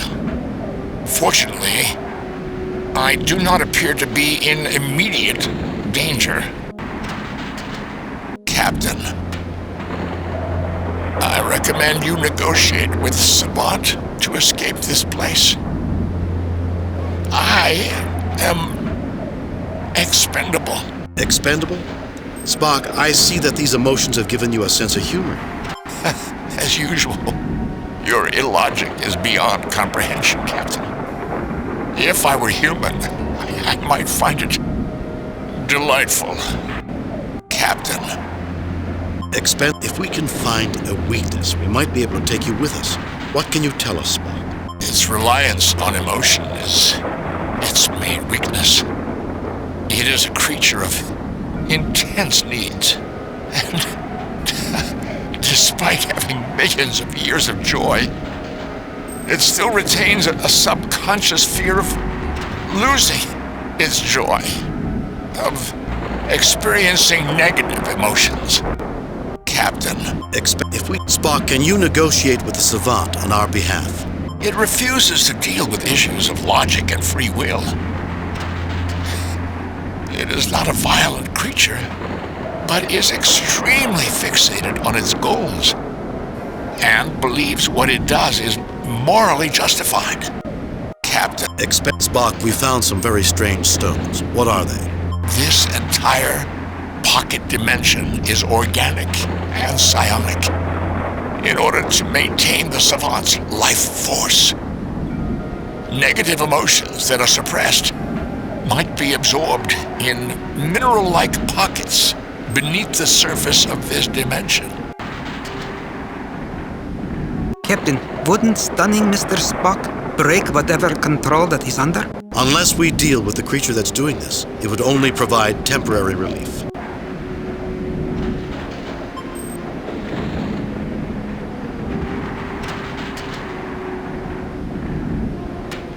I understand, Mr. Chekhov. It is quite logical.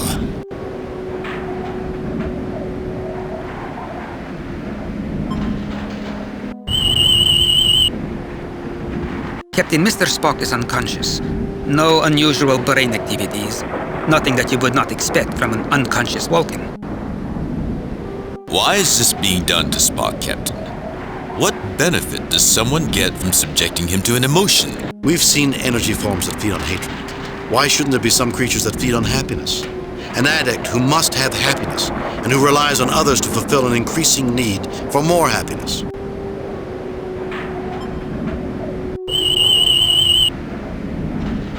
They seem more organic than mineral, Captain.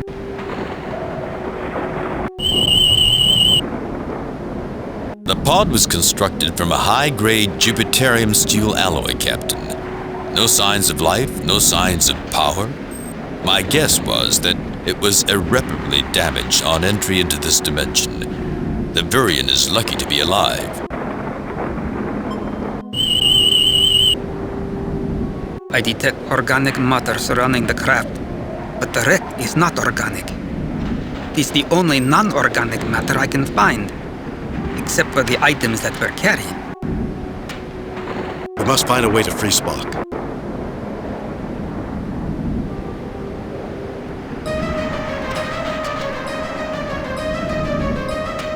Welcome. Have you come to ask for transportation back to your ship? Not without Spock. Savant, isn't there anything I can do to make you see reason? Release Spock, or we will be forced to destroy you. Savant, isn't there... Captain, I do see reason. My intellect is many orders of magnitude beyond yours. You should trust my judgment. I trust Spock's judgment, and you're imprisoning his free will. Savant, creatures like ourselves need to be free to make mistakes and to learn from them. Only then can our intellects advance the many orders of magnitude that are needed to equal yours. Really? I see you have great power and great splendor, but I don't see great wisdom. Savant, creatures like... But I can elevate him to my level without any suffering. He need not experience the hardships that my race experienced. Is this not an extreme act of mercy?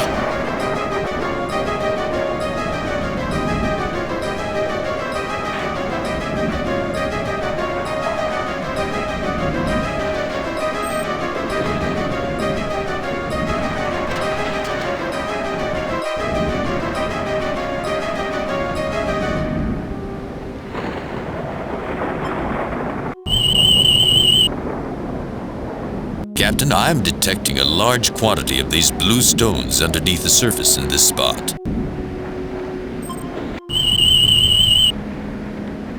The stones are organic, Captain. My tricorder detects intense psionic energy from them.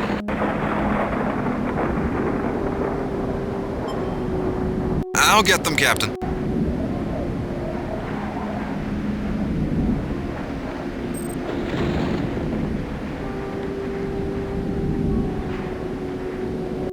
I've put them in the pouch we found.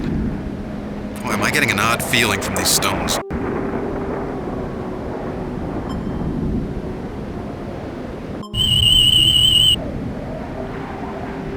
That's interesting. These stones check out as organic matter.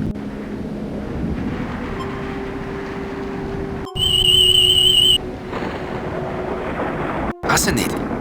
This stone is giving off a pattern similar to the brainwave pattern of Vulcans and other psionic creatures. Greetings, Lord Kirk. I suspect you have come to render me as unconscious as your comrade. It is no longer in my power to resist. Are you willing to help me, Eminata? Through the Savant, I know your desires. Why should I help release the poor Vulcan into a life of misery? Because I need him to save the lives of over 400 people on the ship. Because Spock does not want artificial joy. He does not want this lie. Because I need him to... Very well, Captain. I will help you. Greetings, Lord Kirk.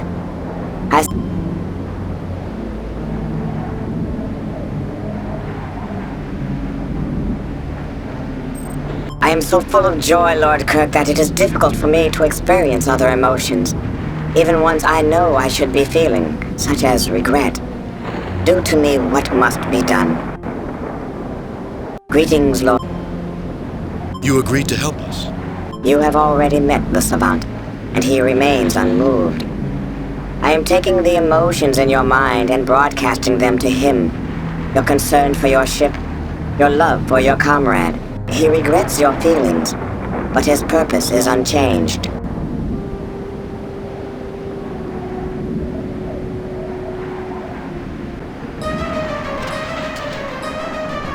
Suggestions on how to get Spock and get out of here? Not a clue. Sorry, Captain. Ditto.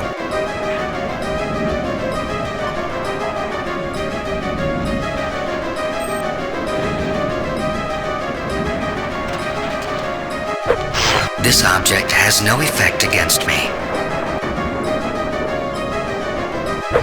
This object has no effect against me. This object has no effect against me. This object has no effect against me.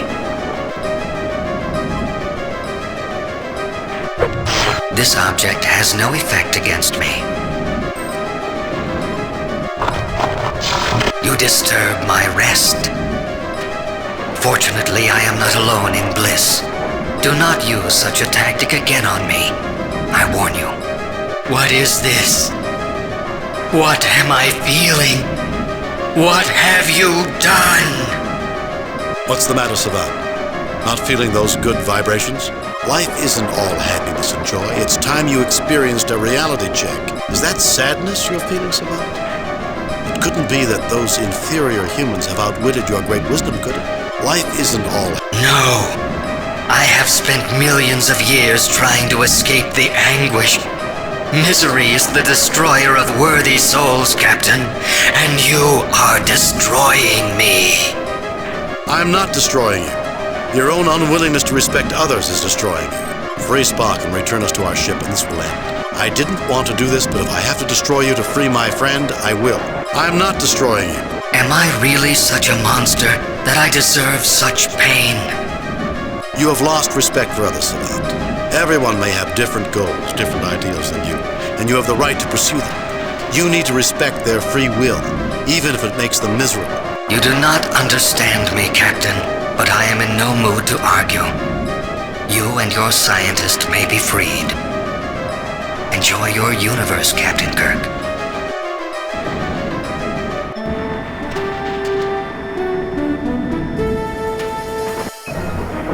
Captain's log, we are out of the Antares Rift and are on our way to Starbase 8, where the Enterprise has extensive repairs scheduled. All crew members, including First Officer Spock, are safely aboard. So, Spock, you mean you had an eternity of pure enjoyment and you gave it up? Affirmative, Doctor. That has to be the most illogical thing I've ever heard. Humans spend their entire lifetime dreaming of an eternity of pleasure. As do animals in the field. Perhaps humans are meant to be better than that. Perhaps we should dream of greatness and not simple gratification. Greatness is a term subject to individual interpretation, Captain. The savant viewed the pursuit of greatness as useless because all great deeds and accomplishments are destined to be forgotten in cosmic terms.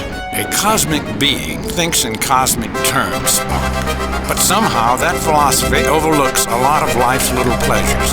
There's just one thing that bothers me about the whole thing. Really, Doctor? Spock finally got to enjoy himself, and I wasn't there to see it. Now that's something worth remembering. Message from Starfleet Command.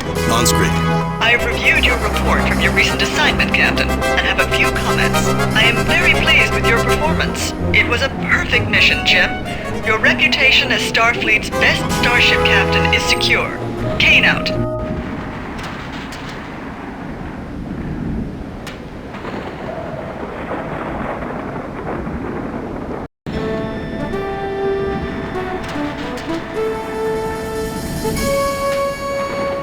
How long until we reach Nova Atar, Ensign? About 23 hours, Captain. 22 hours, 53 minutes, and 17 seconds to be precise. Spock, there's no need to be precise. We're going on shore leave. Rest, relaxation, no calls from Starfleet.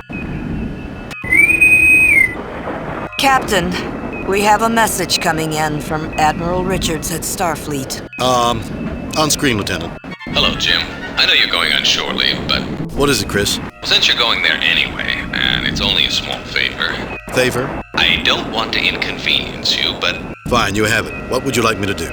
We recently discovered that One of the exhibits in the Smithsonian Annex at Nova Atar is of great historical significance to the Serenzi, an influential family from planet Lakian. The museum is going to have a small ceremony to return the item. The Federation planned to send a representative, but, well, she couldn't make it.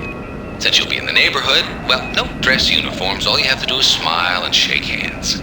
Smile, shake hands. It would be my pleasure, Admiral. My chief engineer had already promised to show me around. We'll be there. Thanks, Jim. I owe you one. Check your data files for details. Oh, one more thing, Jim. Due to the security concerns, you won't be allowed to bring any electronic equipment with you. Richard's out. Now, I was saying... Captain, do we really have to stand around and listen to speeches from a bunch of politicians? It won't be all bad, Scotty. The curator's a major cognac producer, and he asked us to show up early to thank us for our support. Captain, it'd be rude to keep a man like the curator waiting, what with an important diplomatic function to prepare for. Chris Richards, Starfleet rank, Field Admiral. Current assignment, Chief of Starfleet Operations. While Captain, served as Commander of the USS Gallant. Also served with James Kirk aboard the USS Stalwart.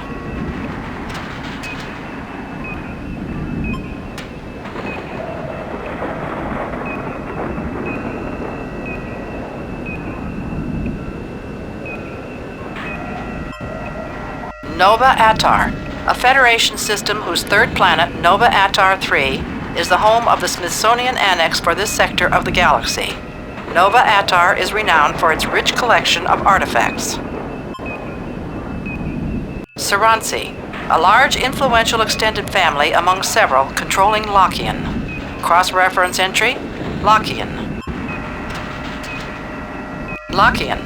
Governed by large extended families, the inhabitants of this world escaped a dying planet several generations ago to relocate to Lakian. After a troubled period of re-establishment of their culture and industrial base, the Lakians recently petitioned for admittance into the Federation.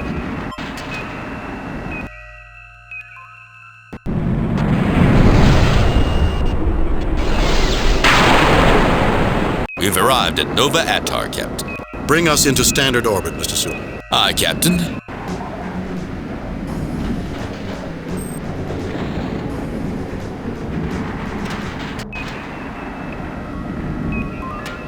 Mr. Scott, Mr. Chekhov, come with me. Mr. Spock, you have the call.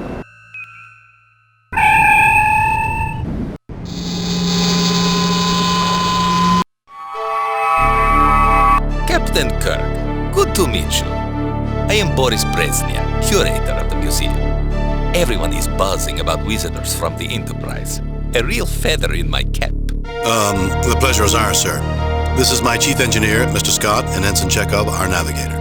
Most pleased to meet you both. Chekhov, a fine name. I'm certain you will be interested in sampling the Kazakhstanian cognac, distilled and blended by my family. In fact, I will later show you my most prized possession, a bottle of our finest vintage, aged 40 years from our very first pressing. But isn't cognac French? Originally, Mr. Scott. But before my ancestors came to settle this planet, they went to Cognac and purchased cuttings, brought them here, and made enhancements. You could say we reinvented Cognac. I do not wish to be rude, but you gentlemen are a bit early, and I must see to making certain the cleaning crews are finished working. Please, feel free to look about a bit. I will page you later, and maybe you will join me in a small toast before the ceremonies? Yes? It would be our pleasure, Curator.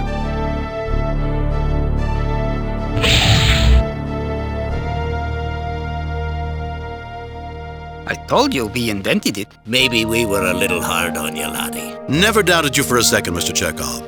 Now let's take advantage of this time and look around. The plaque reads, an old ground-based phaser cannon model B-17, the real equalizer, rescued from a Federation scrapyard, probably based on the frontier near Nelapur. This phaser cannon no longer possesses any of its focusing or targeting equipment. The large capacitors in the base allowed a variety of power sources to be used to energize the cannon and gave the real equalizer considerable flexibility in use. I imagine this is how you decorate your home, Mr. Scott. Aye, Captain. but I'd leave all the parts in. Most of this has been gutted. The plaque reads, the Niven, non-integrated Vulcan electronumerator, was one of the earliest versions of a Vulcan computer. Some of the components were found to only function correctly at high temperatures. Since the focus in those early days was on computational effectiveness and not user-friendliness, the operator could not stand near the Niven during its operation. Input to the machine was cabled in from a separate device, hence it was a non-integrated computer. Lights cascade continually above the surface of this device. Plaques on each side read, "The Vandecourt Aurora generator was donated to this museum by Sir William Loudon." Originally, a university experiment designed to test broadcast power as both a containment system and photostimulation for possible use in a propulsion system, the unit was presented as a gift to Loudon, who liked the way it looked and had recently donated a significant sum to the university. This is a fine place, Captain. We'll have to come here for shore leave more often. The Klingon console looks operational, but without a ship attached, it's hard to tell. Written on the plaque, this is a control console from a Klingon warbird, the Klarg, which was salvaged from the battle wreckage near Crimmins 8. Think you could make that work, Mr. Scott? Of course, Captain. But it's not like I'll ever have to. Maybe they'll display a piece of the Enterprise here someday, Captain. Maybe they will, Mr. Chekhov. They'd better not.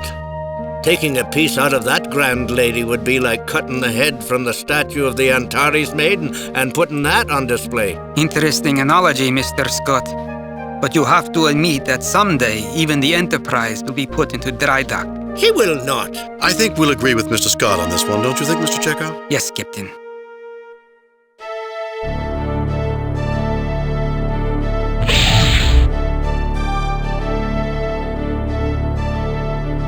This EVA suit was worn by Ivan Petrovsky, a late 21st century Terran astronaut, during the famous Commonwealth mission.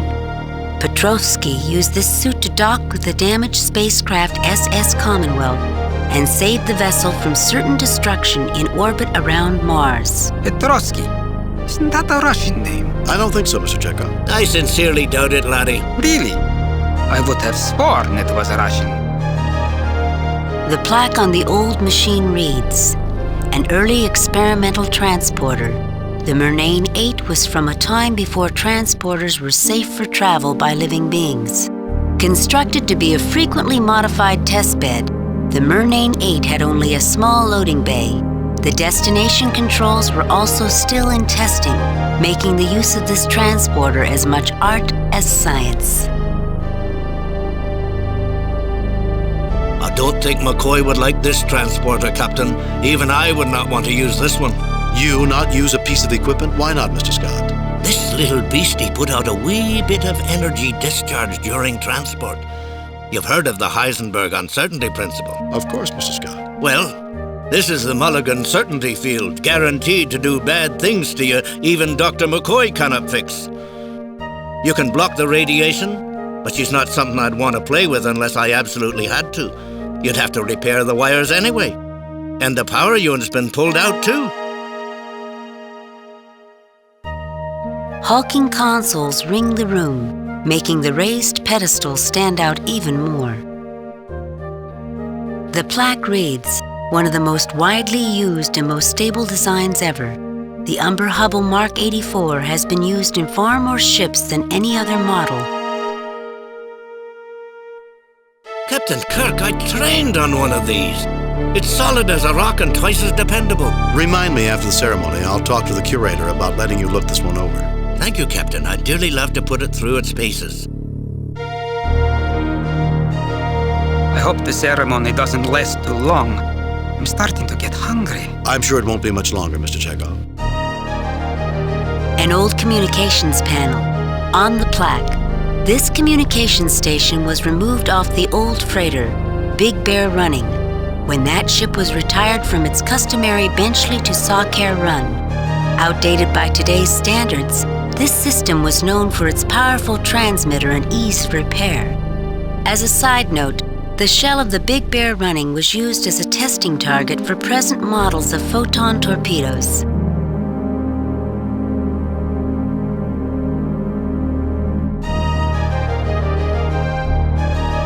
You think Uhura would like it if we swapped this one for hers? Scotty, I never took you for having a death wish. Actually, Captain, this one's not in bad shape. They took the transmitting gear and she's got no power, but other than that, she's in fine condition. They run a ship-shaped museum here.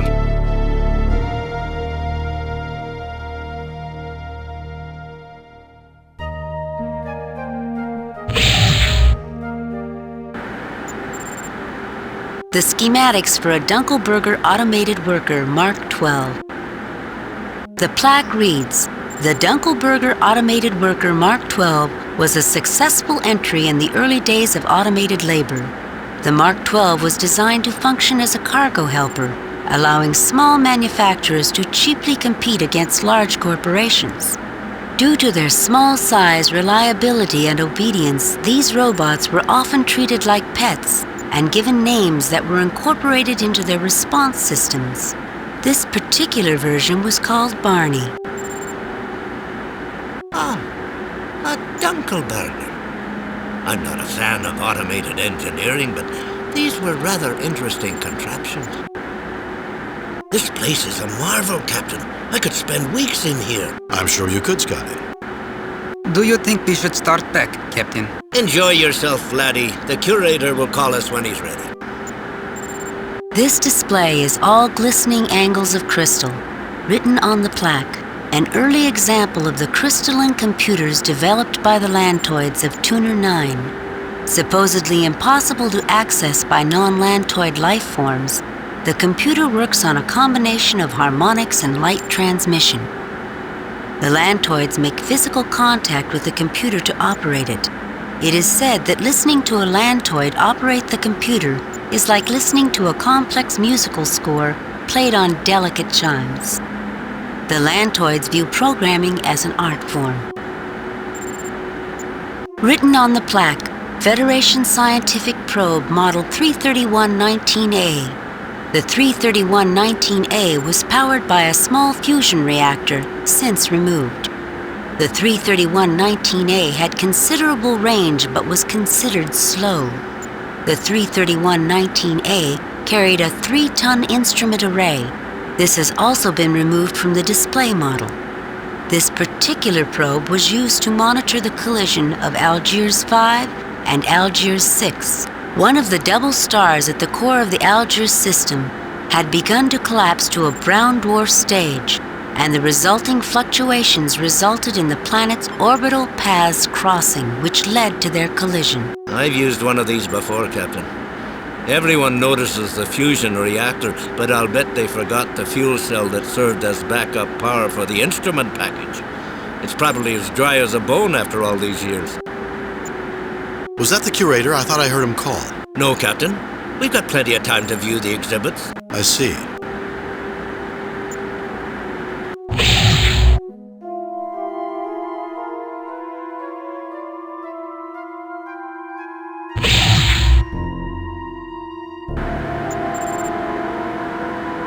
This guard is dressed exactly the same as the other guard.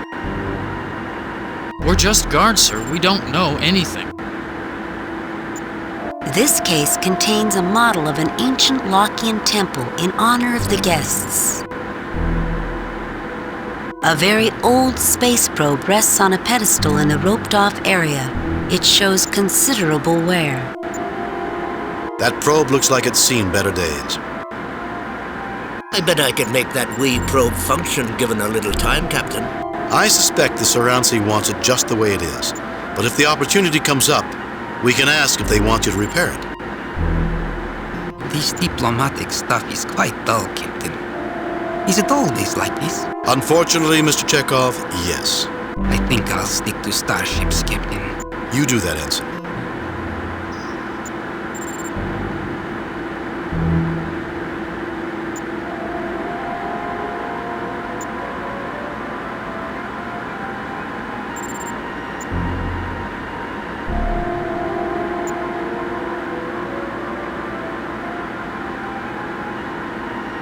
Captain Kirk and party, please report to the curator's office, please.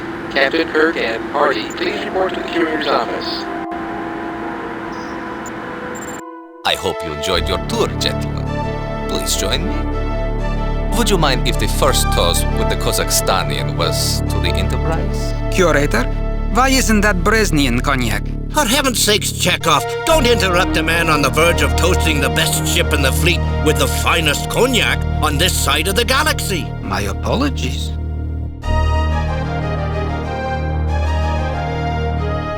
Questions later, then. The toast. Here's to the Starship Enterprise.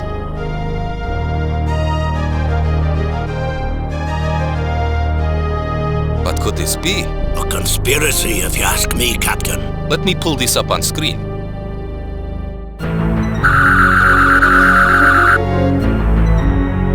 They've destroyed my camera. Well, let's see how they deal with our other security systems. Ignoring the slight ozone odor, the curator looks peacefully asleep.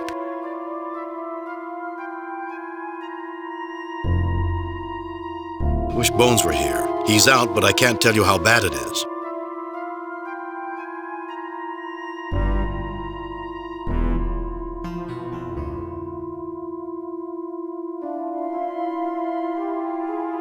Not much of a trap, really. Fixed it up with a wee change of wiring.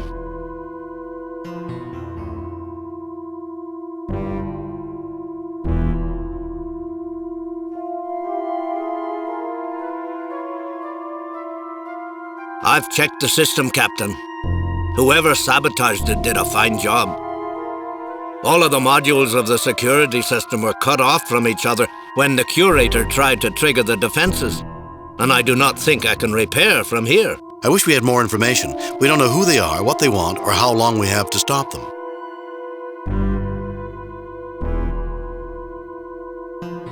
Look around, gentlemen. Let's see if we can find something to solve this little mystery.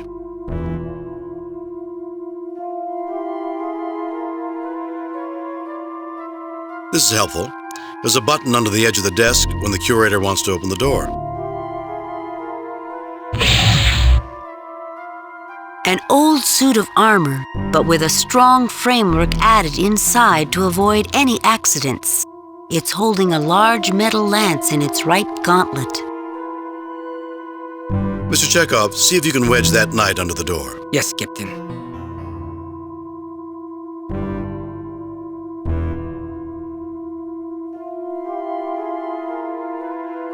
There, that should hold the door open.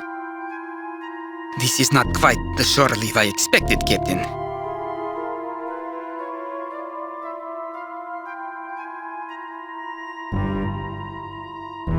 Captain, I found the floor plans for that room in here. The room used to house a small aquarium. Whoever's in there probably slid the phasers up a drain under an access panel. That's why the security system did not take notice. At least it's too small for them to crawl out. Aye, but it's close to a main drain, which is big enough. With the phasers they've got, I'd say they could tunnel out in about 2 hours. Won't the Enterprise detect the phaser fire? Not with that force field sitting above the museum. And we can't shut that off since the security system modules aren't on speaking terms. Aye, Captain. They've thought of everything. We'll see, Mr. Scott.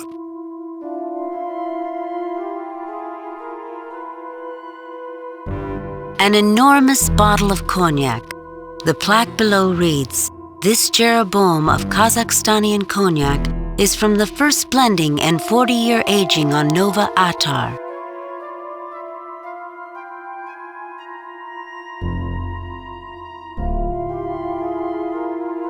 I feel rather bad about this, Captain. I do too, Scotty, but it's always surprising what you need in an emergency. The note on the paper reads, Brezhnev, VVSOP 2123. I wonder what this is for. The large lance shows somewhere.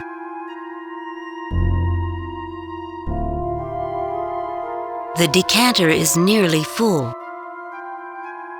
This is a very expensive silver tray.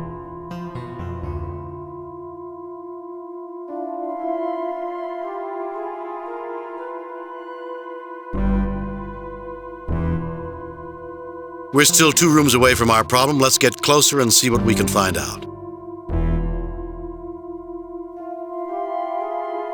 Security lockdown is in effect. Please enter access code. Authorization code correct. Warning: malfunction in security authorization. Access denied. It appears that the terrorists do not want any visitors. Let's look around, gentlemen. Maybe we can come up with an idea. I'm open to suggestions. Captain, when you were in school, did you ever make a tennis ball cannon? Of course, Mr. Scott. It's a dormitory tradition.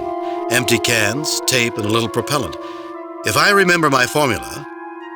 But what's that got to do with our situation?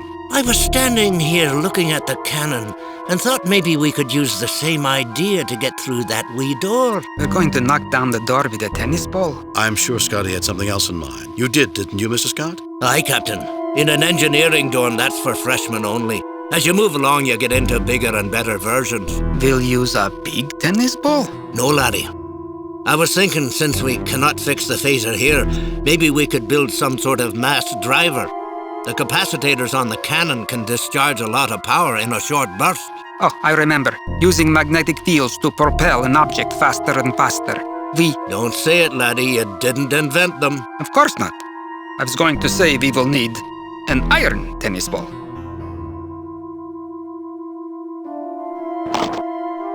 The 2 capacitors in here would be perfect for handling the large power discharge we're going to need, Captain.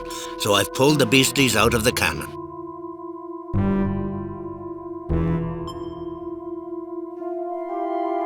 The capacitor should charge very quickly.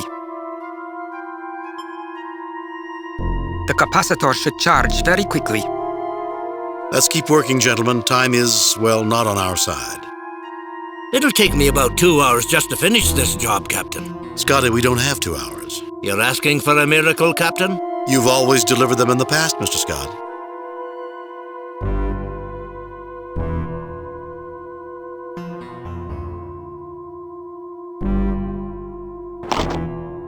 Well, it's not like anyone's likely to be using this monstrosity soon, so I pulled out the only things we might be able to use.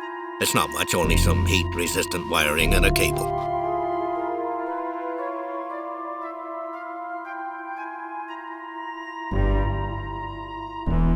It's working fine. Just doesn't have anything to control right now.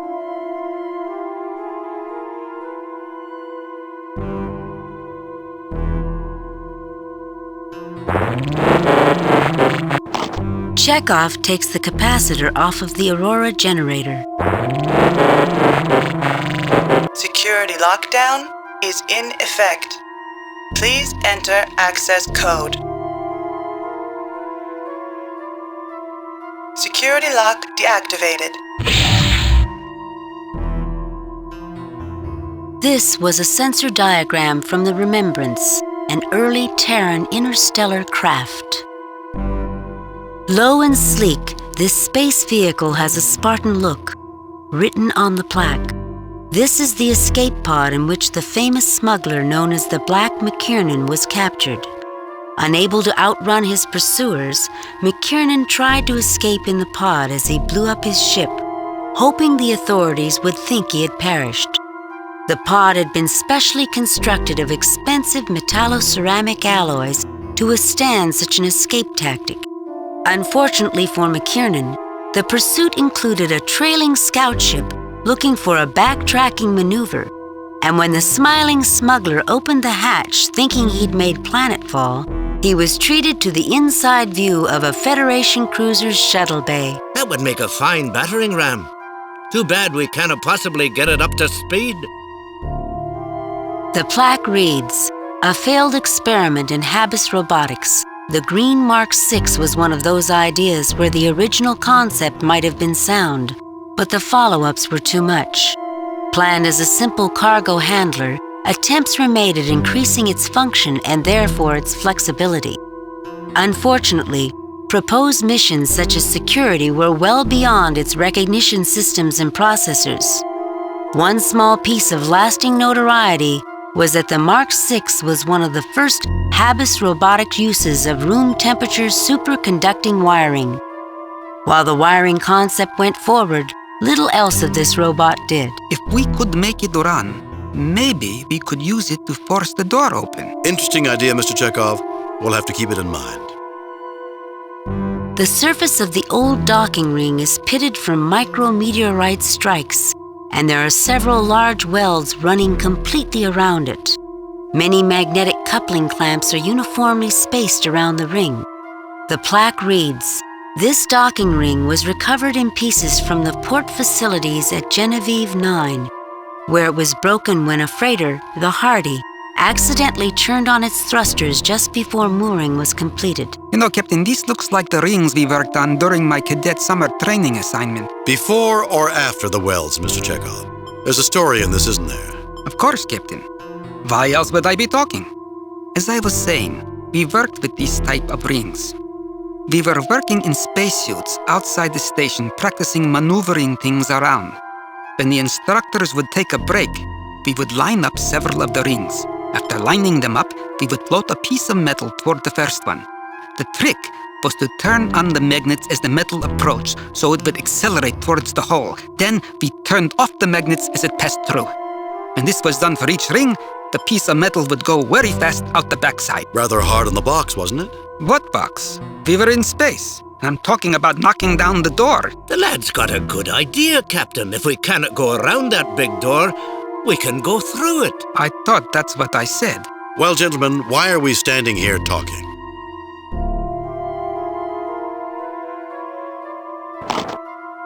The magnetic clamps will be just the thing, Captain.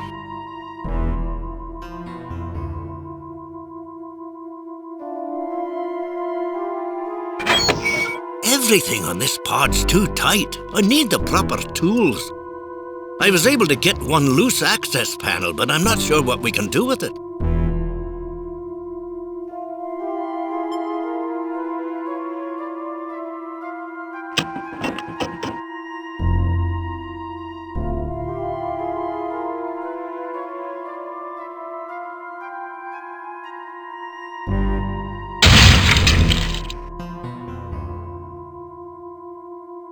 That has to be one of the most useless robots I've ever seen. Badly designed, Captain. It's not going to help us, is it? Only in a dance contest, Mr. Chekhov. You take the capacitor out of the robot.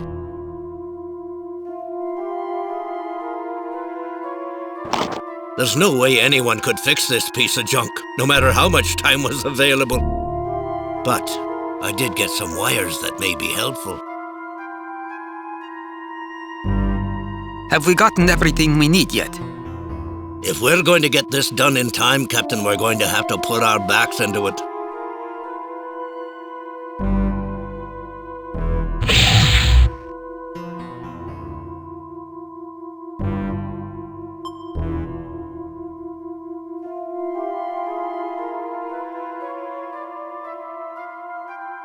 The capacitor should charge very quickly.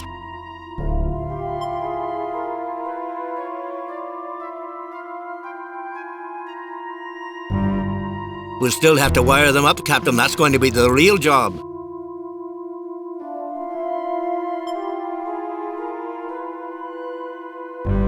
Captain, I'll need a little help positioning the clamps correctly while wiring them. Captain, push harder. I'll need these tighter to get more power. I'm giving it all I got, Scotty.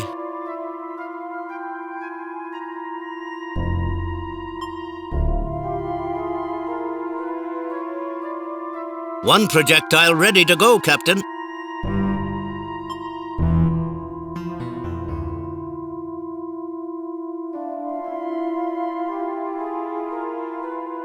This end's ready, Captain. A fine job. I believe we're ready to try it. Thank you, Captain. This'll be just like old times. School must miss you dearly, Mr. Scott.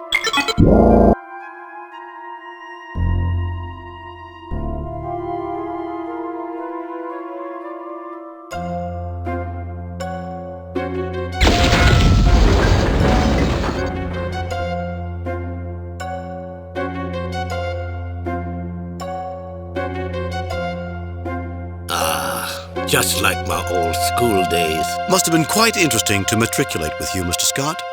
Shall we go see if there's anything else to blow up? Remind me never to play tennis with you, Mr. Scott.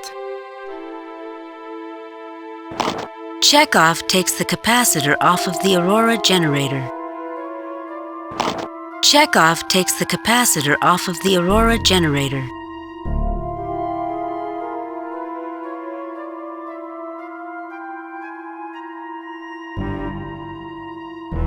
The engineering panel.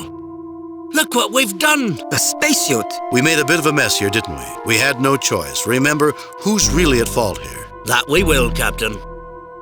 Whatever used to be on this pedestal is now long gone. Shattered remnants of door, ceiling, and unidentified other things lay strewn about the room. The destructive pattern fans out from the ruined door, leaving some areas completely untouched, while others are totally devastated. Although badly scuffed, when it was blasted free of the ceiling, the gas canister and nozzle look functional. The curator mentioned these were in each room. We could open the door and spray it on the terrorists. If it's fast enough to stop them from using their phasers, it'll stop us too. And they'd get a warning if the door started to open. Time enough to put the hostages in jeopardy.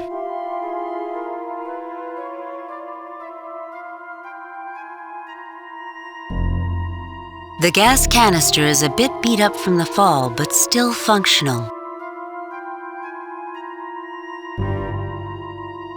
Well, Captain, if we have to work with this dangerous lady, we're going to have to put in some wires and get her some power. She'll be functional then, but she'll still have some problems. Explain, Mr. Scott. It doesn't matter, Mr. Scott. Let's just get it to work. Explain, Mr. Scott. Well, there's the Mulligan field for one, and the destination controls aren't very accurate. I have the utmost faith in your abilities, Mr. Scott. Captain, getting this thing to work properly goes beyond miracles. This should work. I hope. It wasn't easy, but the wiring's fixed, Captain. It's never easy, is it, Mr. Scott? Aye, Captain. They're right next door, gentlemen. Caution is advised.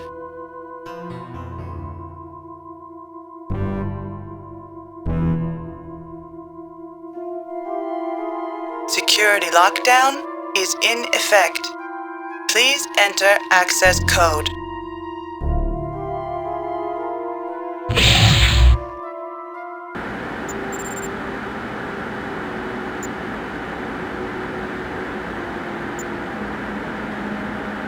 I don't know how this works, but looking at it reminds me of the time when I was a boy working on my first electronics project. I built one of those old crystal radios. Maybe this computer somehow projects its answers into your mind. It may be just looking at the crystals made you remember that, Captain. It's possible. Are you now practicing psychology, Mr. Scott? Oh, no, Captain. I'm just a simple country engineer.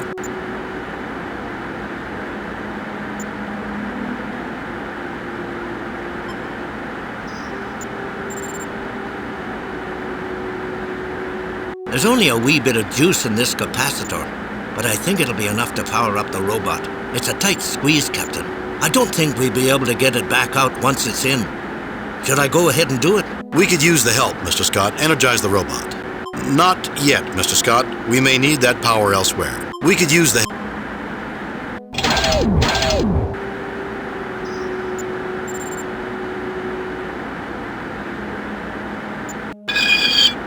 The access panel is stuck, Captain. I don't think any of us are strong enough to pull it free. Barney, open the pod bay door.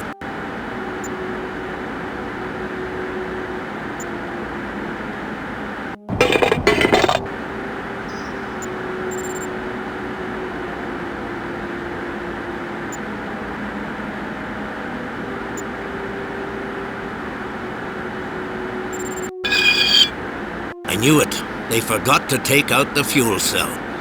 That fusion reactor always scares people enough that they forget the backup cell. It's dry now. You'd need to wet this beauty down and get a catalyst in her.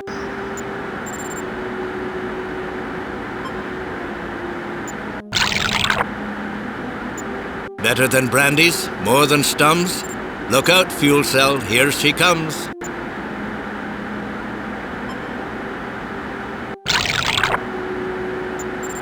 I hate to see a sweet liquid used for something other than tasting, but at least it'll work a fair bit in here.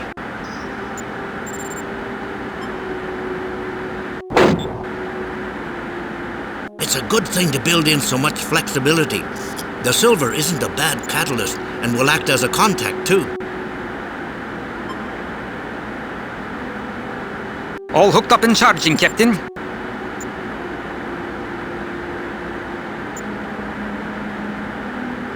It probably wouldn't hurt anything to take one crystal. It's just a display after all. This one looks good.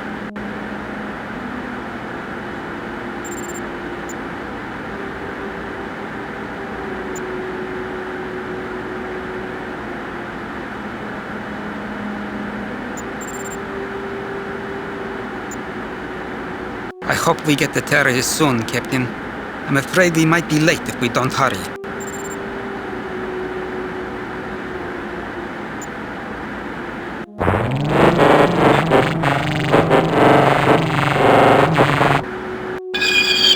All ready to go, Captain.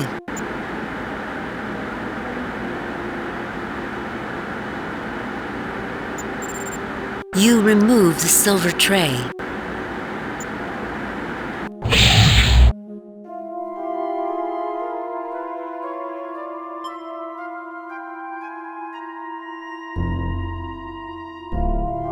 It's in there, Captain.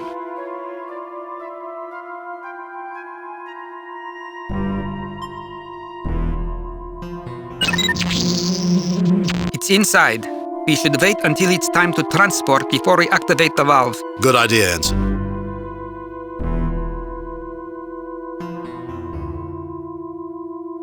That wasn't easy, Captain. I don't think the beastie wanted to give it up. It'll take me at least another hour, Captain. Scotty? Sorry, Captain. I thought you said something to me.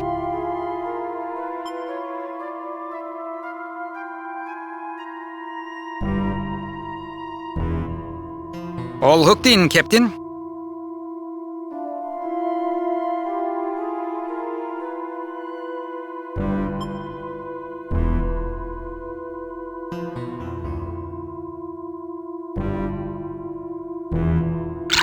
I rigged up an isolated piece of frame in there as one conducting plate and the tray as the other.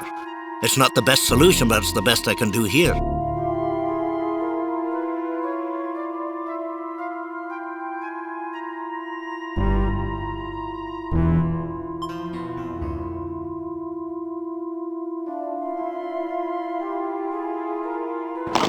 It's been a while, but I think that will work. Well, let's see how well this works. Kirk to Enterprise. Kirk to Enterprise. Enterprise, come in. Who is this? This is Captain James T. Kirk of the Starship Enterprise. Who are you? Whoever you are, call for help. There are terrorists in the museum. This is Captain Kirk of the Starship Enterprise. I'm in the Smithsonian Museum, where hostages are being held. How interesting. I'm in the Smithsonian Museum holding hostages. Who am I talking to? You should give up immediately. You have no chance. I'm holding a Corbomite device. Why don't you and I discuss this? Who am I talking to? My name is Lucas. I'm a member of the Lockean family, Onakan. I've never heard of the Onakan family. It's no surprise you haven't heard of us, even though we're one of the largest and oldest families on Lockean. Just shows how much the Federation believes the lies the Soransi pass along. The Soransi are your enemies? I find it unlikely the Federation will take sides. Of course the Federation backs the Soransi. You don't see them taking hostages and setting traps for museum curators, do you? I find it unlikely. If the Federation isn't backing the Soransi, how do you explain a ceremony giving the Soransi the Quelke? Obviously, the Federation believes their lies. The Kelke? You mean the probe? It is more than just a probe to us. The Quelke discovered Lockean generations ago. The entire race owes its existence to the Quelke. I knew it had great significance. I just didn't know there was anyone else involved. This is when the original planet was on the verge of being destroyed? I thought the Soransi ruled your race. Shouldn't they be the ones that controlled the Kelke? This is when the original... We have as much claim to that probe as anyone. It sounds like you have a legitimate grievance. Does the Soransi also have a right to the Kelke? Then why is the museum handing the Kelke over to the Soransi? Does the Soransi also have a right to the Kelke? Of course they do, but no more than we have. Then this situation should be looked into more closely by the Federation. We're here with the best intentions. You want peace? We want peace. Then release the hostages now, and we'll talk about a solution. Then this situation should be looked at. Is that an offer? That's a guarantee. Obviously, I'll have to check with my superiors on this, but I'm certain something can be worked out. That's a guarantee. Then we have a deal. We will turn off the security override and give ourselves up. And trust the word of Captain Kirk.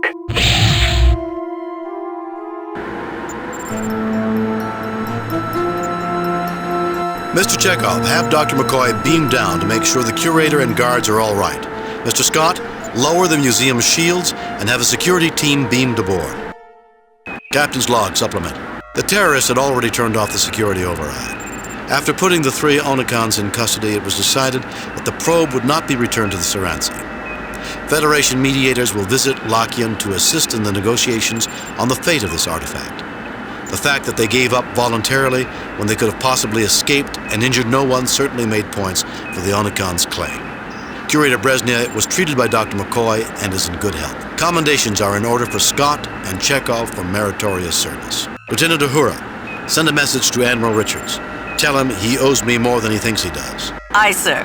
I have a feeling he's not going to be surprised. I'm afraid I'm going to remember this mission with a great deal of sadness, Captain. Why is that, Mr. Scott? It was such a fine cognac, Captain.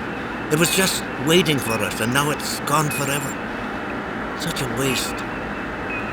You always remember the one that got away. Sure, Scott. Captain, message incoming from Starfleet. I see they got our report. On screen. I have reviewed your report from your recent assignment, Captain, and have a few comments. I am very pleased with your performance. It was a perfect mission, Jim. Your reputation as Starfleet's best starship captain is secure. Kane out.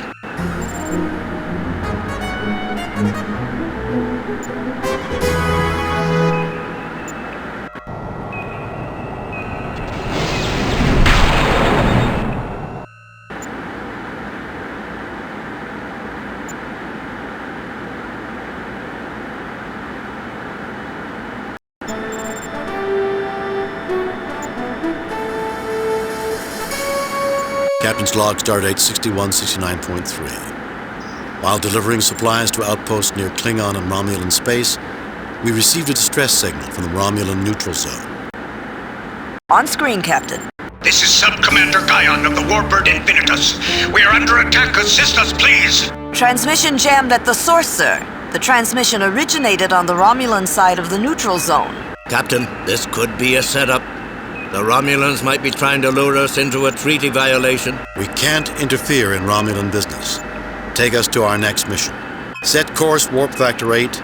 I'm not going to ignore a distress call, even if it is a Romulan.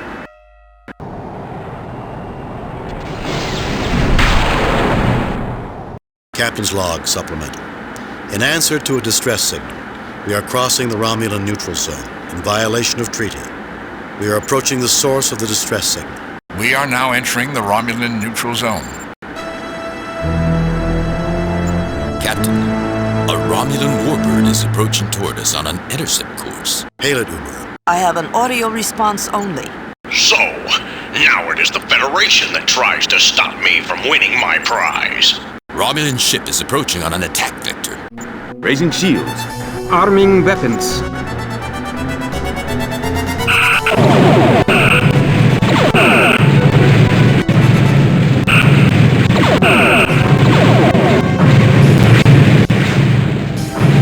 Got him!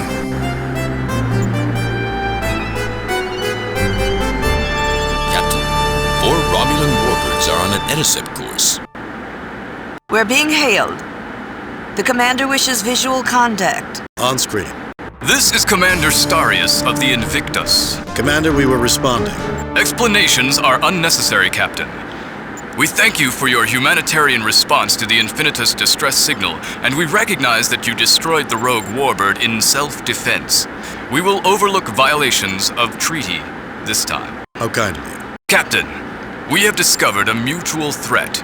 A race of beings that seems determined to manipulate a wide variety of life forms that call themselves the Brassica. If you have encountered them, it may be in both of our interests to exchange information. Spock, transmit all we know about the Brassica to the Romulans. I've heard the name, but we know next to nothing about them. I don't think we can help you. Brassica? I've never heard of them. I've heard the name, but we know... Perhaps if you come across this information, we can share it. Please leave Romulan space as quickly as possible. The longer you stay, the more difficult it becomes to ignore this incident. Understood, helmsman. Set course for Federation space.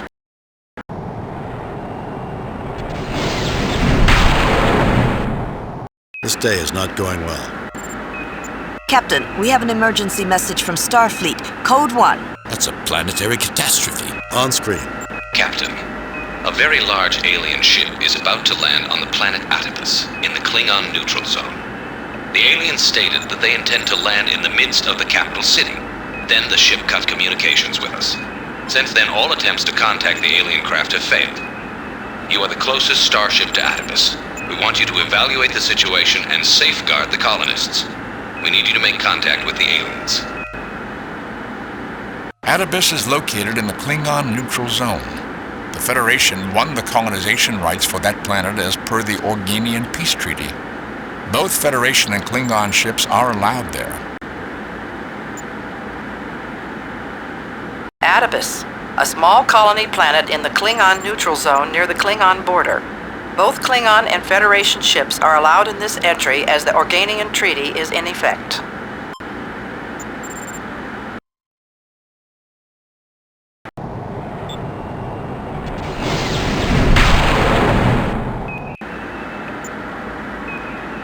Alien ship in sensor range. I detect one Klingon battlecruiser on a parallel course. The Klingon commander is hailing us. On screen. Greetings, Enterprise! Welcome to Atipus. I am Captain Kla. What are you doing here? And I am Captain Kirk. Greetings yourself. I take it that this is not your vessel. And I am Captain Kirk. Greetings yourself. I appreciate your courtesy, Captain. I wish to inform you that we mean the colonists no harm. You have my word that I intend to take no action against them. As you know, this is neutral space. I have as much right to be here as you. If you do not question this right, I believe that we are capable of bridging any misunderstandings that might arise in this delicate situation. I have always admired the Federation's diplomatic abilities. I believe we both have more important matters on our minds. Until later, Captain. Well, it never rains, but pours. Mr. Sulu, take us into a parallel course with the alien ship. Aye, aye, Captain.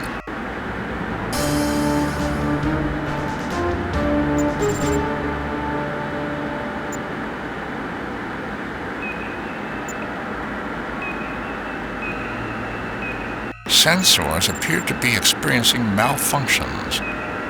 Fascinating. Some anomalous readings are reoccurring. That would indicate that the ship itself is changing in unexpected ways. I have no explanation for the phenomenon. I have found at least one area that is suitable for transport. Lowering shields, Captain. We're beaming aboard the alien vessel. Have Dr. McCoy meet us in the transporter room.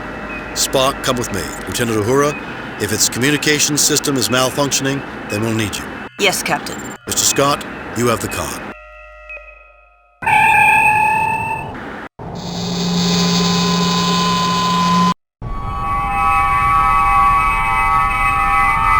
I find the situation in this room disturbingly irrational at first impression, Captain.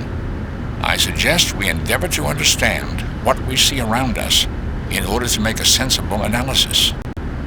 Captain, individuals on this ship appear to be suffering, perhaps from certain mental disorders. Were I to examine them, I might be able to determine something more. I'm Captain James T. Kirk of the Starship Enterprise. What's going on here? Who's in charge? Nobody's really in charge. Maybe the phase. That's one of the things that makes me so nervous. Nobody's really in charge.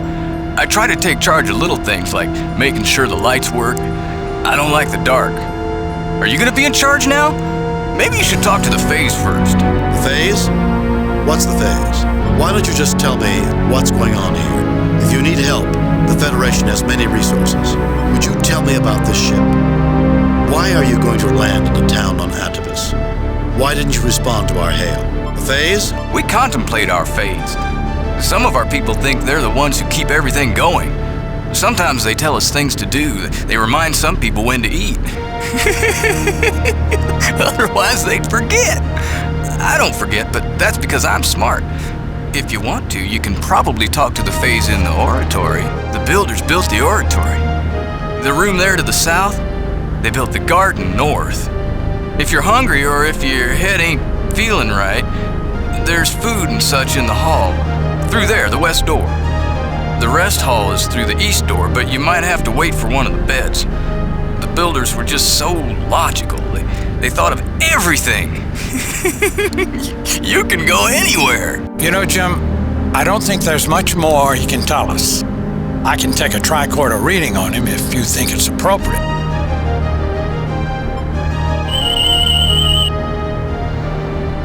His mental activity is very high, but doesn't seem pathologic, Jim. Respiratory activity indicates a high degree of anxiety by comparison with others of his race. Now, that much stress is unhealthy if this is a chronic state. Slightly undernourished, sluggish pulmonary and circulatory conditioning. Doesn't get nearly enough exercise, I'd say. Brainwave activity uneven. I'd need a battery of tests to be sure. This is a complete new race, after all, but he may be suffering from some blood chemistry imbalances likely to be affecting his mind. Go away! You'll get it dirty. I can't stand a dirty table.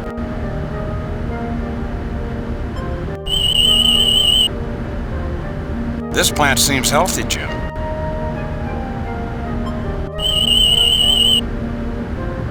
Interesting. The plant does not register in the tricorder's botany file, but it does suggest similarities to Algolian crocus. Algolian crocus?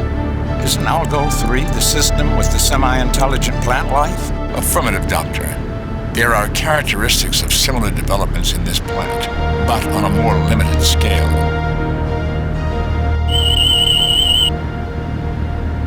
Interesting.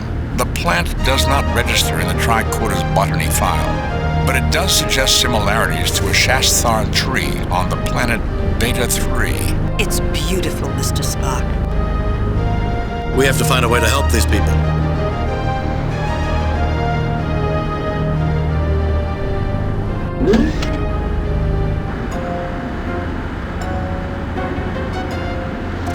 A youngster is sitting alone, quietly playing.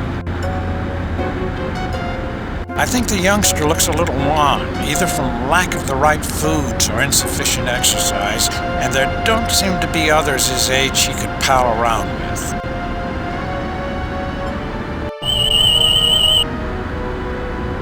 This individual is a juvenile in good condition, although mildly undernourished. There's no immediate danger, but there's some traits that should be watched. He's healthy now, both mentally and physically, but he's at some risk if he's put under too much stress. A sleeper ship. Is there a more primitive way to achieve star travel? There are generation ships, Captain. Although I hesitate to engage in speculation, these people might have been the descendants of the original passengers, not the passengers themselves. Given what I've seen, Spock, I don't think they'd survive as a generation ship. I'm surprised they've survived as long as they have. An astute observation, Doctor. I am impressed. As much as I hate to break up this newly formed Mutual Admiration Society, we have work to do. As institutionalized as this room appears, Captain, you can see people have done a few things to make it more their own. I wouldn't be surprised if people stash trinkets away, things that have use and meaning to no one but them. Then again, I am definitely not going to suggest we go looking. Some of these beds don't appear to have been changed in longer than I want to think about. However, if someone wants to show us one of their little treasure boxes, I'll bet it's been well hidden.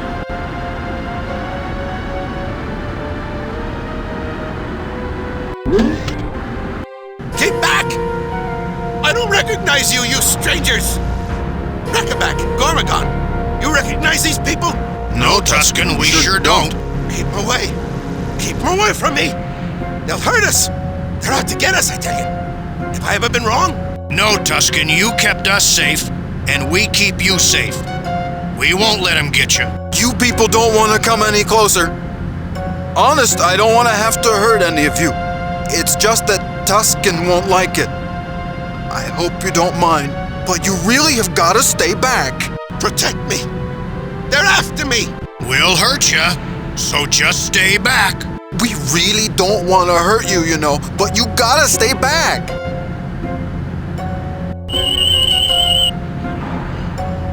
The tricorder informs me that the Klingon boarding crew has just beamed into the adjacent room, Captain.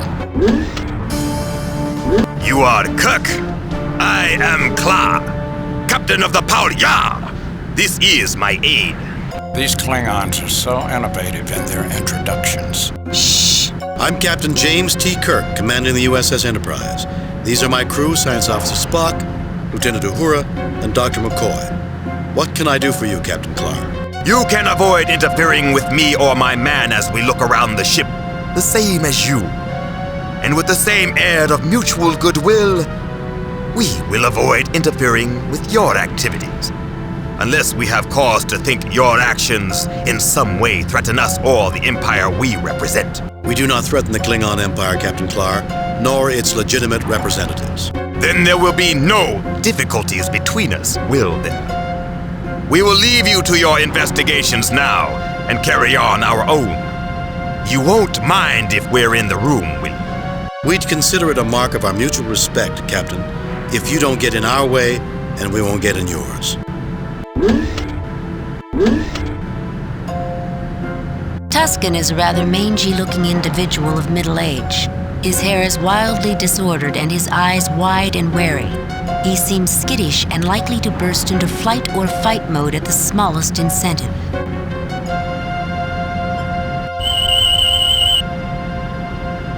Jim, he has fairly extensive brain damage and may be causing paranoid delusions. It's also resulting in increased levels of hostility. His adrenaline levels run quite high, and there's been organ damage from the extreme stress. Rakabak is a large individual with a somewhat dull-minded expression, but wary and distrustful. He bears a strong familial resemblance to Gormagon, who is standing close by.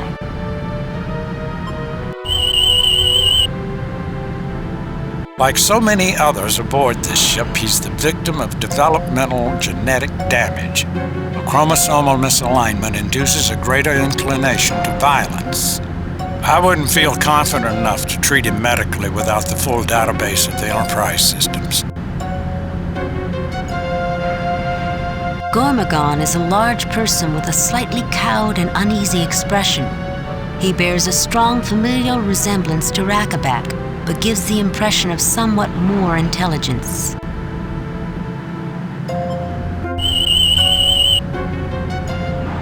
Gormagon is one of the healthier individuals on this ship. Except for emotional stress, probably the result of being bullied by his buddies here. He's reasonably sound in mind and body. If I had to, I'd feel confident about treating him medically. A fuzzy animal-shaped toy that looks a bit like a bear. Captain, that chess game is fascinating.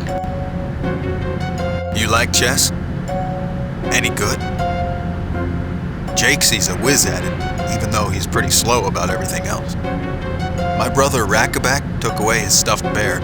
Jakesy won't come in here to play no more.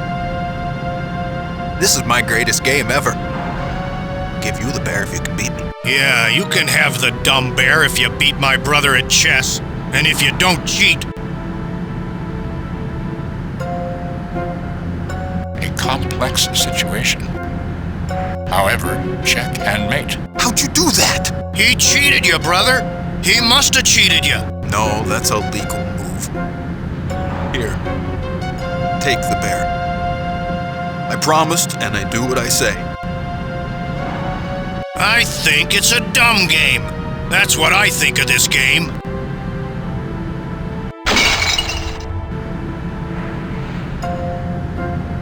I think it's a dumb game.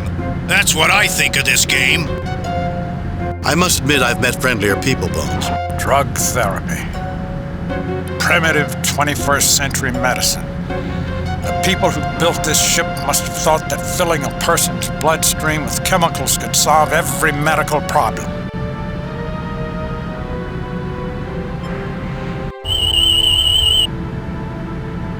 Captain, I'm getting a thoroughly anomalous reading.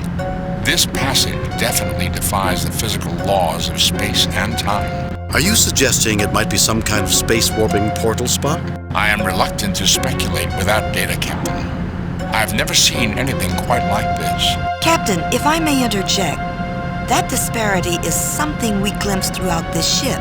I was thinking the same thing myself, Lieutenant. I'd like to have a talk with whoever is behind this.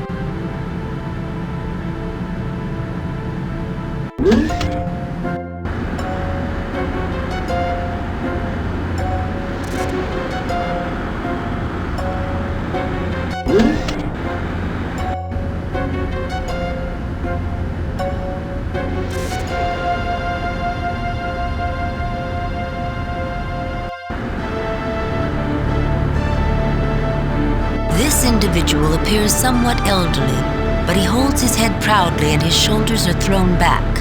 He nods benignly at you and a yellowish crown slips down a little lower on his brow. He clenches a short silvery rod with a bulbous tip firmly in one hand.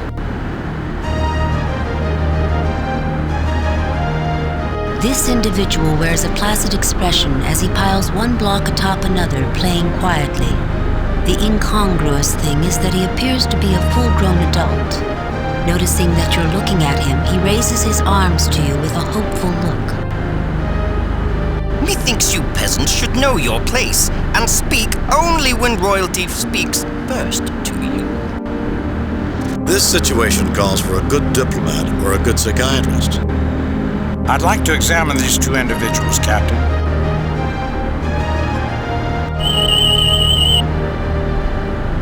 I believe this person has reached adulthood physically, Jim, but brain activity scans suggest he may have suffered a failure to mature intellectually. Remember, this is a new race, Captain. While these people are clearly humanoid, I may not have all the answers. This individual is a bit elderly, but not in too bad shape when you take that into account. He seems to be suffering some brain lesions that might be genetically linked. Nerve degeneration in the lower back.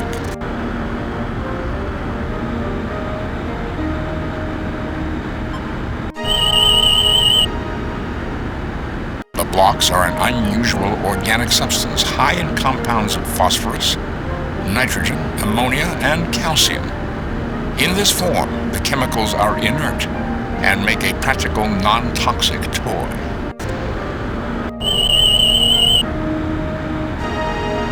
This individual appears to be typical of his race, perhaps somewhat elderly.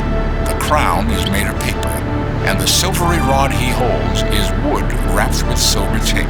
The ones that can shoot thorns at people? Only 3 varieties of that plant can shoot thorns, Doctor. Nor do I detect that ability from this specimen. These two individuals may be able to tell us something, Captain.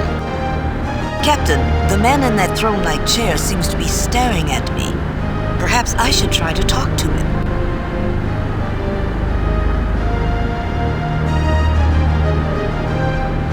What a noble-looking woman. You have my permission to speak. You stand out remarkably, bearing yourself like a queen. Yet these Carls do not treat you as royalty. Surely you have royal blood flowing in your veins? Bloodlines do not dictate who we listen to. We weigh a person's worth by their actions. My leader here is Captain Kirk, an admirable man. Speak with him. My ancestors ruled in the lands of Kush and Timbuktu. We may speak as peers, you and I. Royalty recognizes royalty, does it not? Look on me and decide for yourself. You will know. My ancestors... Oh, I am so glad to find another of royal blood. I am so tired of sitting here all the time, but whenever I leave, thralls and lesser folk plant their fundaments on the great throne, and that's just not acceptable. I know you'll mind the proprieties and not let anyone else sit on the throne. And now, I'll finally be able to go and get some rest.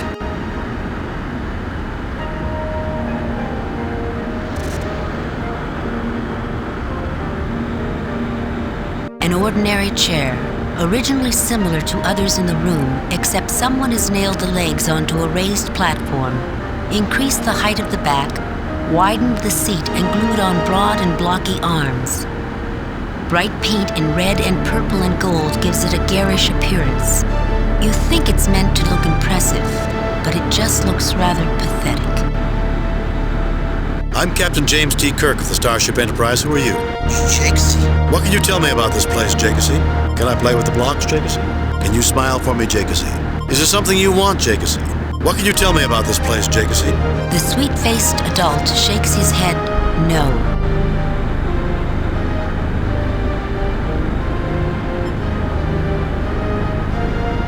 Soft. Nice. You get blocks now? He gathers together the blocks and gives them out to you. Perhaps we should look around more, Captain. A normal-looking switch.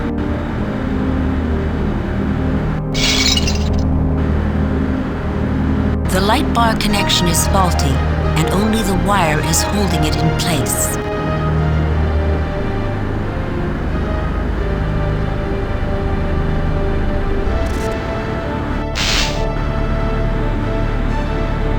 You manage to untwist a length of wire and a light bar.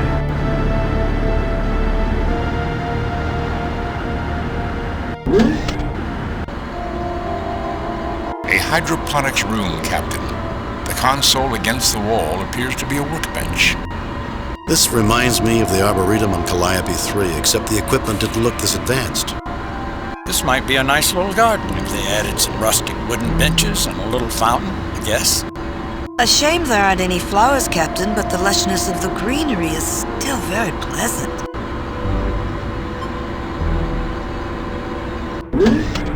We are just here to look around, Captain. I'm sure you don't mind. Would it matter if we did? Your doctor's discourtesy, though indirect, does no credit to your party, Captain Kirk. I would have expected better when we have done nothing to warrant rudeness. We need not interfere with one another's activities, I think.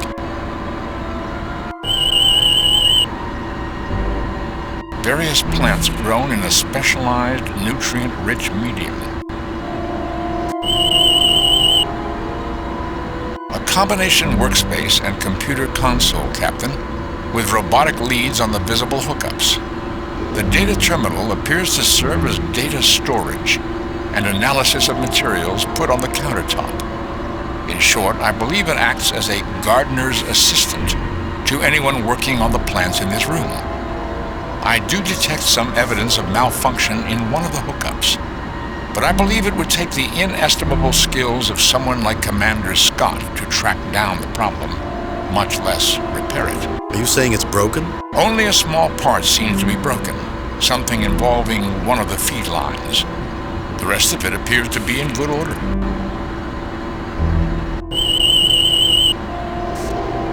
This 40-liter capacity metal keg is constructed of steel with non-reactive alloy lining. The round opening for the feeder attachment is just under 10 centimeters in diameter. Inside is an uncomplicated life form, and it appears to fill the interior of the keg. A chlorophyll-based plant species. Minor evidence of opportunistic disease incursion, but that appears to be secondary to reduction in overall plant vigor.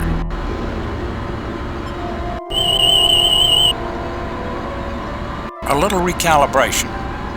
Not like these are people, after all. These plants are dying, Jim, no doubt about it. Basically, they're starving to death for lack of active organic compounds. Fertilizer, basically. I'd say most important, a certain soluble phosphorus, nitrogen, ammonia, and calcium compounds. The feeder hose comes free and a mechanism pulls it out of the way. But a terrible stench rises out of the container, smelling like many things died in there long ago.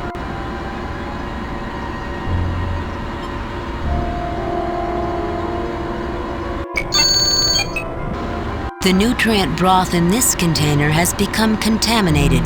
It should be disinfected before the container can be reused.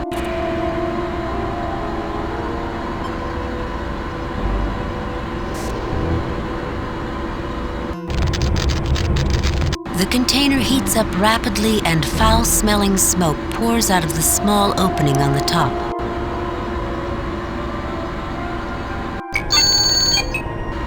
This container must be refilled with nutrient broth before it is replaced for use.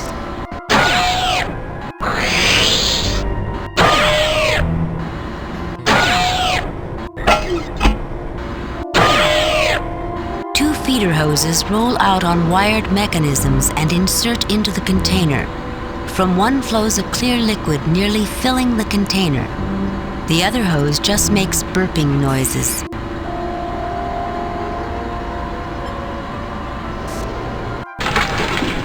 The blocks fit through the opening, splashing as they plunge into the liquid.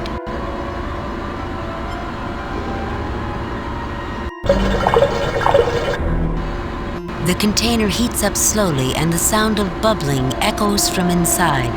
You stop and the container quickly cools. I think that did it, Captain.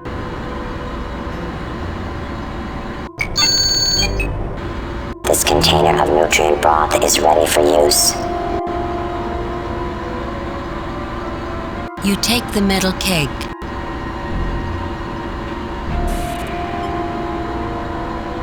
You settle the container back into the niche it was removed from. The feeder hose, looking shiny and clean, rides out on some mechanism and reattaches to the newly filled container. You hear gurgling and see the nutrient broth begin swirling through the liquid medium. The dying plants seem to perk up before your very eyes.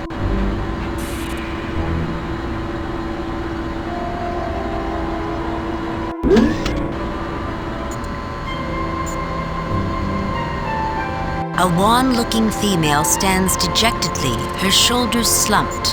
Her whole appearance expresses deep worry and bone-crushing weariness. A female, just moving into middle age. Her overall level of health is fairly good. Vital signs are down marginally, and mental readings indicate a chemical array typical of severe depression. However, there are high levels of tranquilizing chemicals in her bloodstream. Captain, I think that woman looks like someone we should talk with. Hi there, I'm Captain James T. Kirk of the Starship Enterprise. Who are you? Are you feeling all right, ma'am? Can you tell me what the problem is? You look so sad. Would it help to tell us why you look so down? Do you have any children, sir? I do, a son, and I've just not treated him right. Tried to do right, but everything died, and I can't give him what he wants, what I think he needs. A mother's job can be difficult. I'm sure you did your best for your son. Would you tell me about him? What is it you can't give him? What died? Did you hurt somebody? Something? A mother's job can be difficult. Little Stan Bob. I tried to feed him right, give him safe food. He really likes fresh fruit. Now he can't have it anymore, and it's all my fault. Ma'am, hold on to this idea. It may not be your fault at all. We'll try to help. You have my word. Your son still loves you just for trying. Of that I'm certain. He wouldn't want you to be so sad. The woman's eyes brim with tears and she can't continue the conversation.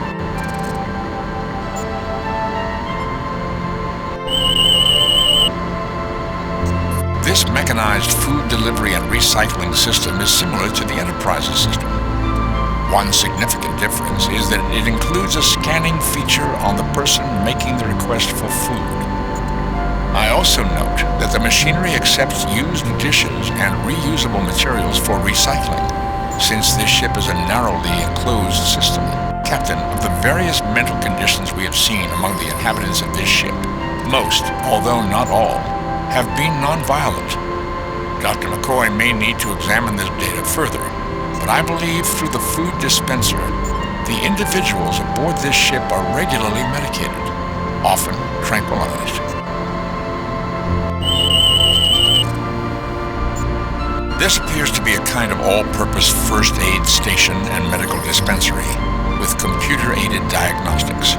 Captain, from the configuration of equipment here, it is possible for someone to use this machine as a workstation and prepare medicine for someone who, for example, would be unable to come to the station for treatment.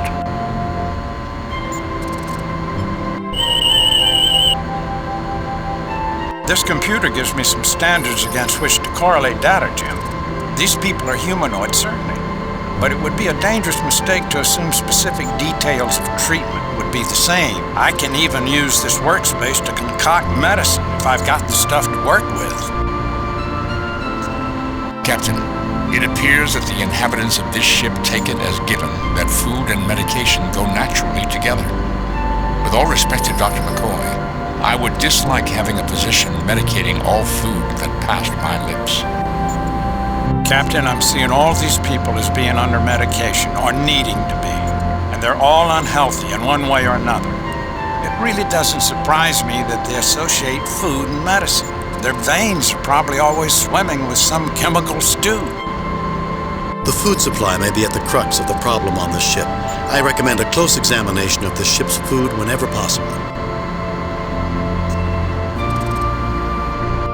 The machine whirs, lights blink, and a pre-packaged container of food is deposited on the tray.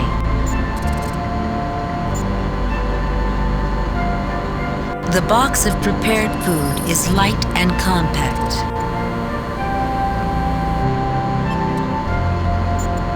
As a meal, the food in this little box is a tad high in carbohydrates by human nutritional standards. Still, it would supply about 1/4 to 1/3 of a day's average caloric needs, and includes protein, fats, fiber, a bit of spices and flavorings. There are also drugs in the food, some of which we added, you know. It's quite heavy on the alkaloid tranquilizers.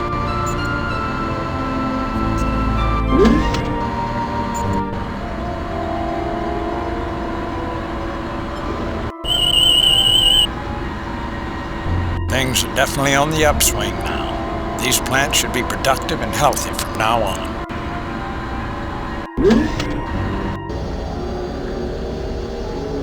Someone seems to have been quite indiscriminate about damaging everything they could reach in here.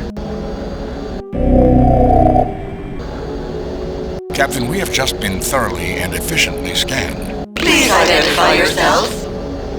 You haven't been in to see me before, have you? I'm Captain James T. Kirk, commanding the USS Enterprise. These others are my crew.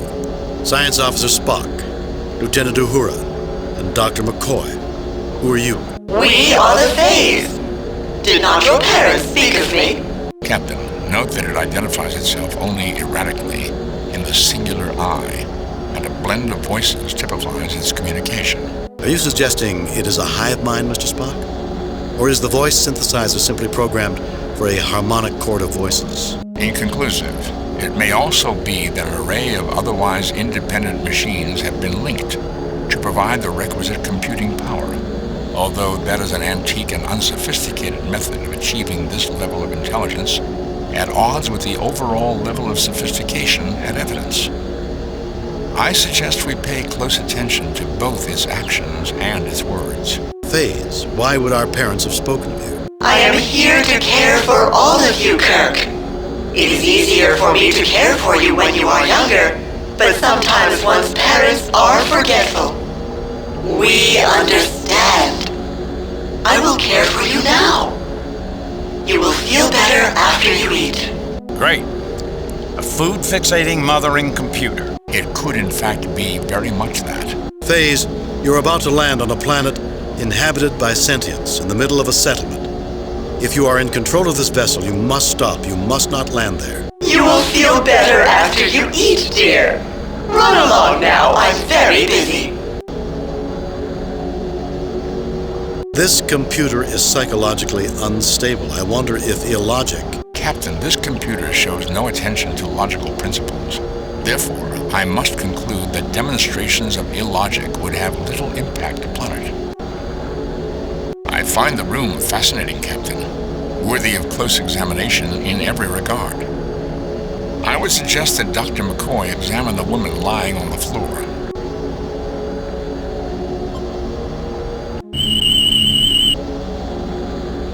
She's cataleptic, Jim.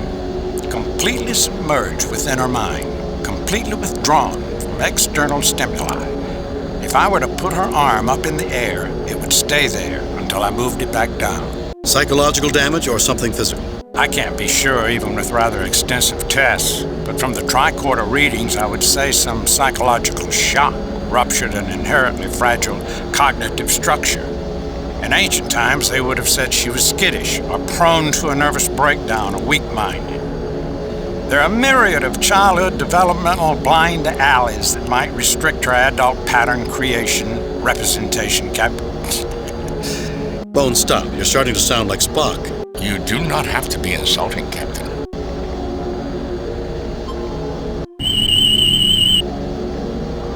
An extremely complex mechanical construct, Captain.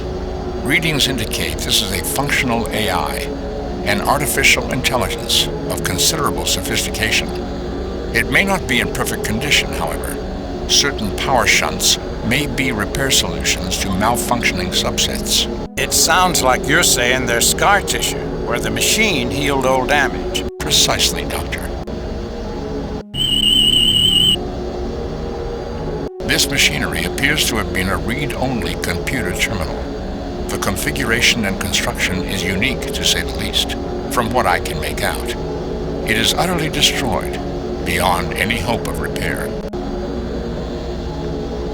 Are you suggesting I attempt a Vulcan mind meld, Captain? It does seem an appropriate effort in this circumstance. It will take me a moment to prepare myself. Doctor, please monitor her life signs. The procedure does entail some risk.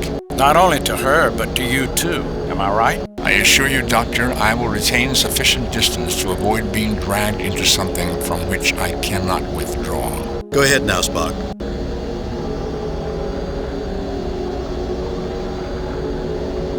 I am Puzzlewit. I am the one who reads it all. I do not understand. I try. I read it all. So many ideas. Always jumbled, though. Cannot make sense of. Puzzlewit wants to know. Hope to discover why why I cannot. I try to remember it all. Then Tusken comes in. He destroys me. My hopes, all broken, all shattered. Ow.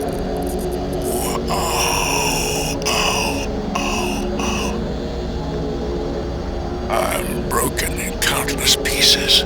Doctor? No physical injuries, Captain. Not to him or to her. Tusken's scared of me. Scared. For no reason. He thinks I know. I know, but I don't know. I don't understand. Nothing connects to anything else. I want to know it all. Hope then I'll understand. He thinks I'll hurt him. I don't hurt anybody. I just want to know more. Now I only know what I know. Never know what Puzzlewit doesn't know anymore. What's going on here, Kirk? We are trying to help this woman, Captain Clark. Be quiet, or you'll put her and my science officer both at considerable risk. He's trying to make a mental slave of the alien, Captain. She could tell him the secrets of this ship, of its transit through the Klingon Empire. Stop him! We'll listen in a moment. I wouldn't have a representative of the Federation damage or rendering assistance. Puzzlewit remembers. Everything she reads. Subject. Screen laminates. Reflective. Subject to autotrophic bonding with molybdenized nitrous oxides in the presence of cyanodephosphortrihydrous gases. Subject. Wiring systems. Auxiliary to cryptolog. Does Puzzlewit remember this ship passing through Klingon space, perhaps? All the paralenses were copied prior to liftoff. No new encryption was permitted. We could only read, not write to them. That's stellar ejector, Captain. Why would a computer terminal permit read-only interface, I ask you? The builders didn't trust us. Didn't think we would be capable. We were damaged. Now, the reader is damaged. It's broken like Puzzlewit. Like us all. Like Tusken. The paralens can't be replaced. The reader can't be fixed. Puzzlewit can't be fixed. Nothing to read now. Nothing new to learn, to remember. Stupid. Like Tusken now. This whole thing is stupid, if you ask me. Anything but stupid, in fact. Captain Kirk, the library this woman read has been recorded entirely in her mind, although she lacks the ability to understand it or even to recall it in an orderly manner. She believed if she could fill up her mind, acquire enough knowledge, understanding would come. Now her personality is withdrawing, refusing to accept the loss of everything she has not yet been able to read. She pinned all her hopes on this, and without it, she may lose the will to live. Do you know everything she knows now? No, Captain Clara, I do not. This race has very unusual mind patterns, and I am fortunate she was in as passive a state as she is mentally. It is very likely I would have been hurt were she less withdrawn to begin with. Moreover, the knowledge she does possess is a very peculiar admixture, reflecting this society's uneven level of advancement. Archaisms and startling breakthroughs coexist. So there is much to be learned from this woman, and from this ship. Knowledge the Federation would gladly share with friends, Captain Clark. Let nothing happen to this alien woman, Captain. If she should die, I would take it as an indication that you would sooner let her perish than share her special knowledge with the Klingon Empire. Captain Clark, if I took her aboard the Enterprise, I might be able to help her. I would have expected such treachery from the likes of you. You'll start an interstellar incident like this. I thought some of the folks on board this ship were paranoids. Gentlemen. Captain Clark, we don't want this woman to die any more than you do. Not because we want to milk her brain dry, but because she's an important being in her own right. Just as important to the universe as, well, as your companion here. Maybe more so. Dr. McCoy will do what he can. That's all that can be expected. That's all I would expect. Goodbye for now, Captain. Expect to see us again. Hello there, Kirk. Welcome, all of you.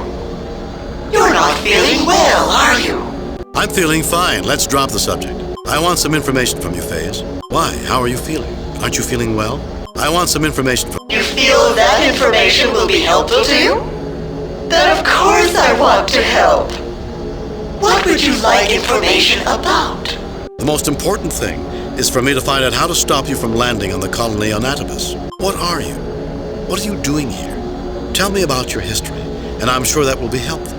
The builders installed the Parallels Library to help with questions such as yours. But I'm afraid Tusken came in when he wasn't feeling well. He seems to have damaged the library. We are attempting to repair it. This ship, the Compassion, was created by the builders to carry the folk like you, the damaged ones, asleep. We were the very best intelligence the builders could install. Although now that a few generations have passed, I'm certain I will find ourselves an ancient relic. The entire purpose was that, given time, the builders would find cures, solutions to the kinds of difficulties you and the others here experience. After we land, they will make you feel good. Better even than when you've eaten well and are happy. Sleeper ship, Captain. The builders loaded up all the undesirables and shipped them off planet.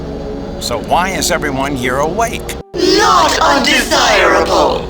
No, Dr. McCoy, you are beloved of the builders and of us. Why else would I be programmed to keep you safe, wake you before landing, and we all return to Shambram to be welcomed by your great-grandchildren? Captain, if I may, 2 questions. Phase. How long ago did you wake us up? And how much time has passed since this ship was launched by the builders? You were awakened shortly before we were to land. We were launched 99 eons ago. Can you translate that into the half-life of some radioactive isotope for me? Half the isotope of silicon-32 has decayed away since our voyage together began. Captain, the phase is saying it has only been in space approximately 280 Earth years.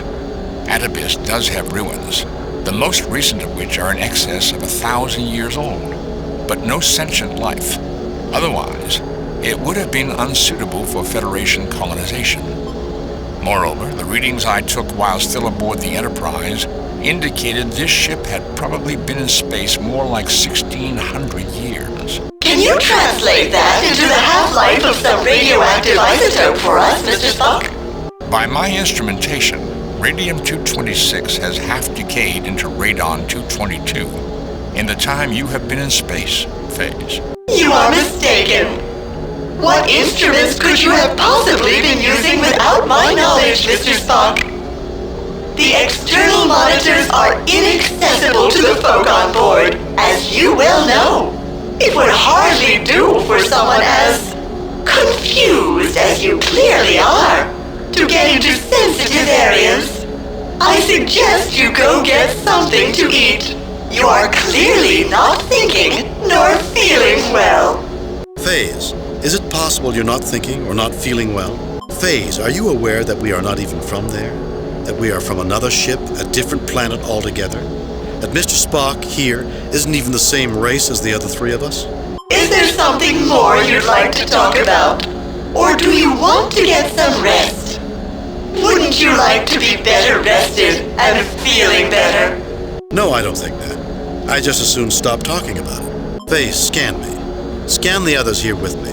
Scan the people elsewhere on the ship. Are we even the same race? You aren't well, that's true. Recognizing that you're not well is the first step toward getting the help you need, Captain Kirk. I will help you if you like, although first you should get some food and some rest. Do you think you'd like that? No, I don't think that. I just as soon stop talking about it. You will feel better after you eat, dear. Run along now, I'm very busy. You can come back to talk to us again another time.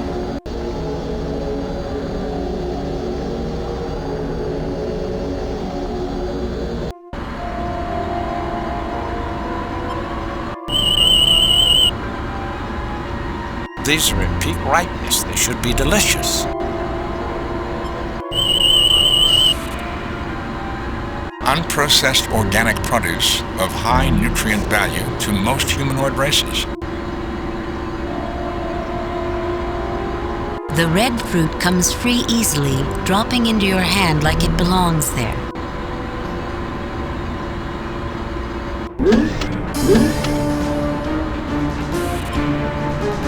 The Klingon captain gravely takes the fruit, smells it, and takes a large bite from it. Thank you.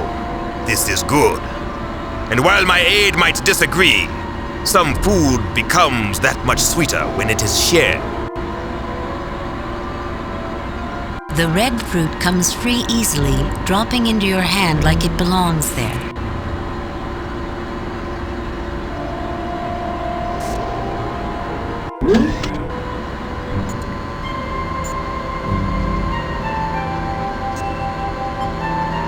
You got the plants to give fruit again, and I'd given up. Oh, I'm so happy. But I don't want to eat this. My son loves fruit, can't get enough, and I want him to have this. Please take it to him. He should be playing in the sleeping hall. I've warned him about not talking to strangers, but it's all right if you do so. You can tell him I said it was okay.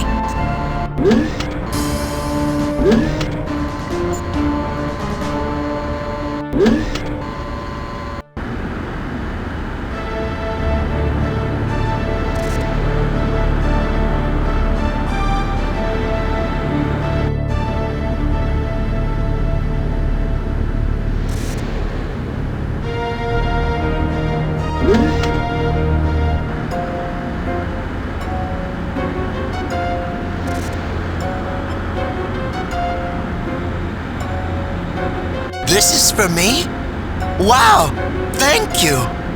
Mom would really be happy. She has been so sad about not being able to give me what I like to eat. Even though I told her it was okay, she was really, really sad. Now she'll be really happy. Thank you.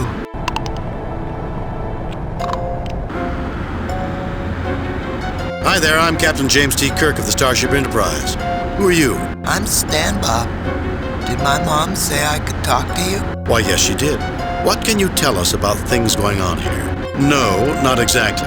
We'd like to know what you can tell us about things going on here, though. I don't know that we've seen your mother. Still, if you can tell us something about what's going on here, we would appreciate knowing it. Why, yes, she did. There's nothing much to tell.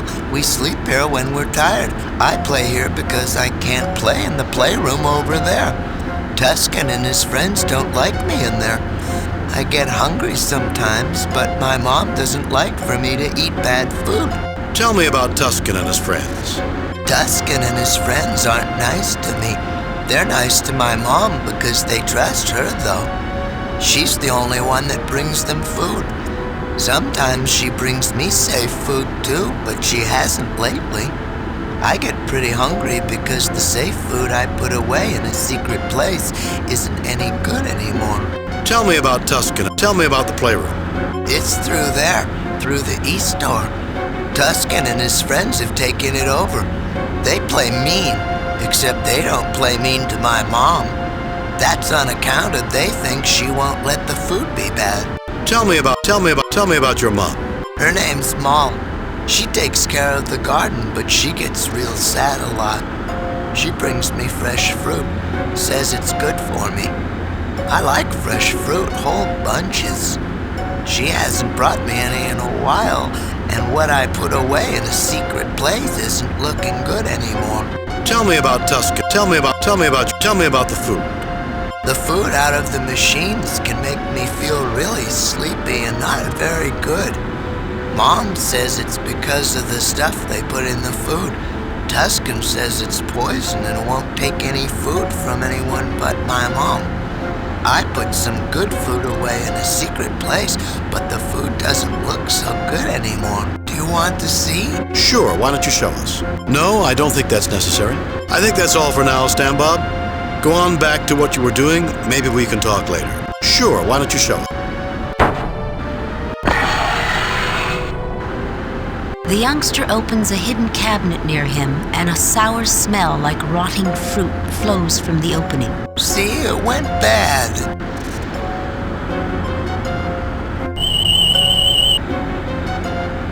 Organics in an advanced state of decay, Jim. They're releasing some alkaloids which would induce sleepiness and suggestibility.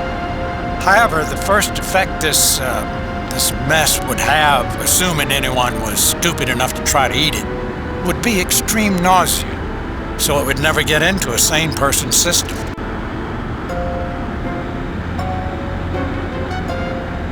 It's slippery, sloppy, stinky, and goopy, but you collect what's there into a large specimen bag.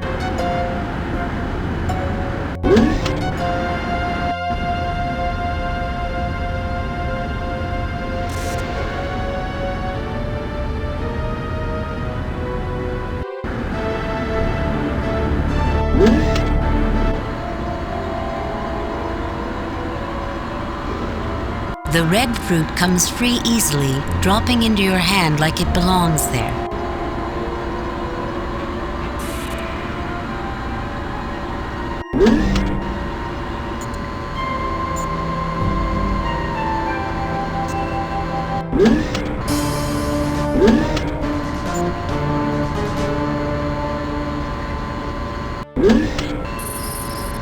The youngster Stan Bob comes to the doorway. Mom! these nice people got me some fruit. It's fresh and everything, so you don't need to be sad anymore. Son, I'm so glad. It means the plants are healthy again, and you won't have to eat food I'm not sure is good for you. Thank you, strangers. I'm going back to my room, Mom, but I wanted you to know.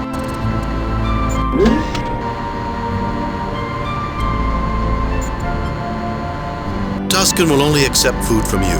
You said you'd help us after we helped you. Will you give this to Tusken? I don't see how this would accomplish anything for you. He's too paranoid to believe in such a generous action.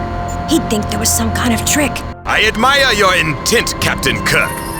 But from what I've seen of Tusken's behavior, I must agree with the woman. Would you take Klingon's advice for a moment? Say what you have to say, Captain Klar, and I'll consider it. I don't think that's necessary, Captain Klar. Say what you have to say. The way I see it, you'll need to take Tusken out of the picture, but without obviously hurting him. You can probably beat everyone up, but that could be difficult and risky for you as well. Food is a universal gesture, even if it is not always accepted. If you made a powerful tranquilizer or dosed a box of food for the lady here to deliver, he might accept it and go to sleep without alarming his associates. Golmagan, in particular, seems cowed, and this would free him to decide for himself what he thinks of you and us. Something tells me he holds the key to our understanding of this ship and those aboard it.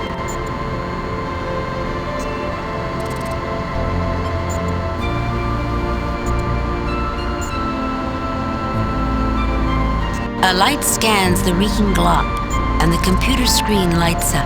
The alkaloids present in this organic mass can be reduced to a high-potency tranquilizer. The undesirable emetics and purgatives can be eliminated. The resultant drug should be mixed with prepared food and eaten to produce a soporific effect. Do you wish to prepare the specified tranquilizer from this mix? No, skip it. We'll just put this away and go on to something else. Yes, continue. Done. The drug is prepared. Bring over the food you wish dosed with the drug, and the tranquilizer will be added. A light scans the food box and the computer screen lights up. The food in this box has been prepared with standard quantities of tranquilizing alkaloids, calmatives, and euphorics. The drugs and chemicals added in preparation cannot be extracted without degradation of their potency. The high-potency dosage of alkaloid tranquilizer you have prepared may be added now if you wish. Go ahead. No, I don't think we need to do that. Go ahead.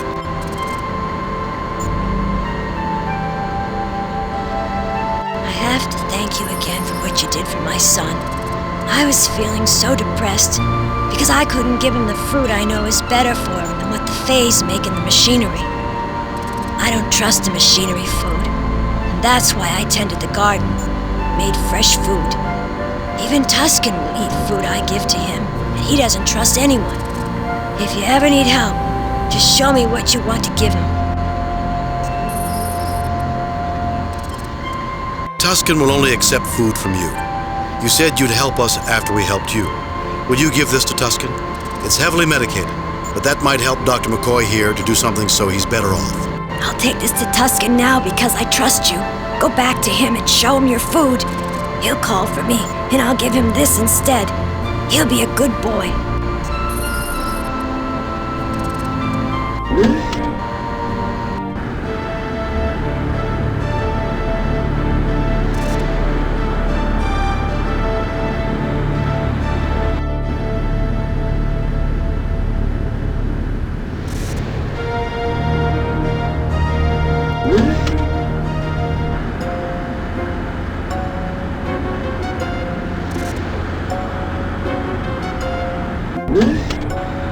Protect me! They're after me! We'll hurt ya, so just stay back. We really don't want to hurt you, you know, but you gotta stay back! Captain Kirk, I see our investigations bring us together once more. The Klingon observers seem interested in remaining to watch what goes on here. I am hungry. so hungry. It looks like good, wholesome. Maul? Where's Maul? I don't take nothing from nobody. Nobody except her. You'd do something to it. Make me different. You'd rewire my head.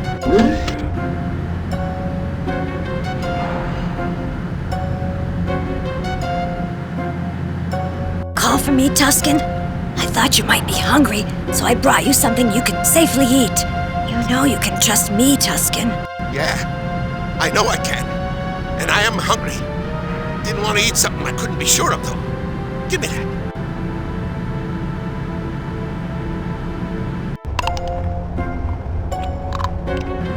Now I want to take a nap. Mom, you watch out for me, okay?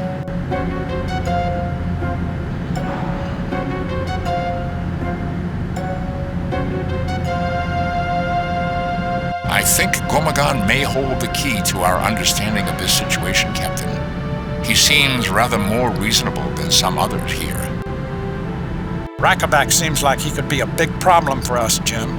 He's obviously prone to violence, and there may be no gentle way to deal with him. He's clearly unreasonable.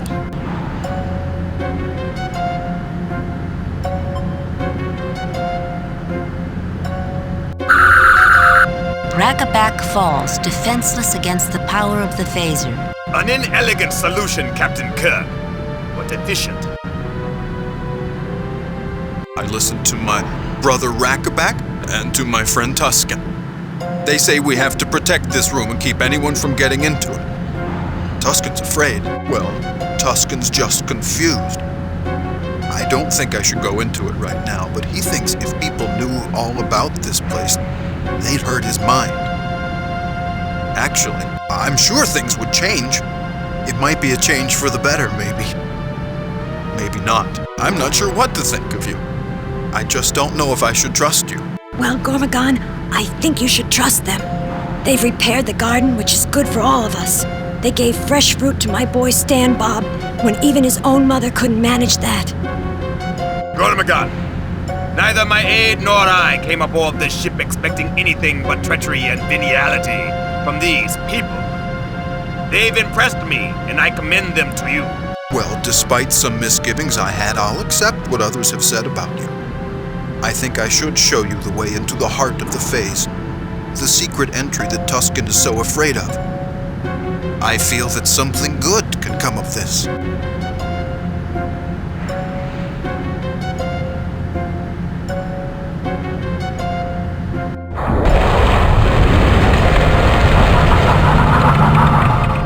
Now revealed to sight, this looks like a Jeffries tube aboard the Enterprise. You can get through, but it is definitely not a normal passage, especially because it almost seems to shimmer around the edges. Beyond that door, previously hidden even from our tricorders, our next move awaits, Captain.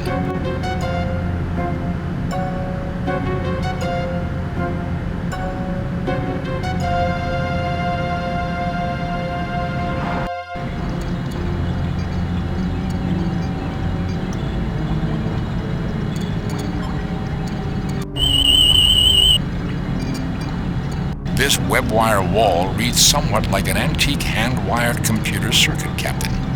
And at the same time, like something which surpasses even what can be found aboard the Enterprise. This damaged area does not appear to be functioning, but based on information I acquired from my interaction with Puzzlewit, I could attempt to repair it with a connector and some wire.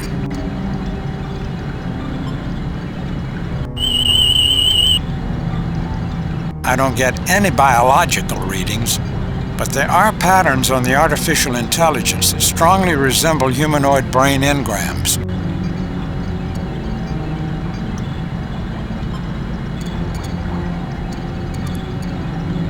If you'll bring that over to me, I might have a better suggestion if I took a closer look at it.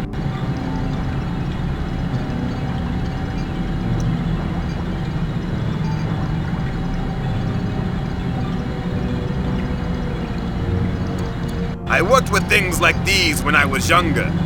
Given our surroundings, see if you don't find this more useful. Allow me, Captain. Let me do that. The information I acquired from Puzzlewit's mind indicates this could be a delicate operation, easily mishandled. I think you will find it fits just here. Lieutenant Uhura, if you will bring over that length of wire while I hold this in place, I believe we can get this repaired speedily. Certainly, Mr. Spock. With that in place, I can see that it will easily fit. Here.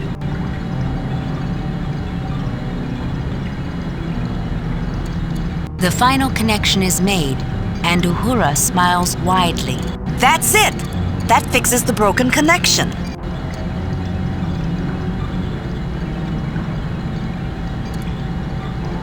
Thank you.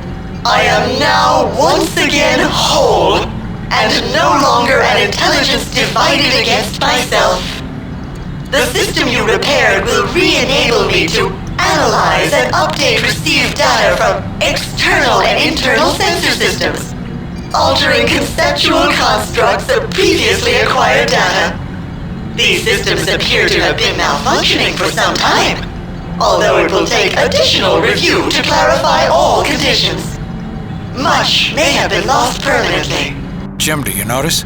The phase isn't switching between I and we like it did in the oratory, and the voice is a single note, not a harmonic chord of blended voices. And it hasn't suggested we go get something to eat either. I am chagrined that my disabilities have endangered my mission. The compassion was launched with the best of intentions. If I can answer anyone's questions, I will endeavor to do so. Captain Kirk, you don't mind if I ask a question, do you? You'll get your turn, Klingon. Just hold your horses. Other things come first. Be my guest, Captain. Ask away. That you give me first place to speak is a mark of honor, Captain Kirk, and does not pass unnoticed, particularly in light of the urgency of your own questions. Hayes, this ship passed through the heart of Klingon space. We were not even aware of it until it was nearly out of our territory. We backtracked it and found it must have closely approached places we find sensitive. We expect assurances that data you may have collected there will not reach the hands of those who mean us harm. We seek proof. We expect you to download your entire memory into our ship's computers, that we may search it for data you have no right to. Thereby would you not acquire data to which you have no right? My age speaks too strongly. While it is true we are interested in the knowledge and technology you possess, technology to pass through our empire undetected, knowledge of how to twist space back upon itself. For that data, we will treat with you as one civilized people with another. But it is a justified request that we ask you to destroy all data dealing with anything you learn within our borders. Had I any data, I would agree to seal it. However, as you should have deduced, I have none. Until my sensory systems were repaired, my ability to receive and process data was severely impaired, especially in regard to external data updates. Based on my present reanalysis of nearby space, I would speculate that my only data on your present sphere of influence would be as that area of space existed a very long time ago indeed. That is information for us to know, not you. Erase it. Silence! Hayes, we would welcome access to that information, but on the same basis as we would bargain with you for technological data. We have more to offer with you, I believe, than the Federation represented by these others. Klingon Kong Parha Nesoi Hatkla. So web korto. So Yosh! Dua Moha! Berde not lach! Phase, do not be hasty making that decision. I lack sufficient data to make any assessment. I can give no answer at this time. The primary reason we came aboard was to find a way to stop you from landing on top of our colony on Atibus, which would certainly kill thousands of our people. Now that your external sensors are functional, have you altered your plans about where you intend to put the ship down? How did your systems become damaged? I am sorry I cannot explain this at this time. I do not even know if it is explicable, but I will search my memory for an answer for you. Then are there other questions? The primary reason we came aboard was to... No, Captain Kirk. I will certainly not set the Compassion down in a populated area, now that I can see it is there. I am at present in communication with the planetary authorities, and they are directing me to a stationary orbit until further arrangements can be made for my wards. Then are there other questions? Is the ship still set to land? Please clarify the anomalies we have perceived while being on board. I am sorry I cannot explain this at this time. I do not even know if it is explicable, but I will search my memory for an answer for you. Then are there other questions? Is the ship, please clarify? I'm curious about what your builders really had in mind, shipping off all these people off-planet. There seems to have been some shadier agenda. The eugenics wars of our own past produced some of the ugliest abuses in human history, and notorious characters like Khan Noonien Singh, whose name still resounds with infamy. How is this ship you call the Compassion justified? I have no information about your eugenics wars. But a fundamental social philosophy of the builders was that civilized people of goodwill would tolerate and value variability as a sign of cultural and social health. That a civilization will be judged by its tolerance of disparate ideas, by how it treats those who cannot protect themselves, be they very young, very old, or otherwise challenged. By the measure of altruism extended to those less powerful, even when rightfully in possession of something desired. A central aspect of Vulcan philosophy is embodied in the Idic, infinite diversity in infinite combinations. It would seem the builders pursued similar high ideals. High ideals, perhaps, but that does not explain why these people are in space phase. More than this I cannot explain. However, you can locate additional library data under the heading Compassion. Oh, I haven't made it available. I should have done that immediately. I can't imagine why I didn't think of it. Fascinating, Captain. That instance of forgetfulness makes it possible to speculate that the phase is not wholly restored after all. Then are there other questions? Is the ship's... Please clarify. I'd still like to know a little more. I'd be interested to learn more about those who built this ship. Their achievements certainly seem erratic in sophistication, but much of it goes beyond even what we are capable of accomplishing today. For example, the Paralance medium for recording computer data is something we are only now beginning to explore. I think there's much to be learned from these people. My best recommendation is to examine the library records under Builders or Technology. There is more data than I can easily explain. Then are there other questions? Is the ship... Please clarify. I would... That's all for now, Faze. I assume we can talk to you if we have more questions. I will do my best, Captain. Although intelligent entities often find that there are more questions than answers. An iridescent crystalline lens about the size of your palm. Although the lens magnifies things you look at through it, somewhat like a magnifying lens, the image is distorted and warped. Pretty soon, this seems like a non-productive way to use the paralens.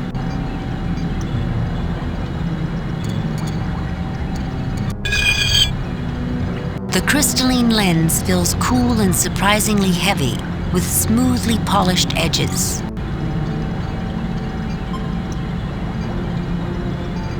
The lens slips easily into the terminal's reading port and the screen activates. Compassion.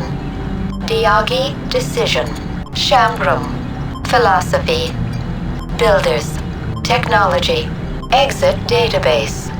Diagi, decision. A landmark of planet-wide consensus. The first of such sweeping effect in the history of Shambrum after the failure of the individual nation-state and the rise of pan-world participation in self-rulership. All individuals suffering at Class 3 or higher were sent on extended extrasolar transshipment to await research into these conditions and their treatment. Now, just 1 minute, Faze. Are you listening? You keep saying you can't remember or you lack data or what have you. Even the library data seems vague, incomplete, and contradictory. If you don't know, then who does? Forgive the pause. I had to think long and hard to discover if you had correctly passed this final test. You correctly identify the heart of the matter. Let me introduce you to my builders. This is madness! Hayes, what is this? Despite our misgivings, you have shown yourselves to be the representatives of spacefaring peoples we, the Brassica, would most trust to make first contact with. The contest has been in progress for some time, situations in which your true colors have been explored. The invitation has been made. You may return to your ship if you prefer, or you may step through whenever you are ready. Then, the final round begins. I think you have it right, Captain Clark.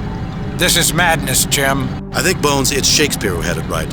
Though this be madness, yet there is a method in't. I agree with the sentiment, Captain Kirk. There is something more going on here, far deeper than first appearances have suggested. I imagine you will accept the invitation. I will certainly choose to go, whether you do or not. I believe the invitation is extended to all. I will not permit that, Captain Clark. I will take all methods to prevent you. I will not go. It is certainly a Federation trick. You begin to sound like Tuscan in the other room. Get a grip of yourself and act like an officer.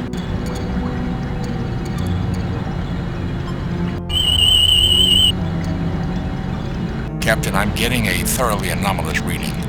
This passage definitely defies the physical laws of space and time. Are you suggesting it might be some kind of space warping portal, Spock? The doors on this ship have given previous evidence of this kind of warping. Although the passages on this ship seem normal, they appear to curve space without resorting to hyperspace generation, like the Enterprise's engines. That represents achievements of technology beyond our own abilities. They certainly aren't as capable in the field of medicine. These people are suffering from genetic and chemical conditions that we've been able to treat for the last century. It's barbarous to pack them into this ill-conceived generation ship and hope by the time they make the return trip that those left behind will have figured out something more humane to do with them. Captain, if I may interject, that disparity is something we've glimpsed throughout this ship. There is a sophisticated food delivery system and a food-producing hydroponics garden. It is as if the parts of this ship don't fit together, or as if there were some purpose beyond the obvious. I was thinking the same thing myself, Lieutenant. I'd like to have a talk with whoever is behind this. And I also, Captain Kirk. I believe our observations have been as anomalous as yours. Moreover, I don't think the Fays are the ones we must address our questions to. The lure of the unknown, Captain. That's what makes life worth living. It's why I joined Starfleet. A chance to communicate with other people, other places, strange new worlds. I don't believe we can turn our backs on this opportunity. I'm a little dubious, Jim, but that's what we're out here for in the first place. I say let's go for it. I even think this may be an interesting experiment in diplomacy to have the Klingon present on such an expedition. Although I must say, I'm not exactly overjoyed to spend any more time with the Captain Sour Mug aide there. You're one to talk, you quack. Maybe you'll hit me with your hypo and throw me out of the airlock, eh? That's what I'd expect of your sort. Captain, this is a unique opportunity. I believe we must take this opportunity. I also believe that Captain Clark's presence will prove an asset. I am less than sanguine about Clark's aide accompanying us, however. Same to you, Vulcan. What are you going to do about it? Pinch me in the neck? I am determined to go explore. There may be dangers, but I accepted that challenge the first day I decided to make my life in space. I fear I have my doubts about my aide, however. I rather don't think he's a fit companion for this expedition. Captain Clark, I will not let you depart. These human scum have tricked you. If I have to beat up all of you, I will. You, Vulcan, you understand orders. Help me knock out my mad captain, and I will take him away and out of your hair.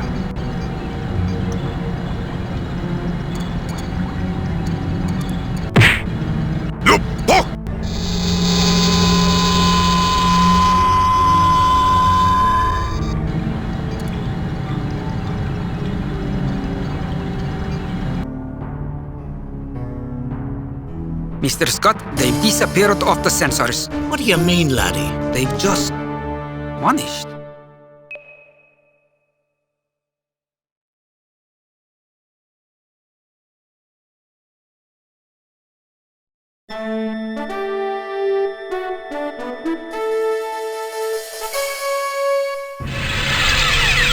Captain's log, stardate 6269.3. The landing party and the Klingon Captain Klar have passed through a portal in time and space.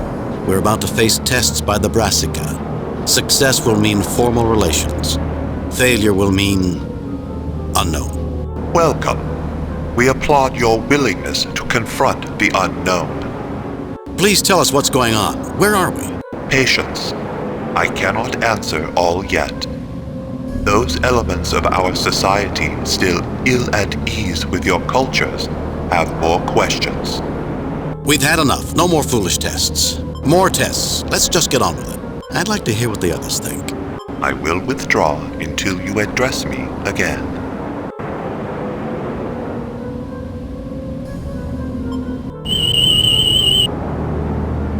It's not a living thing, Jim. Spock's tricorder is more useful here. A sophisticated projected image similar to those on Onius 2. I am grateful you included me, Captain. Representing the Klingon Empire, I believe we must not be cowed. Passivity may be regarded as undesirable to them. The Brassica are calling the tune and expecting us to dance, Captain.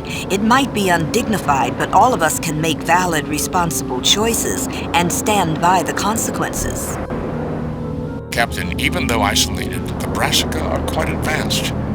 It's certain their insights will be unusual and enlightening. The logical course is to establish a dialogue. If I was meeting us, I'd be skittish too. We've gone this far, there's no sense in quitting now. Captain Kirk, I am here. Are you ready? Our mandate is to seek out new life, new civilizations. If we must do so on your terms, we will. Explain yourself.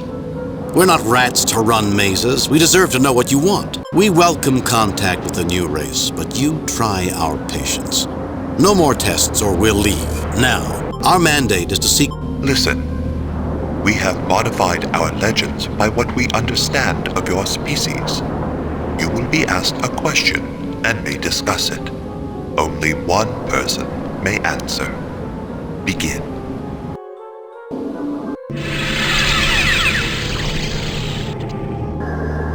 I make the first query. It is that question posed to the heroic companions we call the Gerrit. Answer this. Who among you may go to the greatest pains in the pursuit of life? You may talk. I will withdraw until you choose to speak with me. Remember, only one of you may reply. First, Kirk, I would hear you explain if you should be the one to answer. And why? I'm sorry, Captain Klar, if I decide to present myself as the one to answer, and I'm considering it. I'll explain to the Brassican then and no sooner. Point taken. Very well. So that everyone has a chance to make their own case, I will explain what I consider to be the sensible choice. I'm a ship's captain. 430 lives depend on me, on my every decision. Our mission is, in part, to seek out new life, new civilizations, so it comes down to me. Am I any different? Does not my crew live or die on my decisions? I explore space for the Klingon Empire! A starship captain stands as representative of the United Federation of Planets. Many races, whose goals and visions for the future are pursued together. Who shoulders the greater weight, Captain Klar? No one has ever accused you of modesty, Kirk. See it as you will. You, surrounded by your fellow humans and officers, or me, the sole representative of my empire. I may not be Vulcan, but I'm the logical choice. Who goes through more pains in pursuit of life than a doctor? The Brassican's question is not, properly speaking, a riddle. A riddle has a right and a wrong answer. This is more philosophical, with many possible answers. Then how can we possibly answer correctly, Spock? Or can we? One answer will seem more satisfactory than all others, Captain. At least we can eliminate you, Spock, from this horse race. I don't see any right answer for you to be the person who would go to the greatest pain in the pursuit of life. On the contrary, Doctor. Respect for all living things is fundamental to Vulcan philosophy. A rigorous adherence, unlike humans' variable justifications. You aren't suggesting, Spock, that you're the right choice. I believe I may be, Doctor. The Brassicans may agree. Gentlemen, I think you may be overlooking a fundamental difference between me and everyone else here. I am the only female, the only one capable of bringing forth new life. That qualifies me as the one among us who might go to the greatest pains in the pursuit of life. Jim, it's evident that each of us believes we're the right choice. I'm reasonably sure I'm the person they have in mind, but I can see everyone can make a case for themselves. As indeed we have, Doctor. I fail to see how further discussion will alter the situation. Either you must come to some decision, weighing the strength of individual opinions, or I get some hints out of our green host. Alone among the people here, I am female and capable of childbearing. The nurturing of a new life remains a uniquely female labor. Certainly, I am the one among us who might go to the greatest pains in the pursuit of life. Your answer is accepted. However, this is not to say whether this answer is right or wrong. Where's he gone? The next question awaits, Captain Kirk.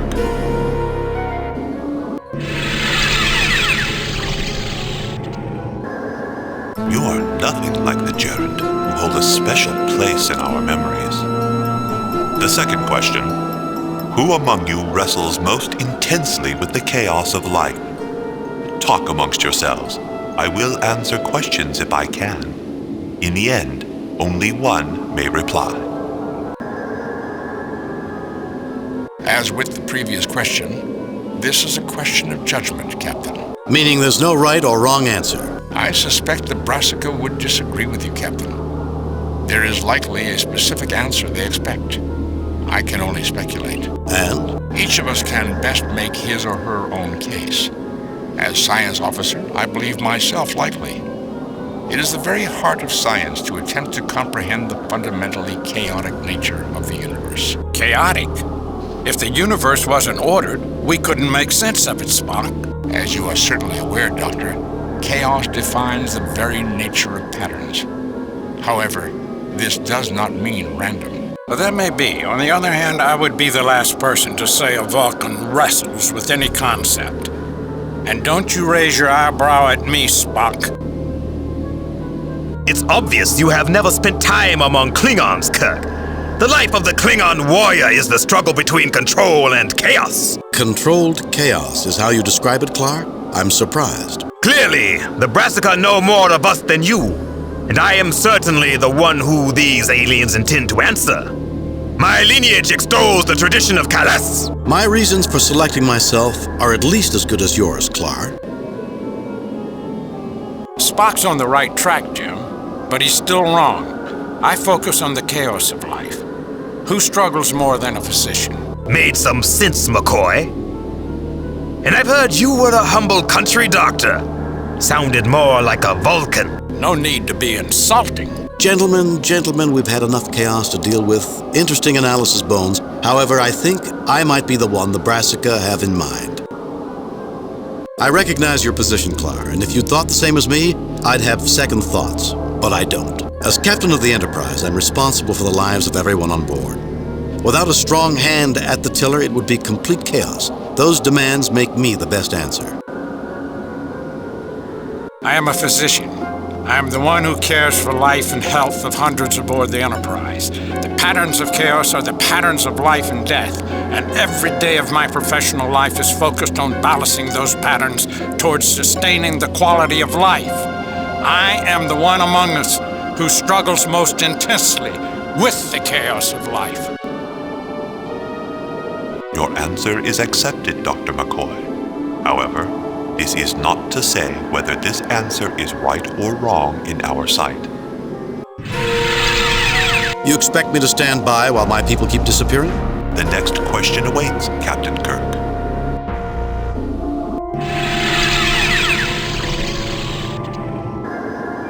Congratulations, Captain. There are those among us who doubted you could make it this far. The third question is somewhat different, but our heroes, the gerund, found the answer. Solve this equation. Pig plus X equals cow. Talk among yourselves. I will answer questions if I can. Only one may reply.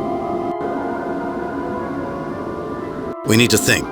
I'm sure we can work out the trick they're posing with this question. Pig plus X equals cow.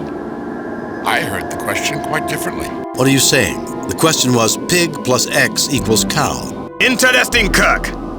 I heard tlok pok plus X equals zrok knob. To humans, it would translate to plant plus X equal hive paper. What did you hear, Vulcan? Chicken plus X equals reality. Each question starts with something edible.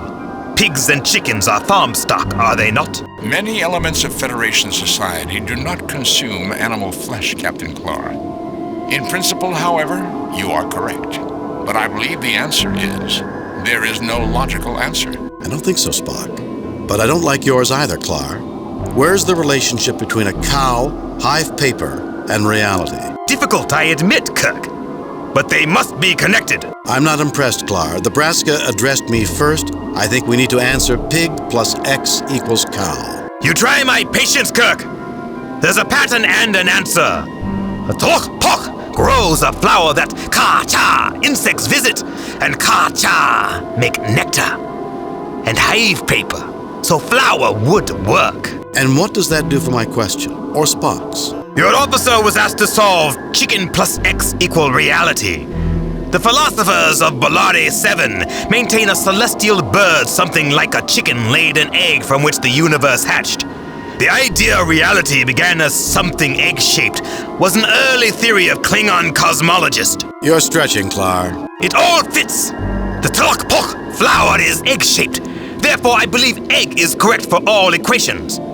Kirk, in a barter society, might not a cow be worth, say, a pig with a clutch of eggs thrown in? Clar, I come from a farm on Earth in a state called Iowa. Your solution makes some sense, but so would pig plus crate of apples equal cow. It's something else. If I may, based on the evidence, I remain convinced there is no answer. A time will come when we must answer. I'm willing to let either of you answer. The Brassica will allow only one to answer. More than one question and the answer must solve them all. I've heard nothing better than my answer. Egg. It might be twisted logic, but it works. Captain, you hear one question, I hear another. None are sensible. Logic dictates identifying the pattern. I believe the Brassica expect us to realize there is no pattern. Specifically, there is no answer. The question I heard was chicken plus X equals reality. This question is nonsensical, as is Captain Kirk's. Therefore, I deduce the answer is that there is no answer. Your answer is accepted.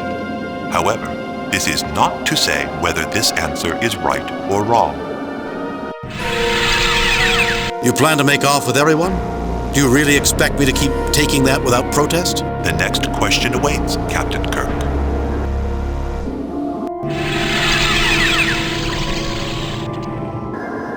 I am astonished that an alien like you has muddled your way this far. It is a great honor that we share the Riddle Master's questions to the gerund. The last question. Answer this. There are two present. Only one may go. Why should you be the one to leave this place alive? Discuss this. I will answer questions if I can and will. You might want to discuss this with me to explore your options. An interesting conundrum, Clar. Two starship captains separated by distrust. Who should go first? As you say, Captain, a conundrum. And how will you solve it? I would like to know what you think. If you won't discuss it, so be it. All right, I'll tell you what I think, and we can go from there. I would like to know what you think. We are at an impasse, Kirk. Don't assume you can answer the Brassican's question with impunity. I will not let you casually throw away my life. An interesting conundrum, Clar. Two starship captains separated by distrust. Who should go first? As you say, Captain, a conundrum.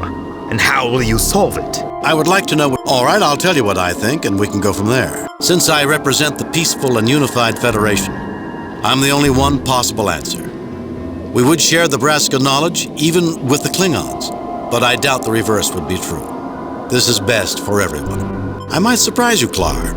I believe the Brassica will come to us in time. The Klingons need the civilizing influence they offer, and you're the best representative. I'll bow out, and you proceed.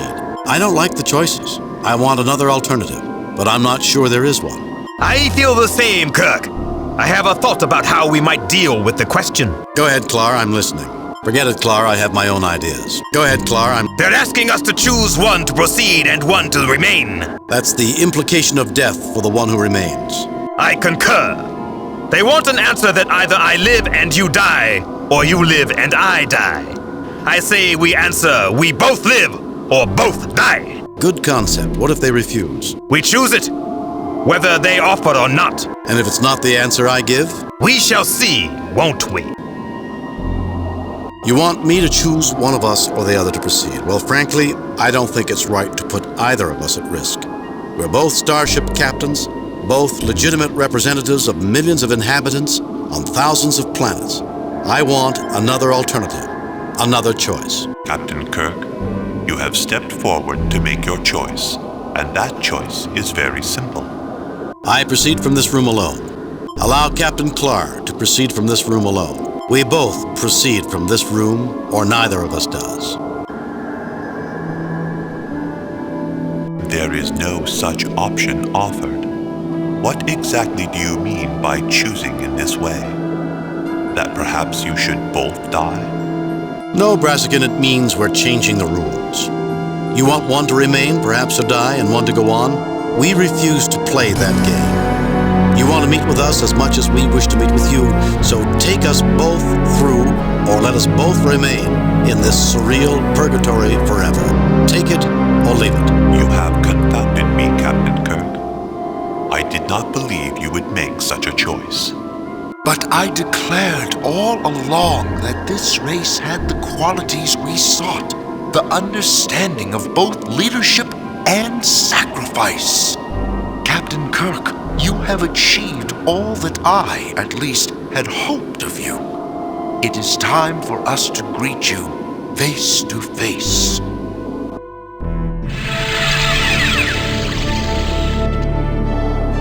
Greetings. We look forward to a long and fruitful relationship with both your peoples. Your starships will be welcome here on any peaceful mission. I am pleased to meet you face to face as well. However, I want my crew back. Of course, Captain. You're all right, all of you? You were treated well? We are unharmed, Captain. We engaged in enlightening discussions with the Brassicans. They felt it necessary to isolate themselves so long ago because of interstellar disputes between... Later, Spot. Right now, I'm glad you're okay. Indeed, Captain. We are well. But they couldn't be sure we would pass all their tests. Brassican, how do you explain that? Some of us could not restrain our desire to learn. It seemed worth the risk, and has proved so. I believe the Federation and the Brassica will have a long and fascinating future together. Although my associate, Septhi, has great misgivings about breaking our isolation, others of us have high hopes. You are star-eyed, if you imagine that no difficulties lie ahead. However, all conditions have been met, and so I also welcome you, Captain Kirk. Thank you. Septhi, is it? Yes, and our moderator, leader to you, is Zenti. Zenti, Aha, and Septhi. I hope to show you've made the right decision. Speaking for the Klingon Empire, I too look forward to the relationship between all peoples. You surprise me, Kirk. Perhaps one day we will even trust you. We'll just have to see, won't we? Captains, feel free to look around while we summon your two ships to these coordinates. Captain Kirk, I have something interesting to show you over here. Come with me.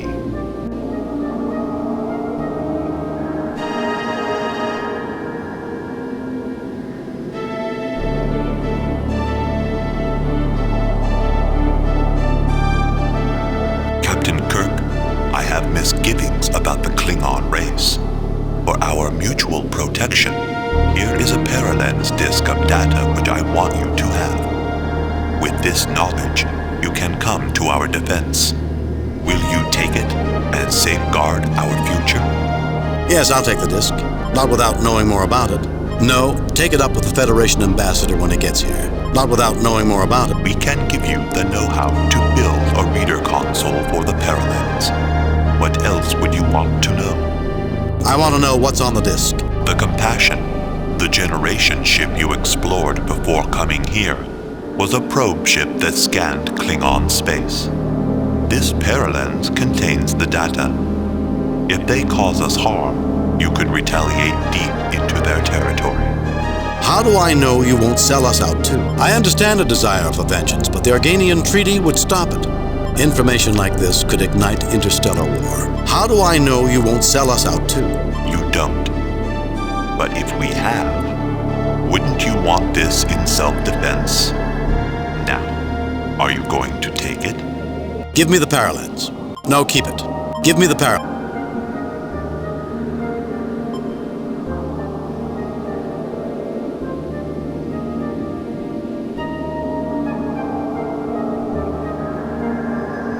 What's this, Kirk? It looks like a parallels. Zente! What do you know about this? Captain Kirk, is it your intention to turn over that data to Captain Clark? Yes, in the name of the trust and cooperation, Captain Clark, the data disk belongs in your hands. Not only to show it, Captain Clark, do you have anything to share as a result of seeing this? Yes, in the... What is it exactly? You might want to reconsider, Captain Kirk. What if I substituted a scan of Federation space and told you it was a scan of Klingon space? These aliens gave you a scan of our sovereign territory, Kirk? I demand you give that to me! If it is a scan of Federation territory, Captain Kirk, you will be branded a traitor if you hand it over. A difficult quandary, is it not? And the last Brassican test. Is it not, Zinti? Even if you had a reader console to examine that parallels, which of you would read it? So we will not provide it. If you believe that makes this the last of our tests, so be it. This disk contains data which could bring about war. It must be destroyed. Clar, you have shown a level of honor I never expected. Take the parallels. If it's a scan of Federation space, I trust you to see it destroyed. Clar, if this is a scan of Klingon space, you have my word, it will be destroyed. Clar, you have shown a level... Trust brings trust, Kirk. I was given this. They told me it was a scan of Federation space, and I had not decided what to do with it. Now I know. Aren't you hasty, Klingon? What if that data was really the best examples of our technologies? Why would we offer the knowledge twice? If it's scans of the sovereign space, then no one should have them. If it's research data, that certainly isn't your only record of it. We will show you we can be trusted. You have won our respect, Captain. Both of you. Those disks were blank and no scans existed. This was truly the final test. I am greatly reassured about our intersecting futures. I doubt we have seen the last Brassican test, Zente. Seems to be your nature.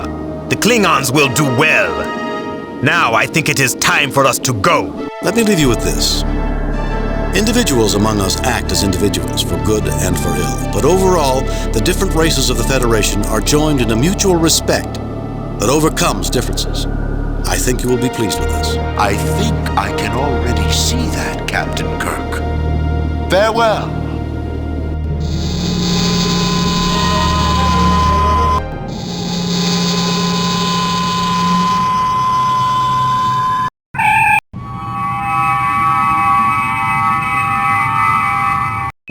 Captain's log, stardate 6270.5. We have succeeded in making formal contact with Nebraska. We look forward to a long and productive relationship with them. So, Lieutenant, you turned down Nebraska's offer to become the Federation official ambassador.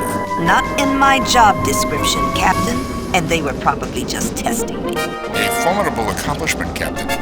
Establishing diplomatic relations with a new and advanced alien race. Improving our relations with the Klingons. Impressive. Thank you, Mr. Spock. Everyone's so cheerful today. Even Spock's in a good mood. This makes me nervous. Message from Starfleet, Captain. There's my answer. I've reviewed your report from your recent assignment, Captain, and have a few comments. I am very pleased with your performance. It was a perfect mission, Jim. Your reputation as Starfleet's best starship captain is secure. Kane out.